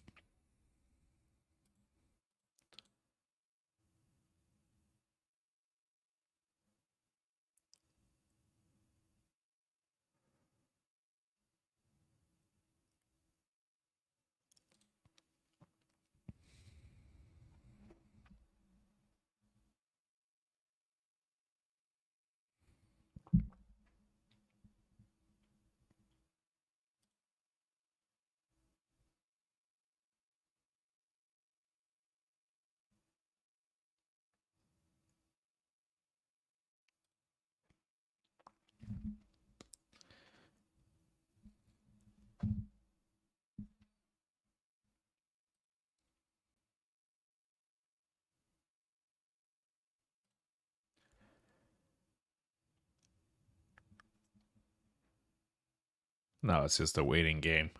The blinds increase in 1 minute, so I should be able to pass. Definitely the big blind.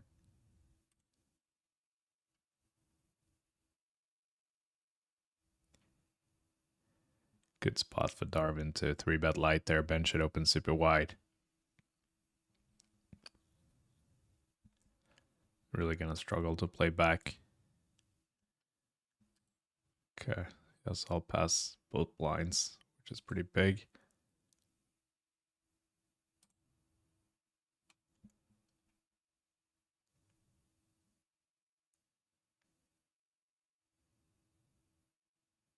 And then this guy's gonna get the big blind and the small blind when blinds are up, so.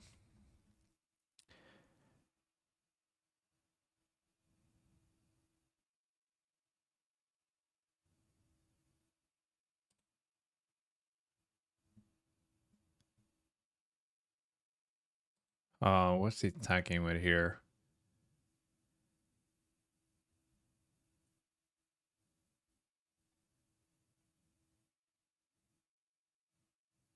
Ace 9, pocket fives.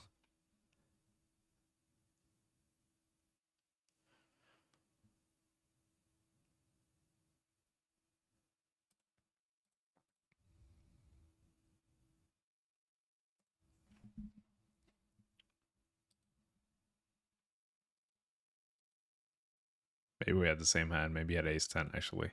I don't think it's taking that long with ace 9. Ace 10 offsuit. I think he's calling ace jack.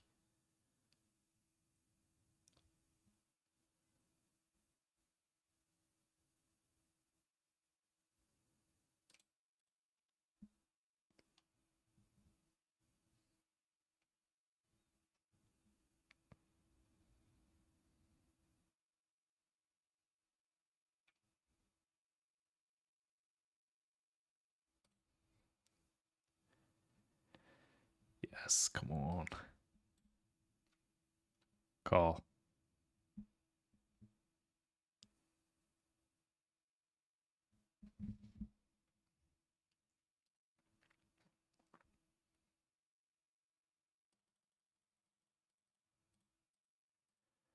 Going for the 3-bet here with ace 9 suited.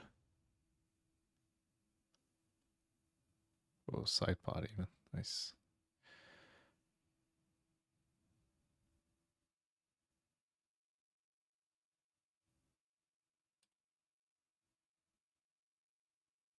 Yeah, nice. Huge.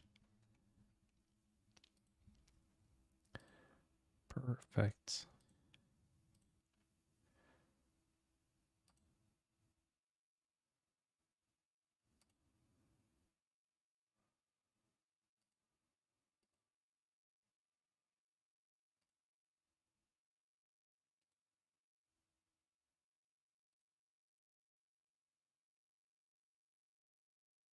Nice.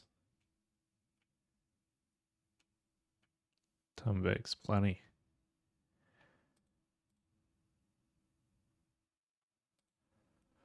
I'm a little bit concerned of his range now at this point. Open early, flats a 3-bet, check calls to flop. I don't think you have a good candidate to continue barreling with for not flush. Tonight's been something else. Can't remember last time I fired up 4 tables and just played 4 tables, the same 4 tables basically, for 6 hours or whatever it's been now. This is interesting. I don't think I have a value bet here because he is going to have some like ace queens and ace jacks, better aces. And if he has a king or a queen, it's like it's going to be tough for me to get value. Really don't want to value cut myself by betting there. It's just fortunate to take it down. Could also be a scenario where he has a set, for example, and he's so he has pocket eights. Check calls the flop, checks the turn, and then when I check back, he's planning on betting the river. But when the river is an ace, he realizes that's a really good card for my range, whether I have it or not. Probably gonna bluff at it or value bet. So he could be looking to use a check heavy check raise heavy strategy there, so it's something to be wary about when I'm thinking about value betting.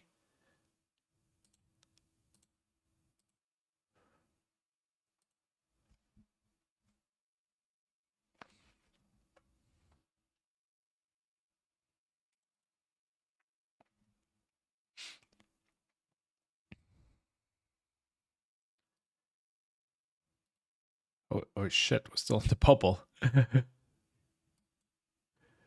God, I didn't realize that. I thought we were in the bubble the hand before. I forgot the stars changed this, and now there's 2 away from money.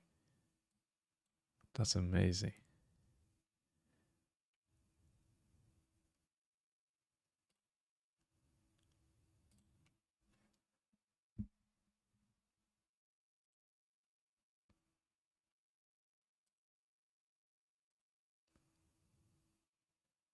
That's really good that I realized that. It's definitely gonna change how I play.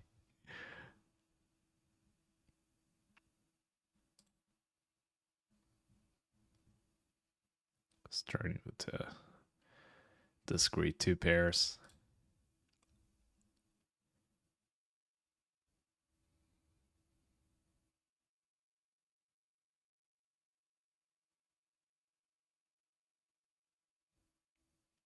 I think I'll check raise here if he bets.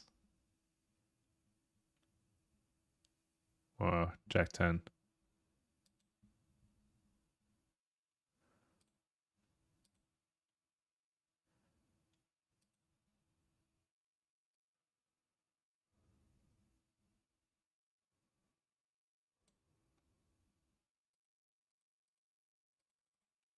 Oh, don't time out.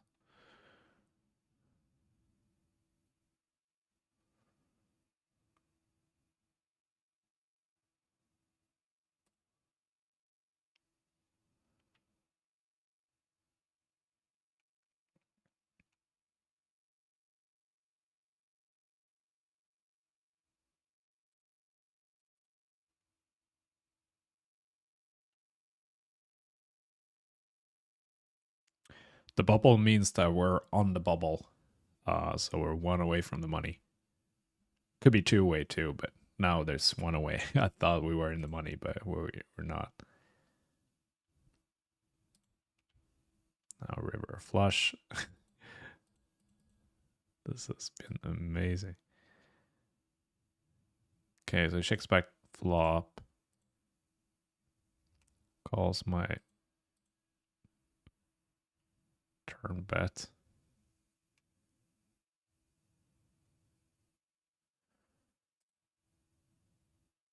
Okay, now we're in the money.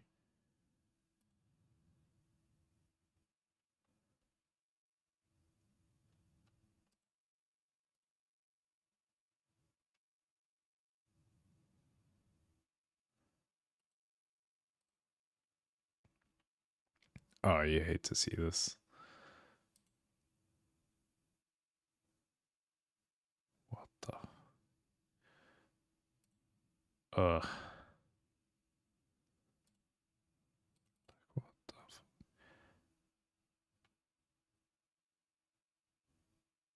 He checks back the flop. God, that's crazy.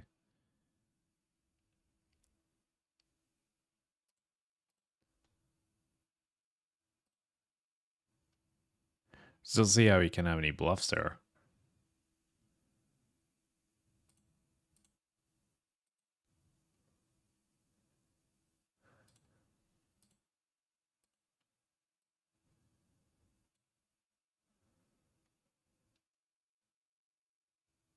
Had to be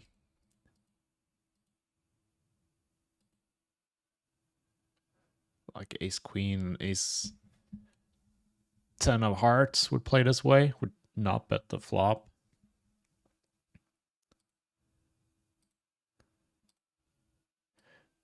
The only thing, like one of the bluffs that he could have and probably should have, or definitely should have, is like ace king and ace queen with the ace of hearts. That would play this way.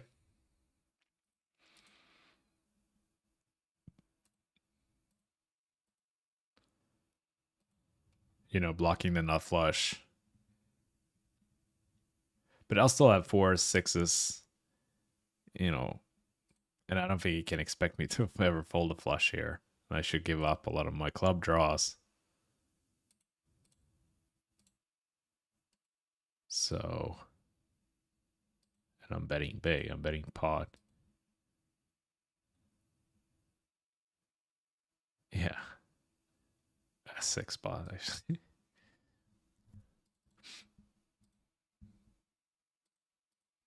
Maybe I'm giving him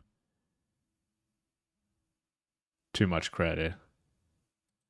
Maybe it was his value betting a worse flush. That'd be really gross. But I don't see it. Like when I'm smashing the pot button there on the river when the board pairs, how can you value bet? And also, like, how can he have many worse flushes? It would have to be like queen nine of hearts that he doesn't bet the flop with. Doesn't make any sense. Oh shit. God, that's so sneaky, man.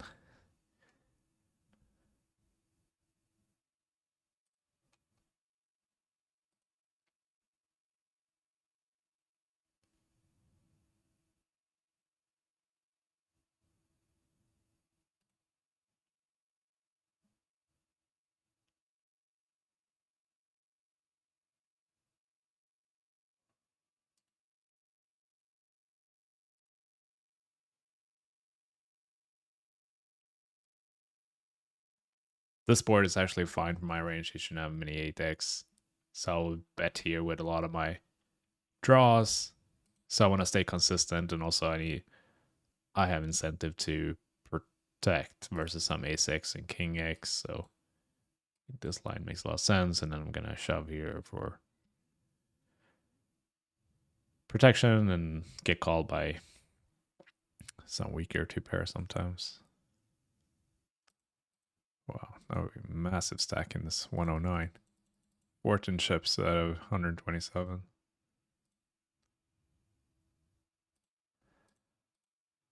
Fortunately, we lost a big pot in the 1K. Wow, we're last with 16 blinds, and this is Sonic too. I guess everyone has about the same.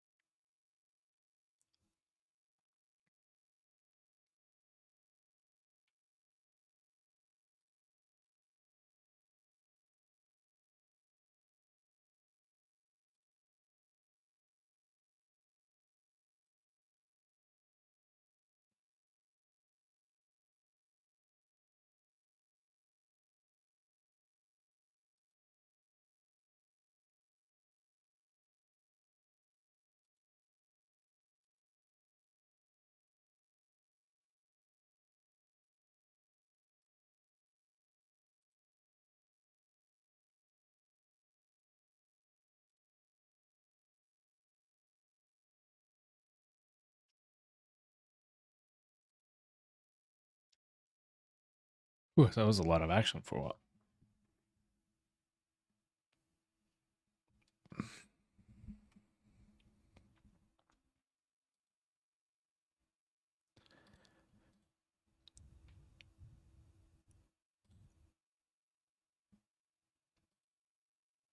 So we're on the final table bubble of the 530 bounty.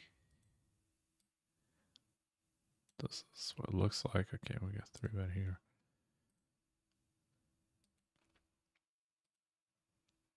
Second last in chips, but that's okay.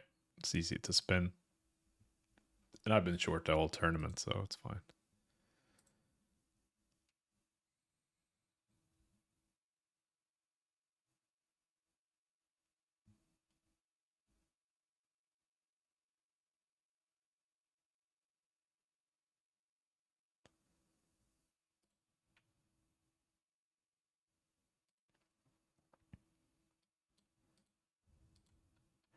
Gonna bluff with S6i. Obviously no showdown value.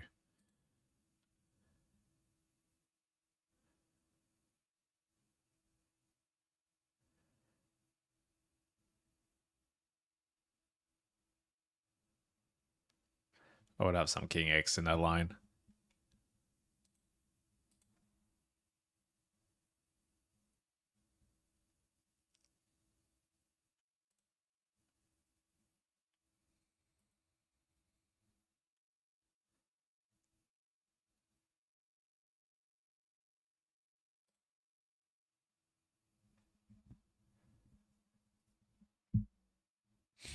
Really got to tighten up here.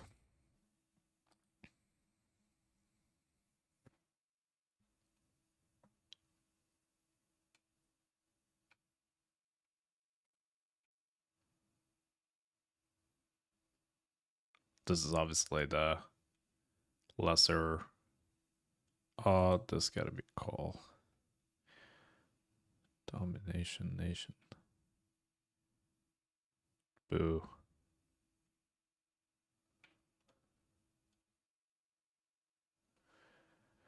All right. At least we didn't bubble.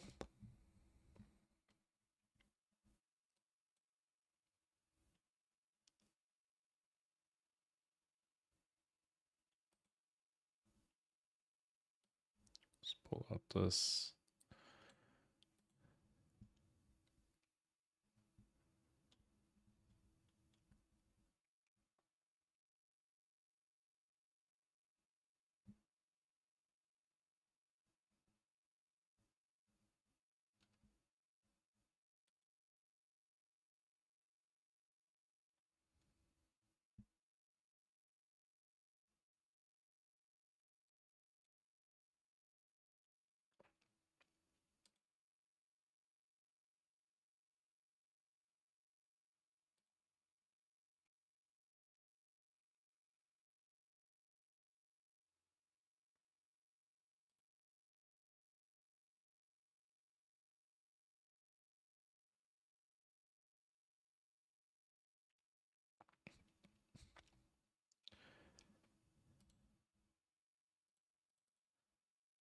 Close, I think, but not good enough.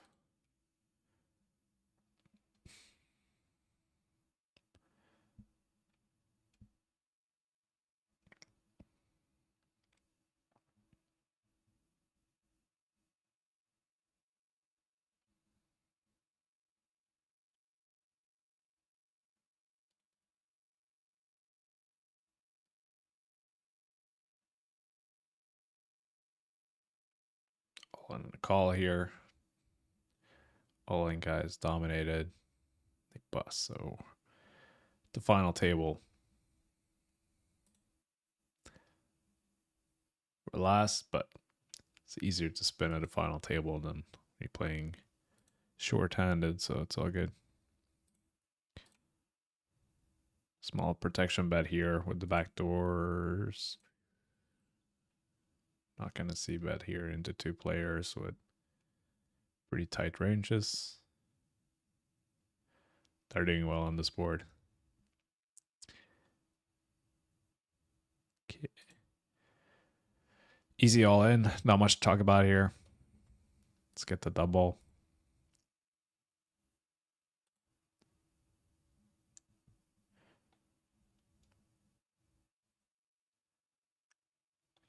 Nope.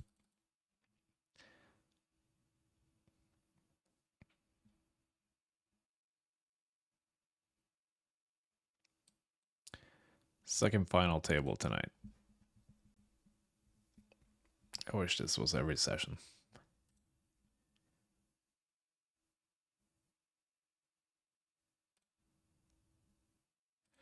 So I think, so these are, again, these are 2-day tournaments. So this one breaks in 38 minutes. 49 players left. We're guaranteed 3K. First 123. This one also breaks the same time, so 38 minutes left.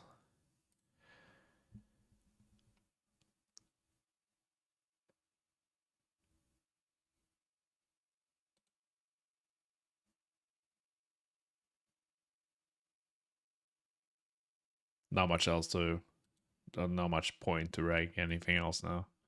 Just gonna focus on these tables, especially the final.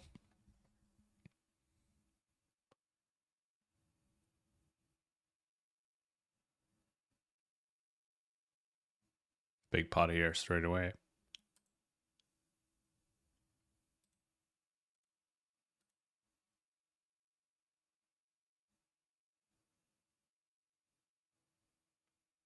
Well, all in call, flush over flush, boom. Pay jump.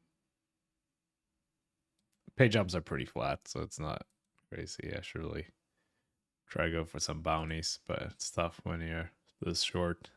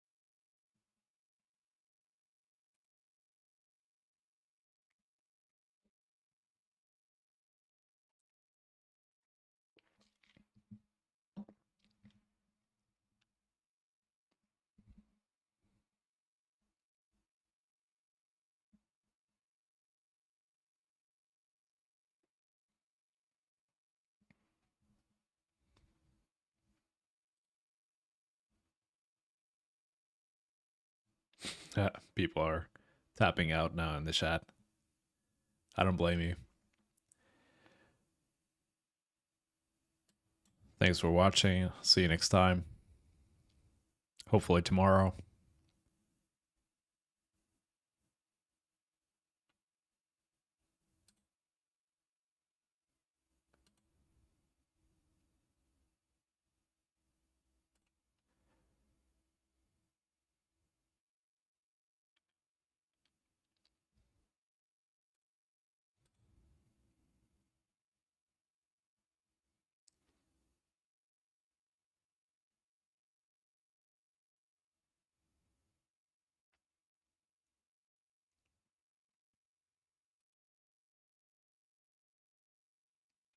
This is a trend I've seen lately. People are min racing from the small blind. To me, it doesn't make all that much sense. I think it makes sense when you're really short and you really have a super polar range.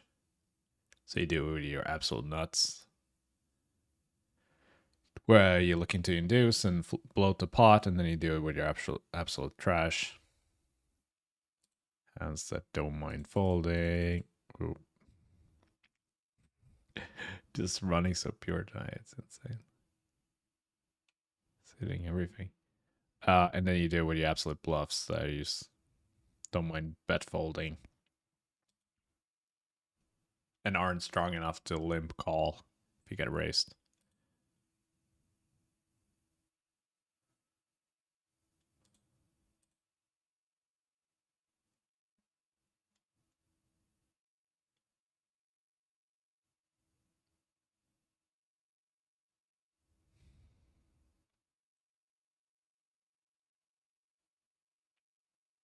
Tough for my opponent to have much here.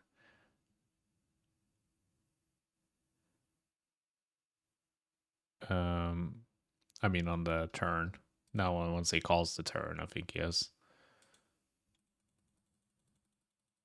something decent.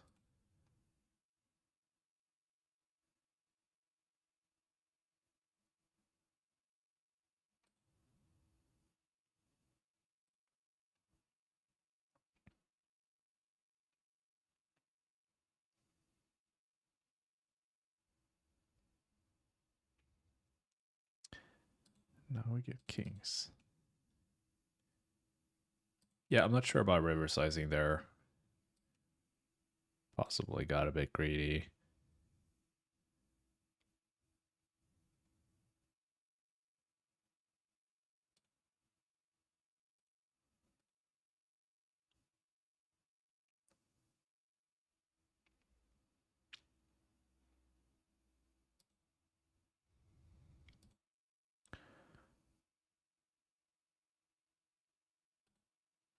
To see it.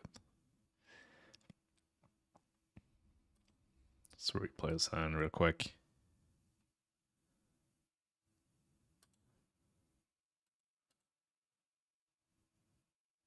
So the min raise pre, and then this tiny, or yeah, third pot.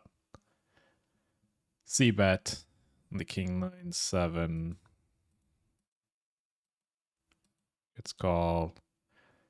Yeah, I think with this line, he will just have a lot of 9x and 7x.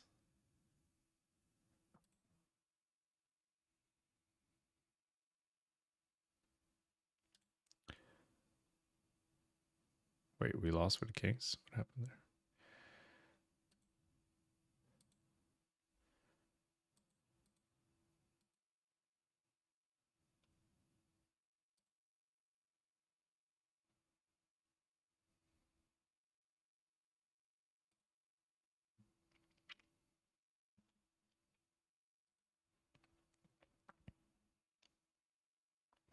And with the queen, jack 10 got there. My bluffs are basically 10-8, 8-6. Yeah, and those definitely wants to bet big to put max pressure on the 9x and 7x. Betting small doesn't make so much sense, but maybe I should bet, like 10k. Oh, all in here. Queen, jack, spade.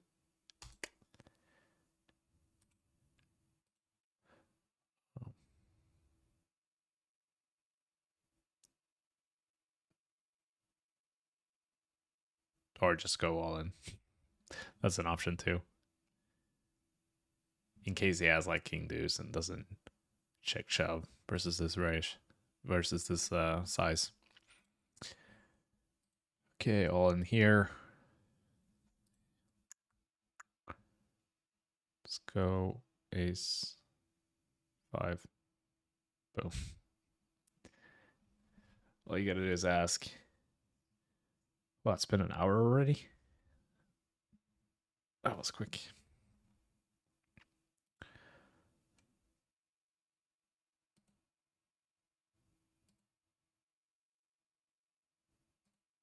So what happened here with the kings? I had ace 10. All right, I'll be right back.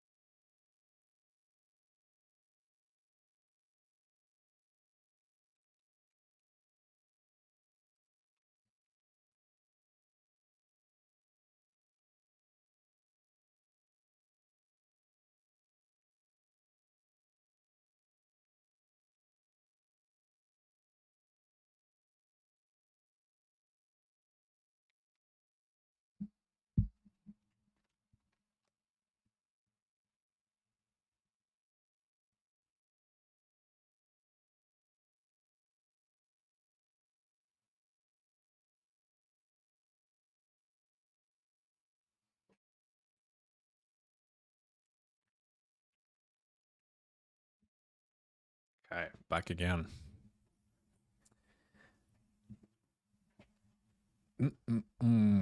10 for 10. Yeah, this is gonna be an all-in. Not much to talk about here.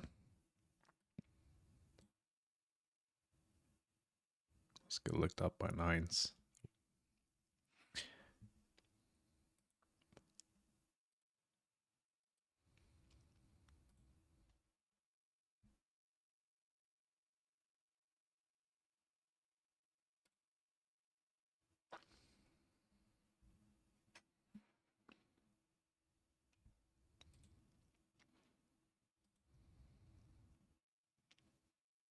Okay, so 22 minutes left.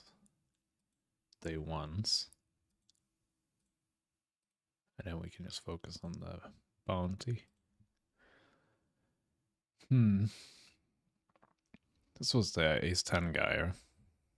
But, I mean, that doesn't tell us much. He's was jamming 10 blinds with ace-9. Or ace-10. Yeah.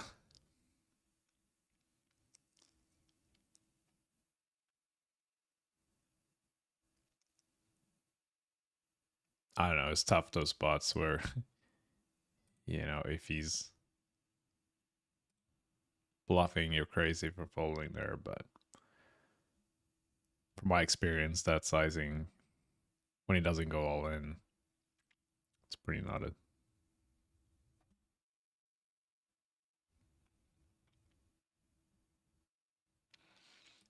Okay, so we're 6 out of 8.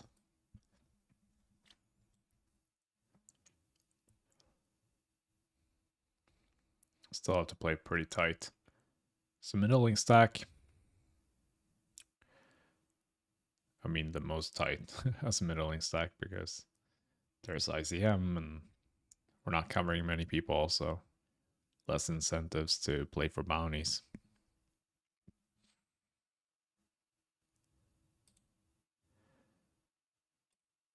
Yeah, see betting here.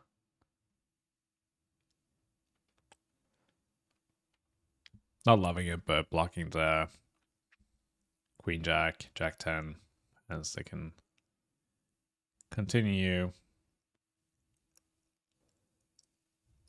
And yeah, just folding it on hands like King 8. Still has plenty of equity.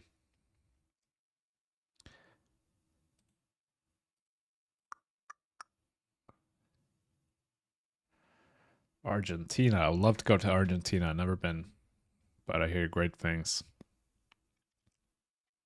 Especially from Buenos Aires.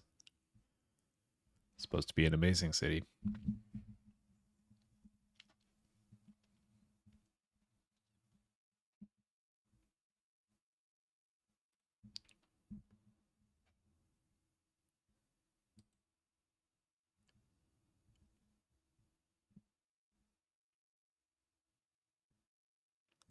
What happened? That was that a double?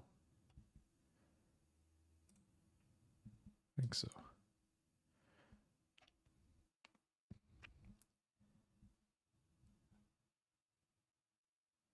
So ace 4 open and went for it?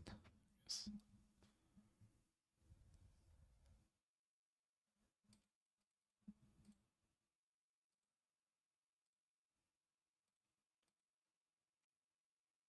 Oh.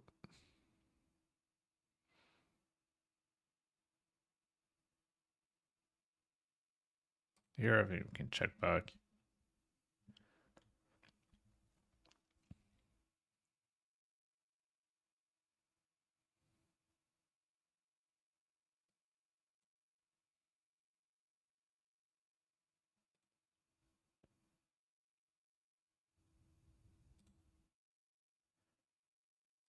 I'd definitely check back here with a lot of weaker holdings.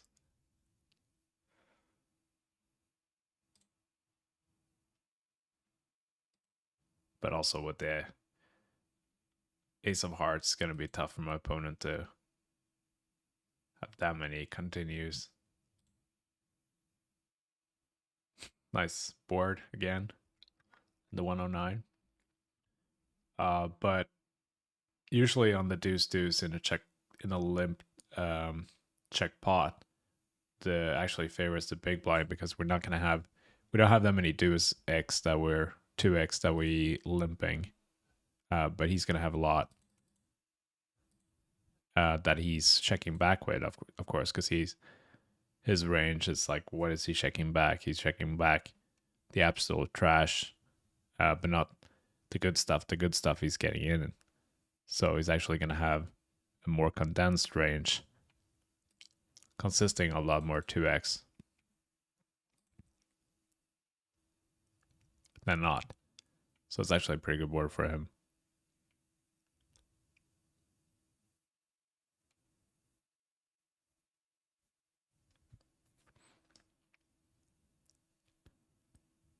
And you know, if he has a 2x deuce himself, he's gonna do value betting for us.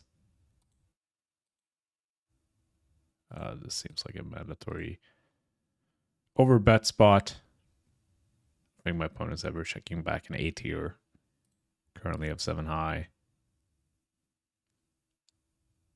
Overbet will get the job done.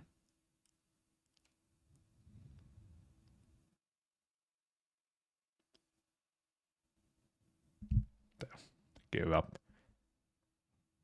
Or he had a 10x. Let's see. Jack 9, yeah, so see.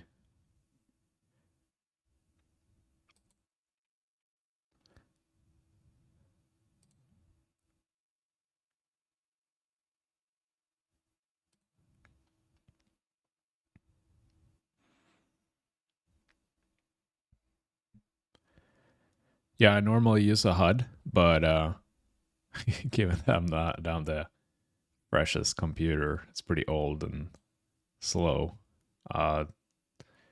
Running the streaming software and the HUD at the same time would just crash my computer.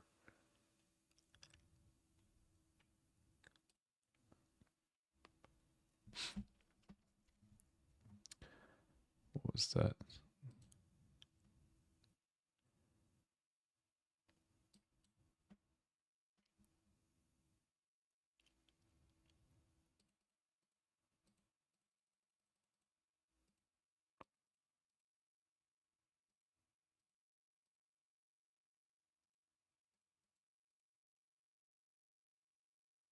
Wow, that's super interesting. The way he played it, the nines.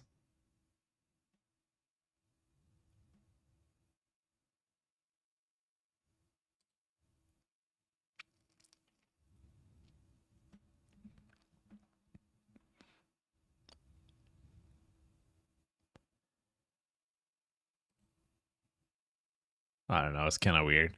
I think Walter should have ace king there a bunch. So I'm not sure. I mean, he's a really good player, but I'm not sure if that's something I would do.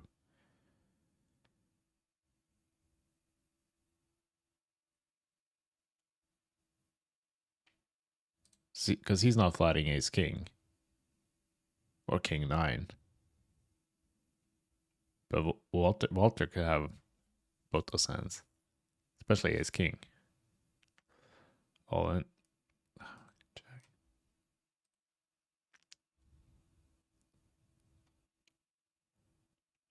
Um. Yeah, that was weird.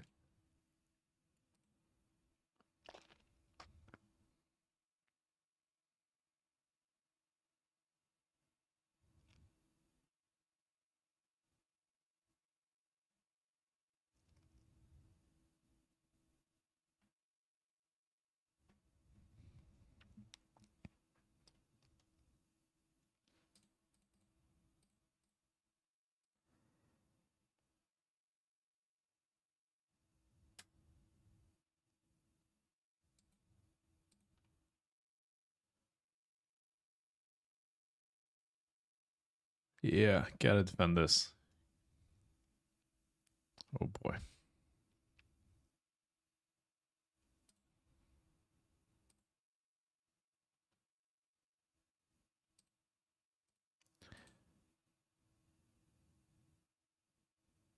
There he is. So what do we do here? Continue checking or do we start mashing? I think we want to bet. So they're not gonna have 10x and they're not gonna start going crazy on this run out. So I think we have to put in the money for them and just hope they, yeah.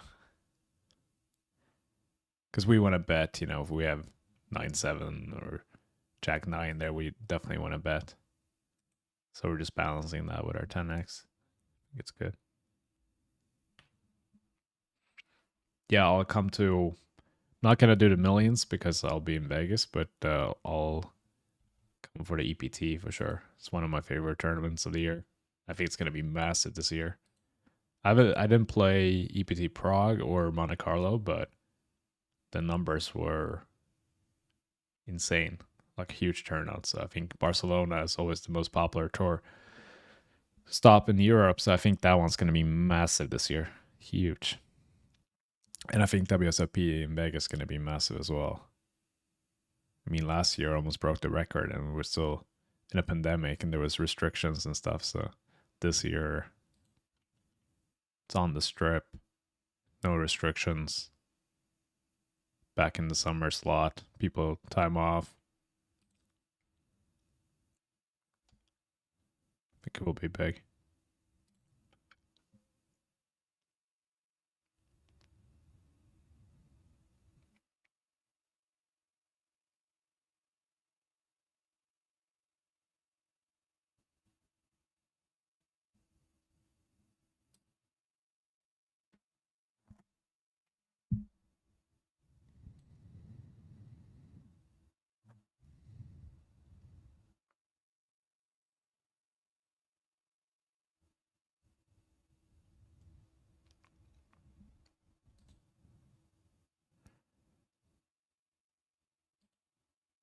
I'm gonna shove this. It's a little bit loose, but I can get a ton of better hands to fold.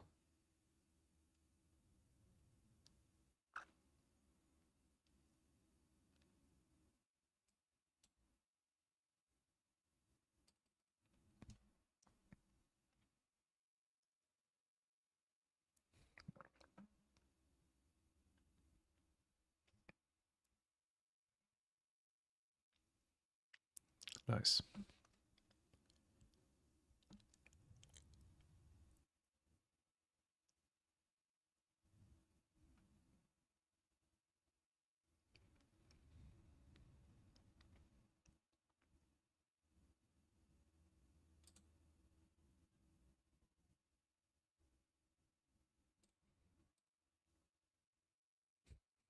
Top two. This is like the insane.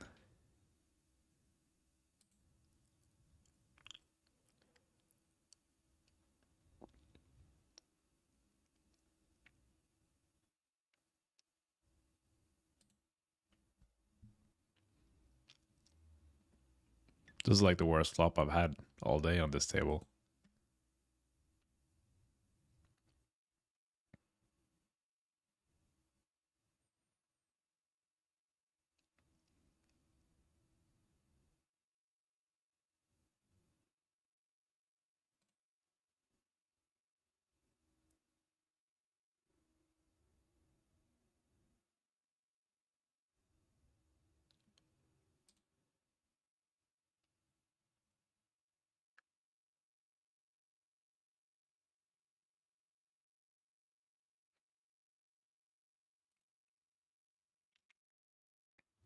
It's a pretty strong double barrel, but I will have some bluffs, and we just have to make sure that we get all the money in. If our opponent does have a 10 or two pair, we'll take it. Oh, it's queen jack. No. Well.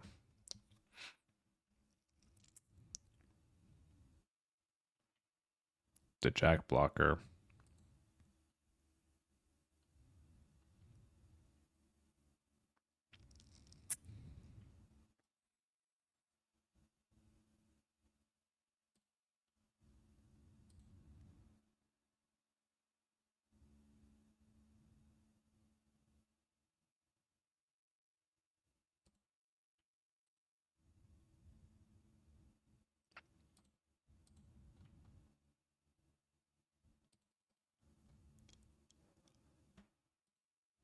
I should have probably taken it a little bit longer before I called there.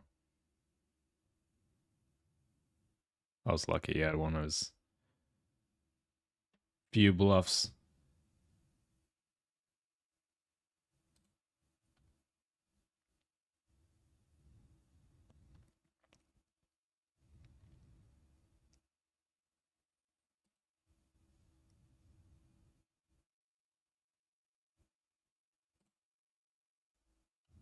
God, I run so bad.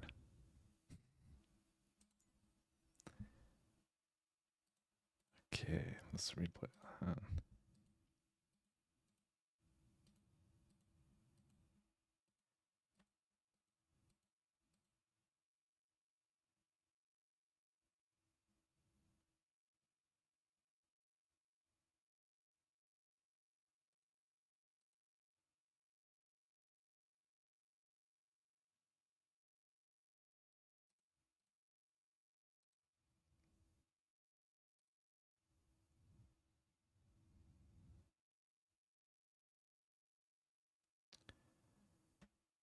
I actually really like his play because he will have Queen Jack there a lot, and so will I. But he's blocking. Wow, one combo of it with the Jack himself.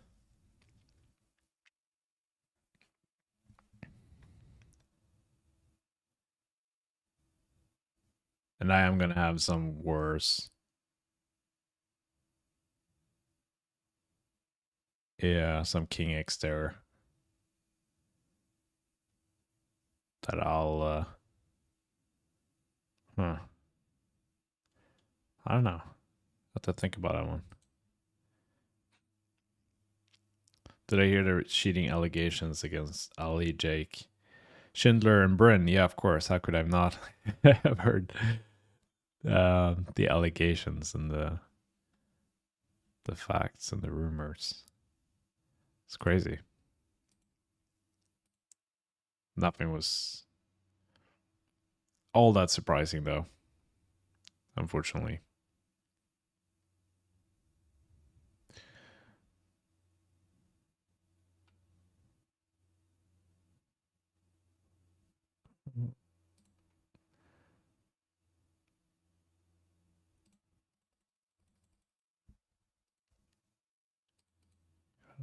My mouse is playing up on me.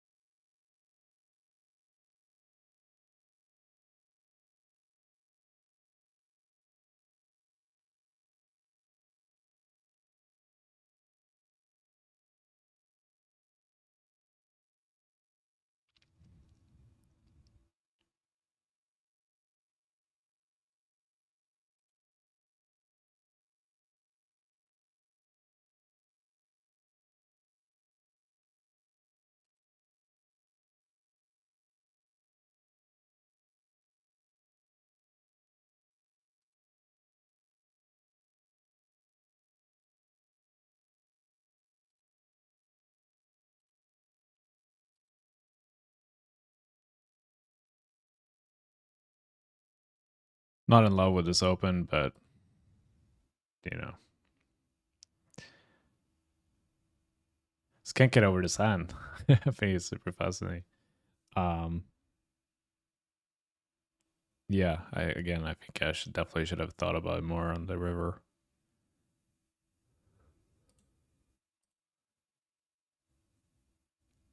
He had this is his only bluff combo that he could play this way with really. The more I think about it,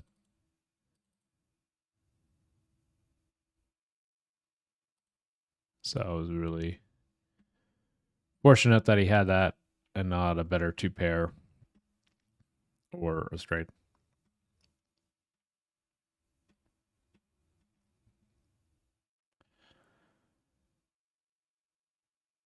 Terrible run out here.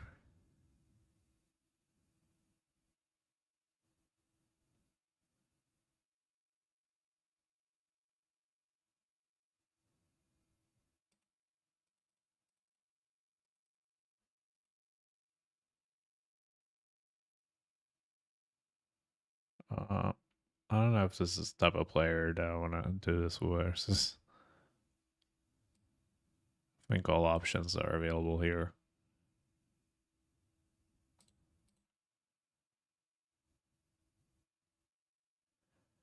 I think I need a king or a queen to consider bluffing here.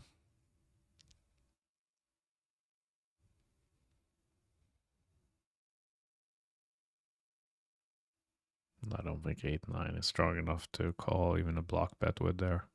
It's one big blind is worth quite a bit. And C is like very close between me and Didi, or however you pronounce it. Whoop. And we're river flush.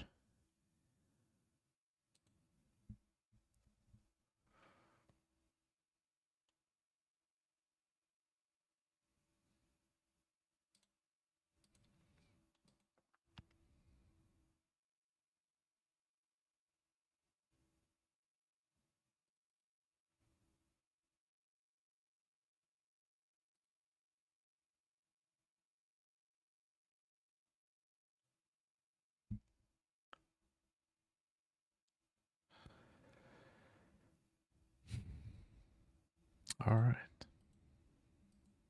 Day 2. Yeah, I definitely think a blacklist would help. But there's nice. There are some concerns there that it would have to be validated to some extent. And if it's validated by players, then there can be biases and things like that and incentives that sway it one way or another, where some players get banned, false accusations, and then their reputation is ruined because of it. There could be, some sort of favoritism. I don't know. It's tricky. And from the poker operator's perspective, they're apparently handcuffed. I saw, what's his name at party? Oh,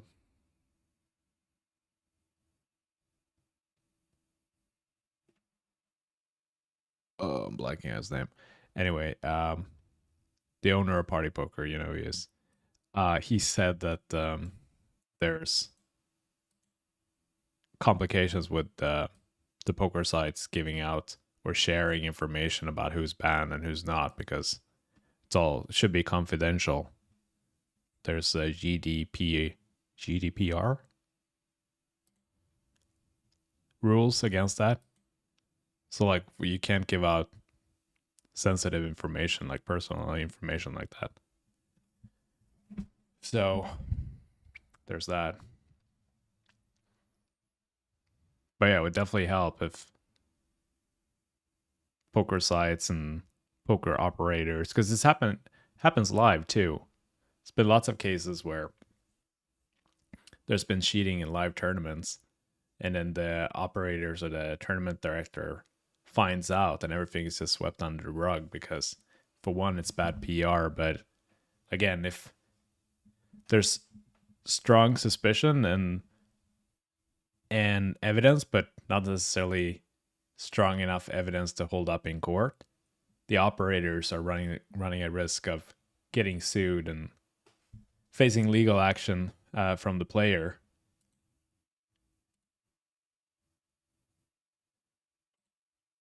So that's an issue too. Just gonna open jam here.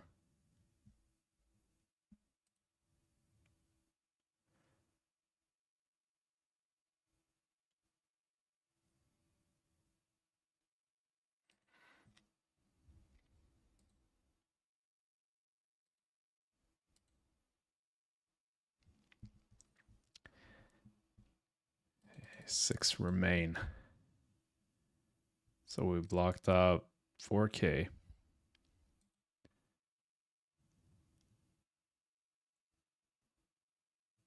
$125 bounty. It's embarrassing.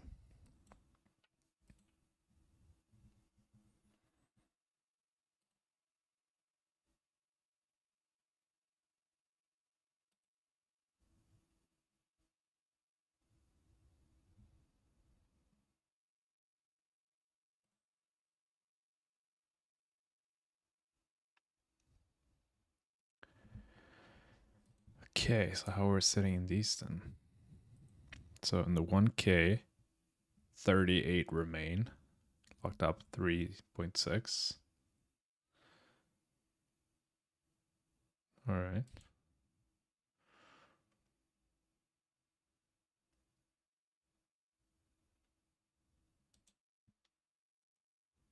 And in this, we're one of the big stacks, 6 plays, 82 left out of 5,000. So yeah, pretty deep. You can see all the money set up top in this one. 600, 700, 800 bucks, $1,000, and then 71,000 for first. But yeah, let's focus on this for now. Let me try full screen this.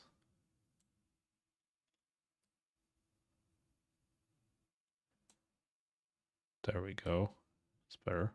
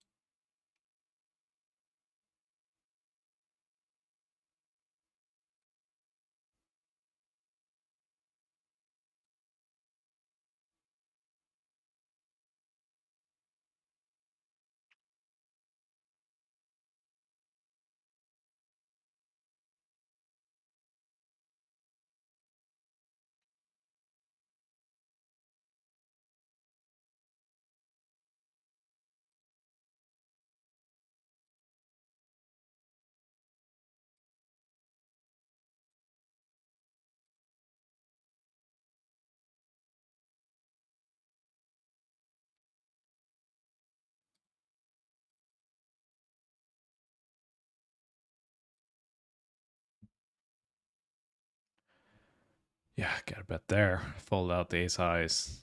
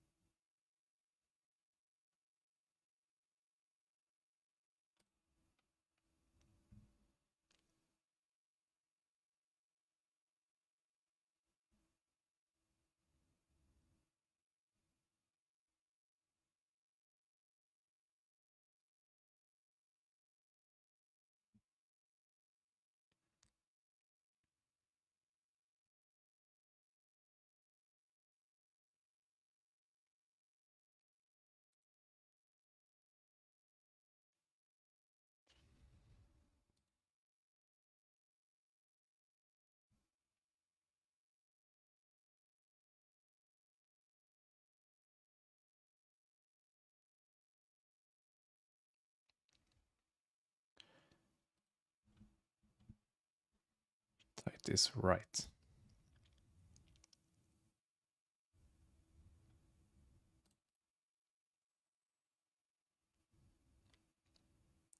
Just need to make sure I stay ahead of Queen DD and then hopefully cover this guy as well. That just adds so much equity. Covering people and being able to win their bounties. These bounties are like worth more than the pay jumps right now. It's crazy.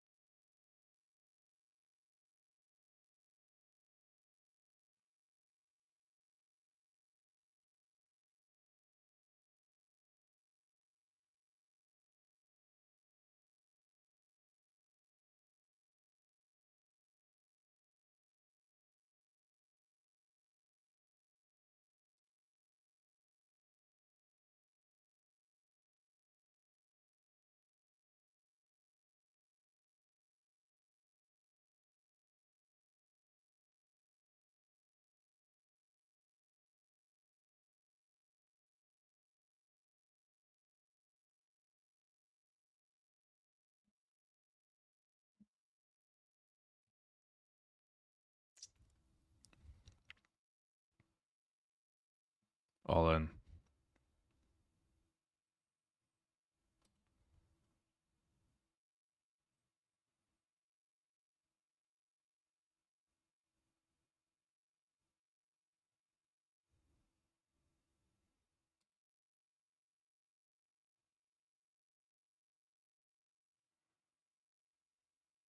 All right, now we're covering this guy.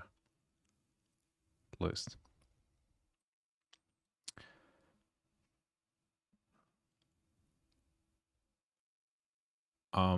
I didn't actually edit or produce the 10 for 10 documentary, so I couldn't tell you that. I know what song you're talking about, though. Have you tried? I mean, I'm sure you tried this already, but have you tried Shazamming it? See if anything pops up there.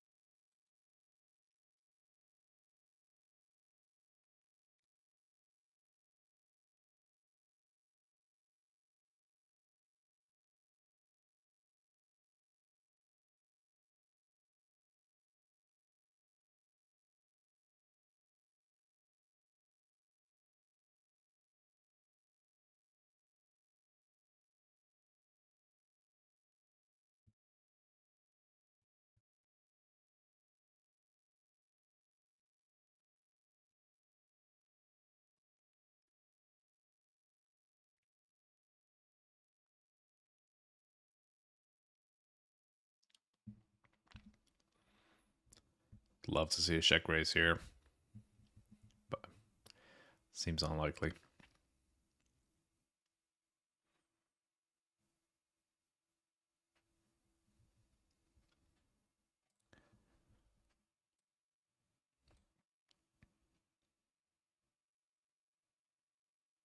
Okay, so pay jumps are 4,100, 5,500, 7,300, 9,600, 15,000, 15,000 plus bounties.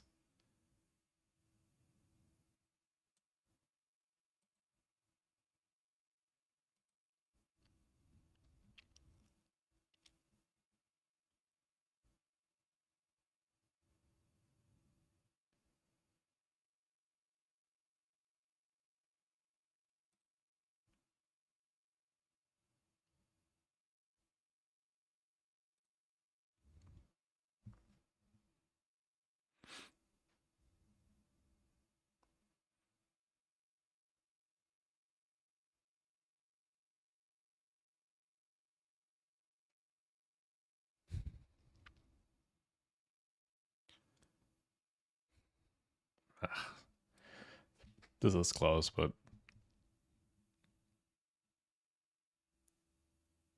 with ICM, just have to be pretty conservative in my continues there, as much as it pains me. This guy seems to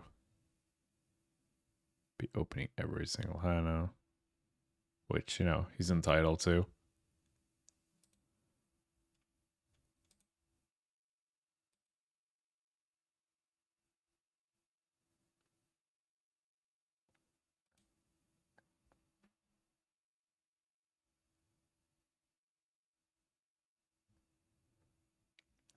Super tempting to shove there.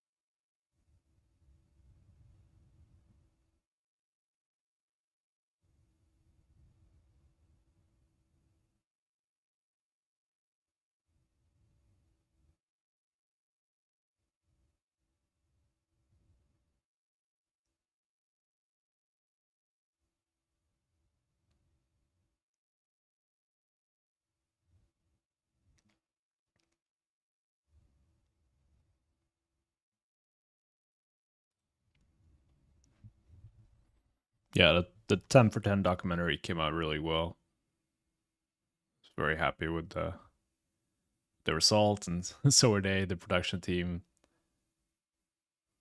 and the people behind it. Whoa. All right, ace queen. Ah, sucks for us.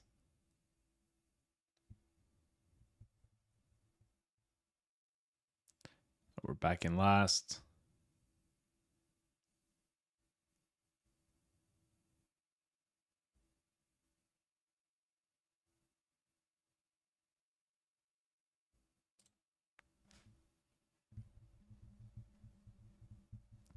Yeah, I could have called the king 10 of spades earlier,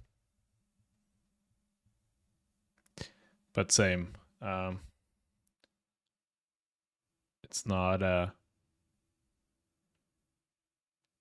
it's not gonna be great post flop in a lot of scenarios.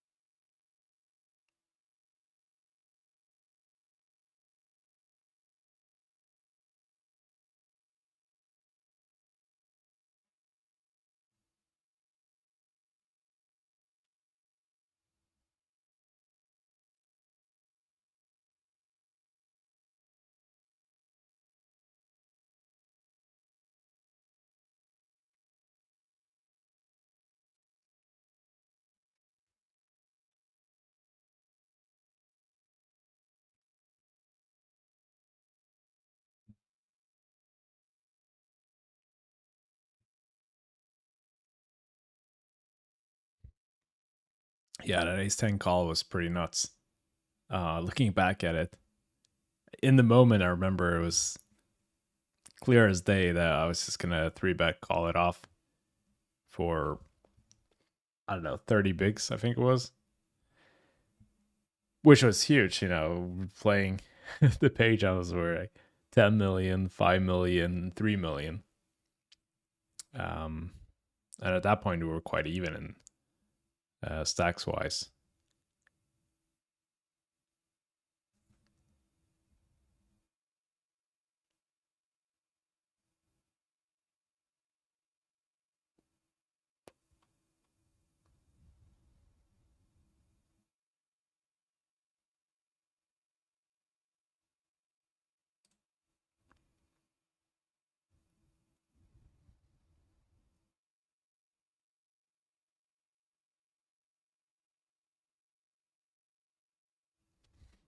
The thing is, so many people have complimented me about that, how sick it was to like 3-bet call there with ace 10.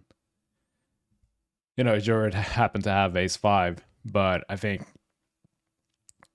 in general, people are very result oriented in those scenarios where if Jared would have had ace king there, it would have been portrayed as the biggest punt in WSOP history.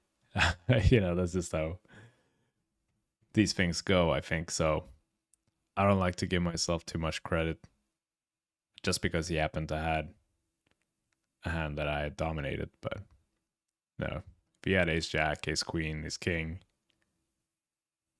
I think, yeah, the response would have been very different. No one would have said, "Oh yeah, there's nothing you could do there." They would have just been like, "Well, like what are you thinking?"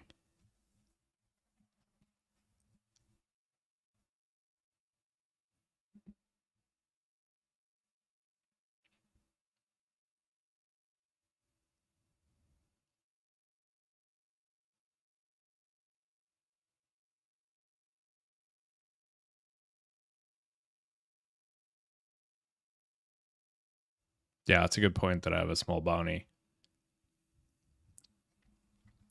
which means that people should be less inclined to play back at me.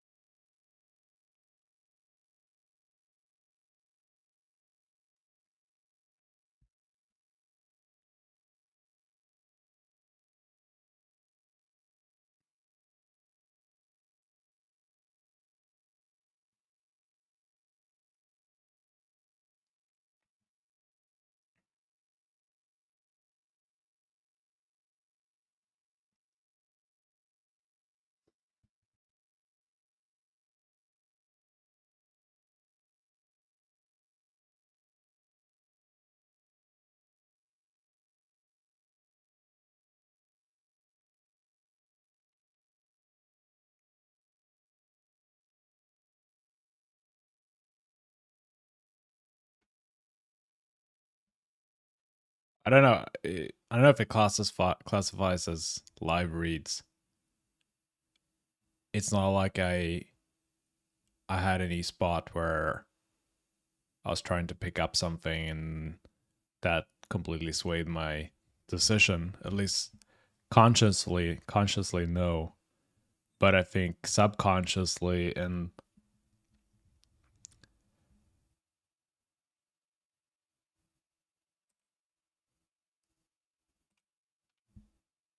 ripping it in here, A7. Subconsciously, I think it mattered quite a bit because just the way the table dynamic went and the energy shifted quite a bit. You know, day one, Jorrit was super strong, like he seemed unstoppable. And then day two, it suddenly shifted to my favor once I started picking up momentum.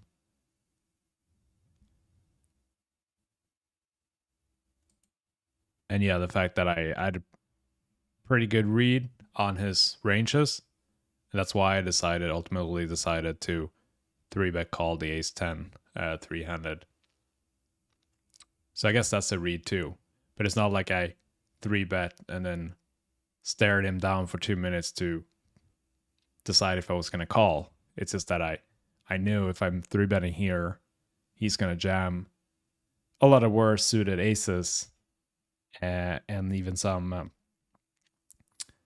Broadway combos that I'm doing pretty well against.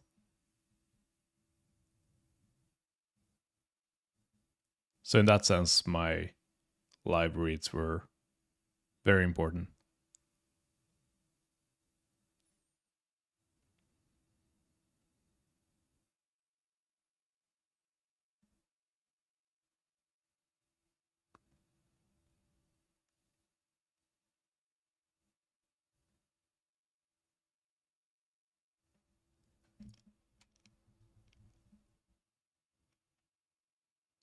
All right, here we go, boys.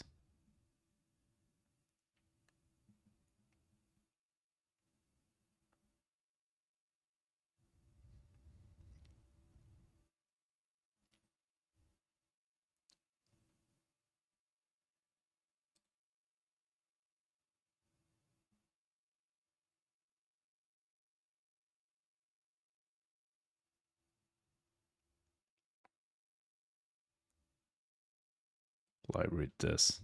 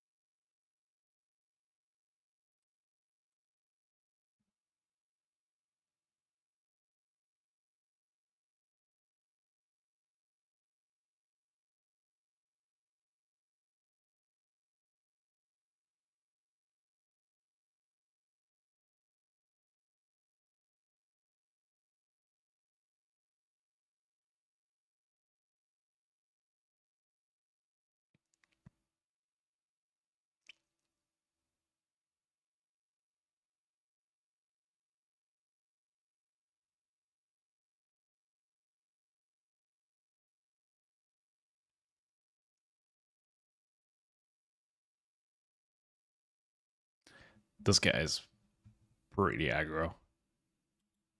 Yeah, I think he plays well. But he's pretty tough to play against.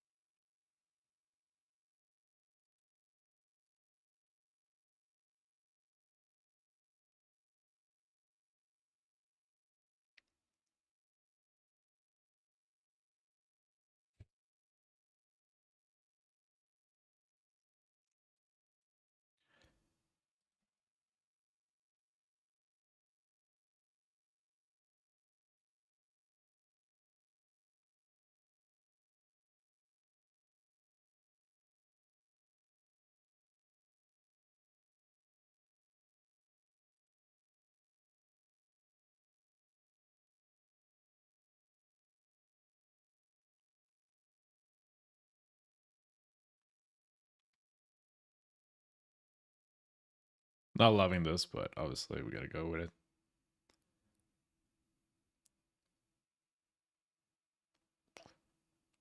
It's been pretty tight so far, But now he obviously, when he shipped up, he should open up a little bit more.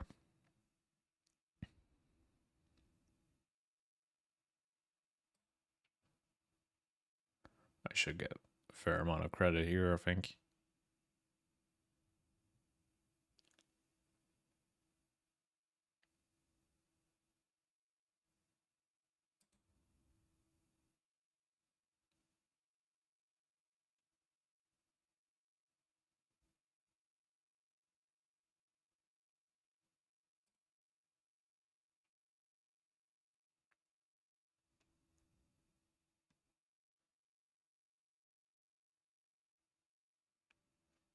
Don't think there's too much merit to betting the flop. Not folding out any better, really. And it would kind of suck to have to fold. If I get check raised, because I have some really nice backdoors.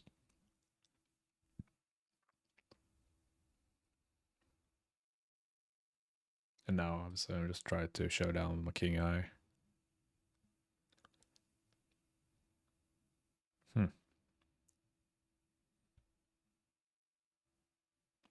Yeah, he shouldn't have too many aces in his range. That would be one.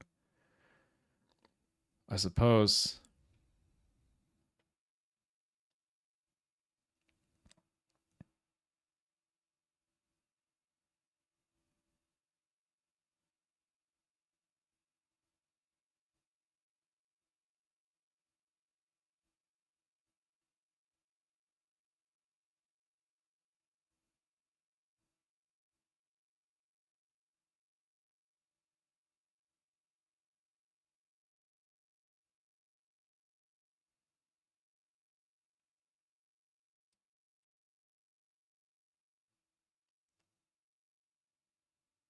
All right, gotta get some air.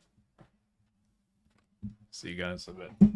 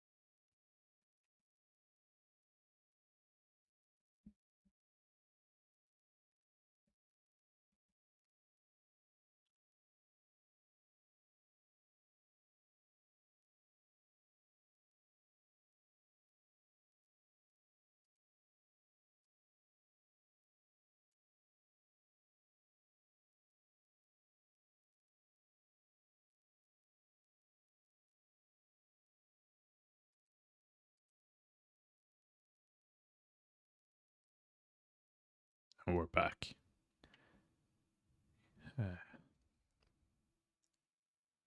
That was a much needed break. I was getting pretty tired.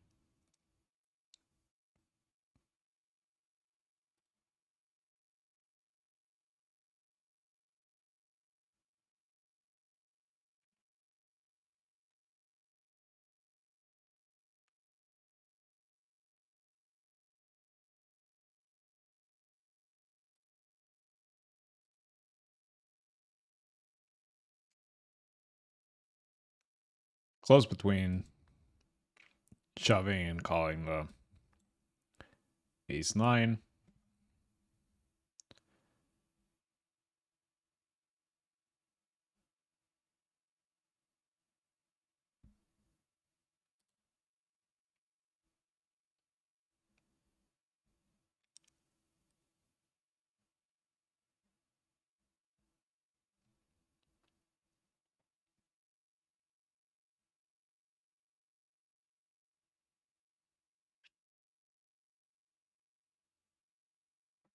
Big pot here.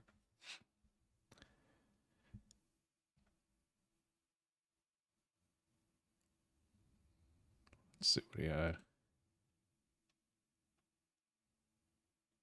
Ace 7 of hearts. Sorry, I don't know where to put this. Made this table a little bit too big.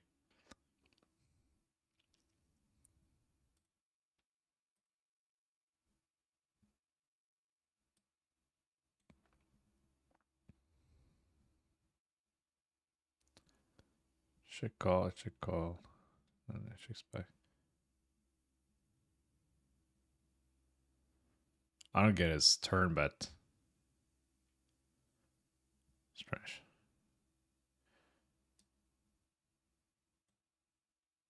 Maybe he had a plan for the river. And then decided to give up when the board double paired.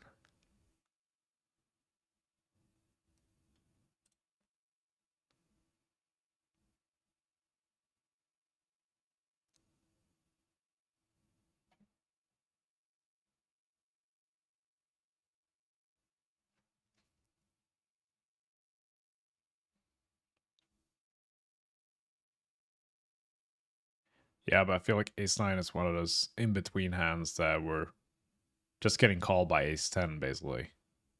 He's not going to call with ace 8.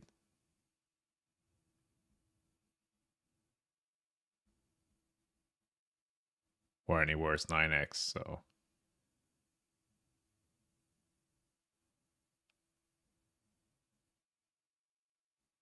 I don't know. Yeah, I mean, it's nice to get the broadways to fold and stuff that has pretty good equity, but can also get the scenario that we got where get some extra value.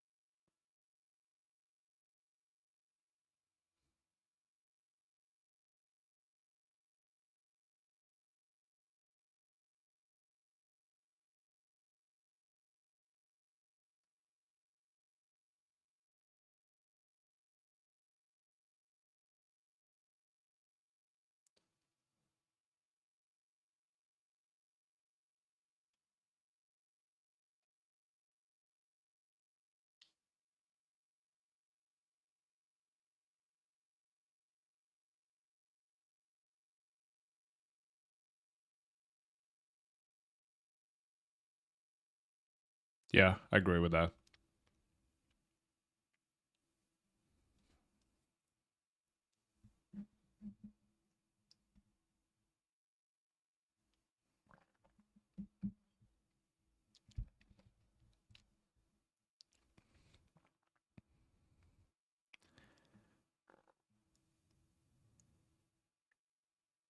Wonder if he has a good blocker here.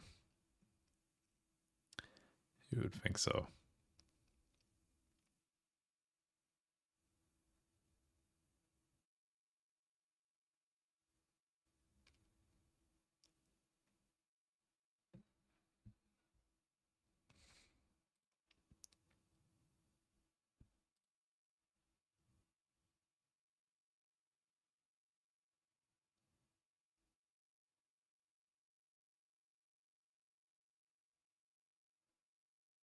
It's a pretty well structured tournament.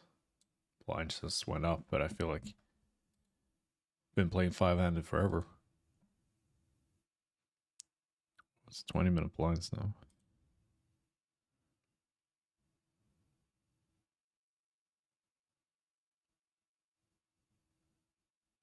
We're somehow fourth.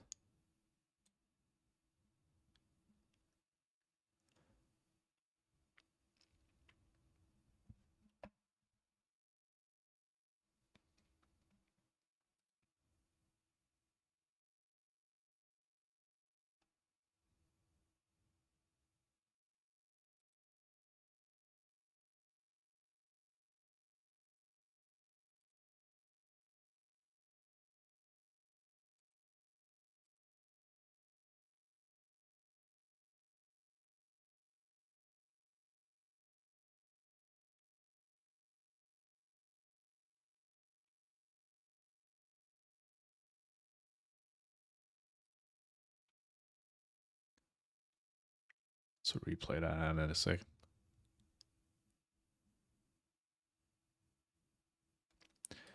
Sometimes when I play it online for uh like a tournament series or something, and then I go to Vegas and play a bunch of live tournament, you get spoiled with this replayer, right? Because you can replay the action every time. You don't have to pay attention in game, but or I mean, of course you do, but if you miss a detail like who bet the turn or what size did he make it, you can always go back and double check. But live, you don't have that luxury. But it's easy to get into the habit of like, oh yeah, I can just replay the hand later. But live, you can miss a lot of information if you're not paying attention. So it's trickier live, I would say.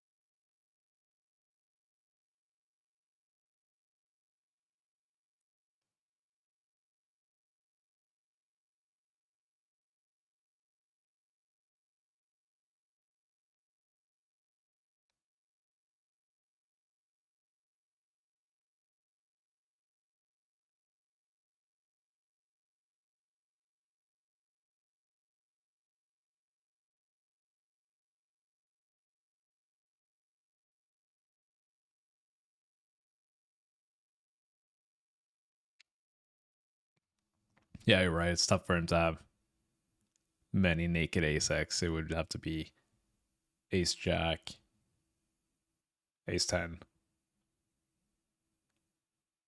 That's it, really.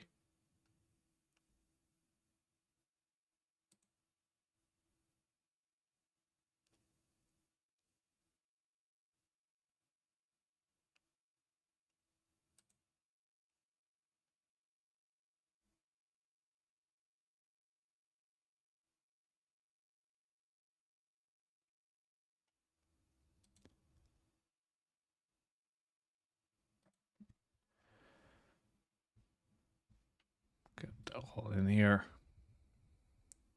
Aces.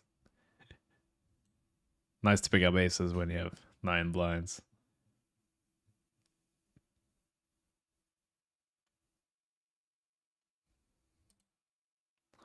Who am I to talk? Oh, we get the ace king.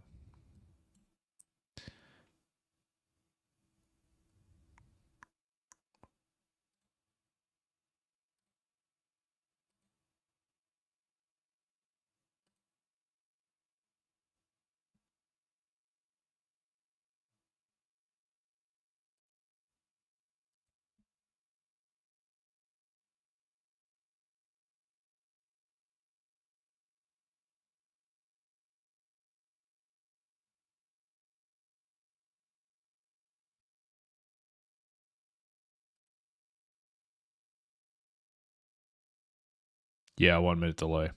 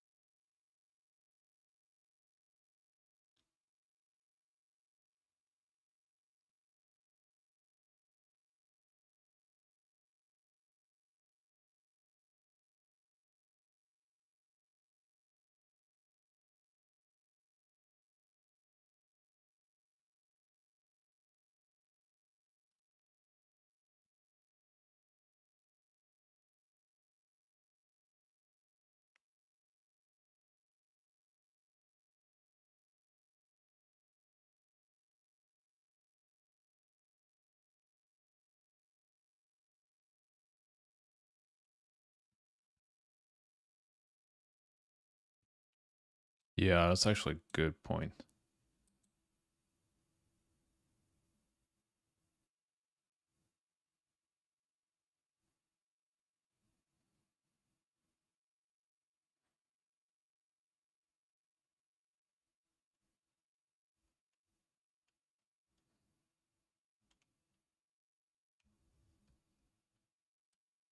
Wasn't a concern before when we had the 5-second time back, but now it could be. Let me change that.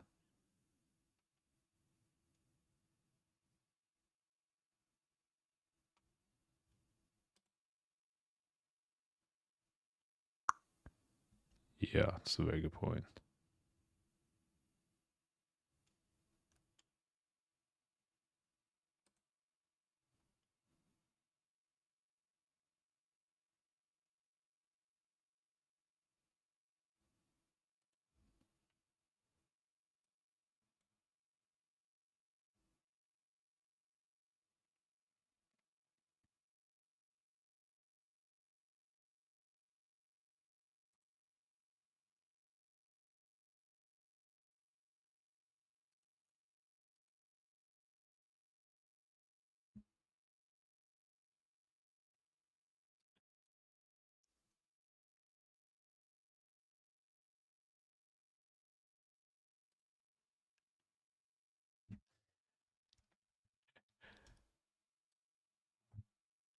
Yeah, I mean, the way I've been running tonight, it would lose for sure.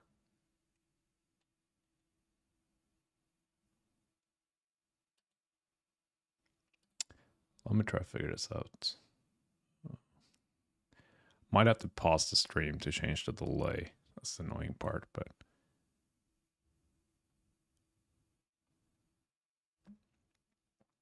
guess that's fine. How much time bank? Yeah, we have over a minute time bank, so it's definitely too long. Not enough, I mean.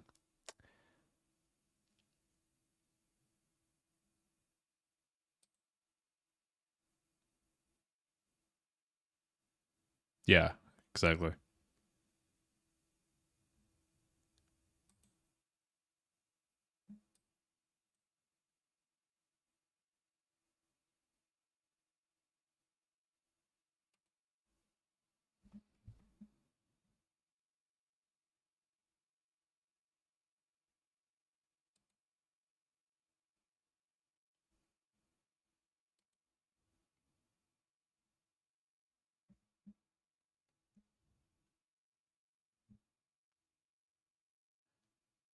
Okay, so unfortunately, I'm gonna have to restart here. So I'll end the stream and then change the delay, and then I'll be right back.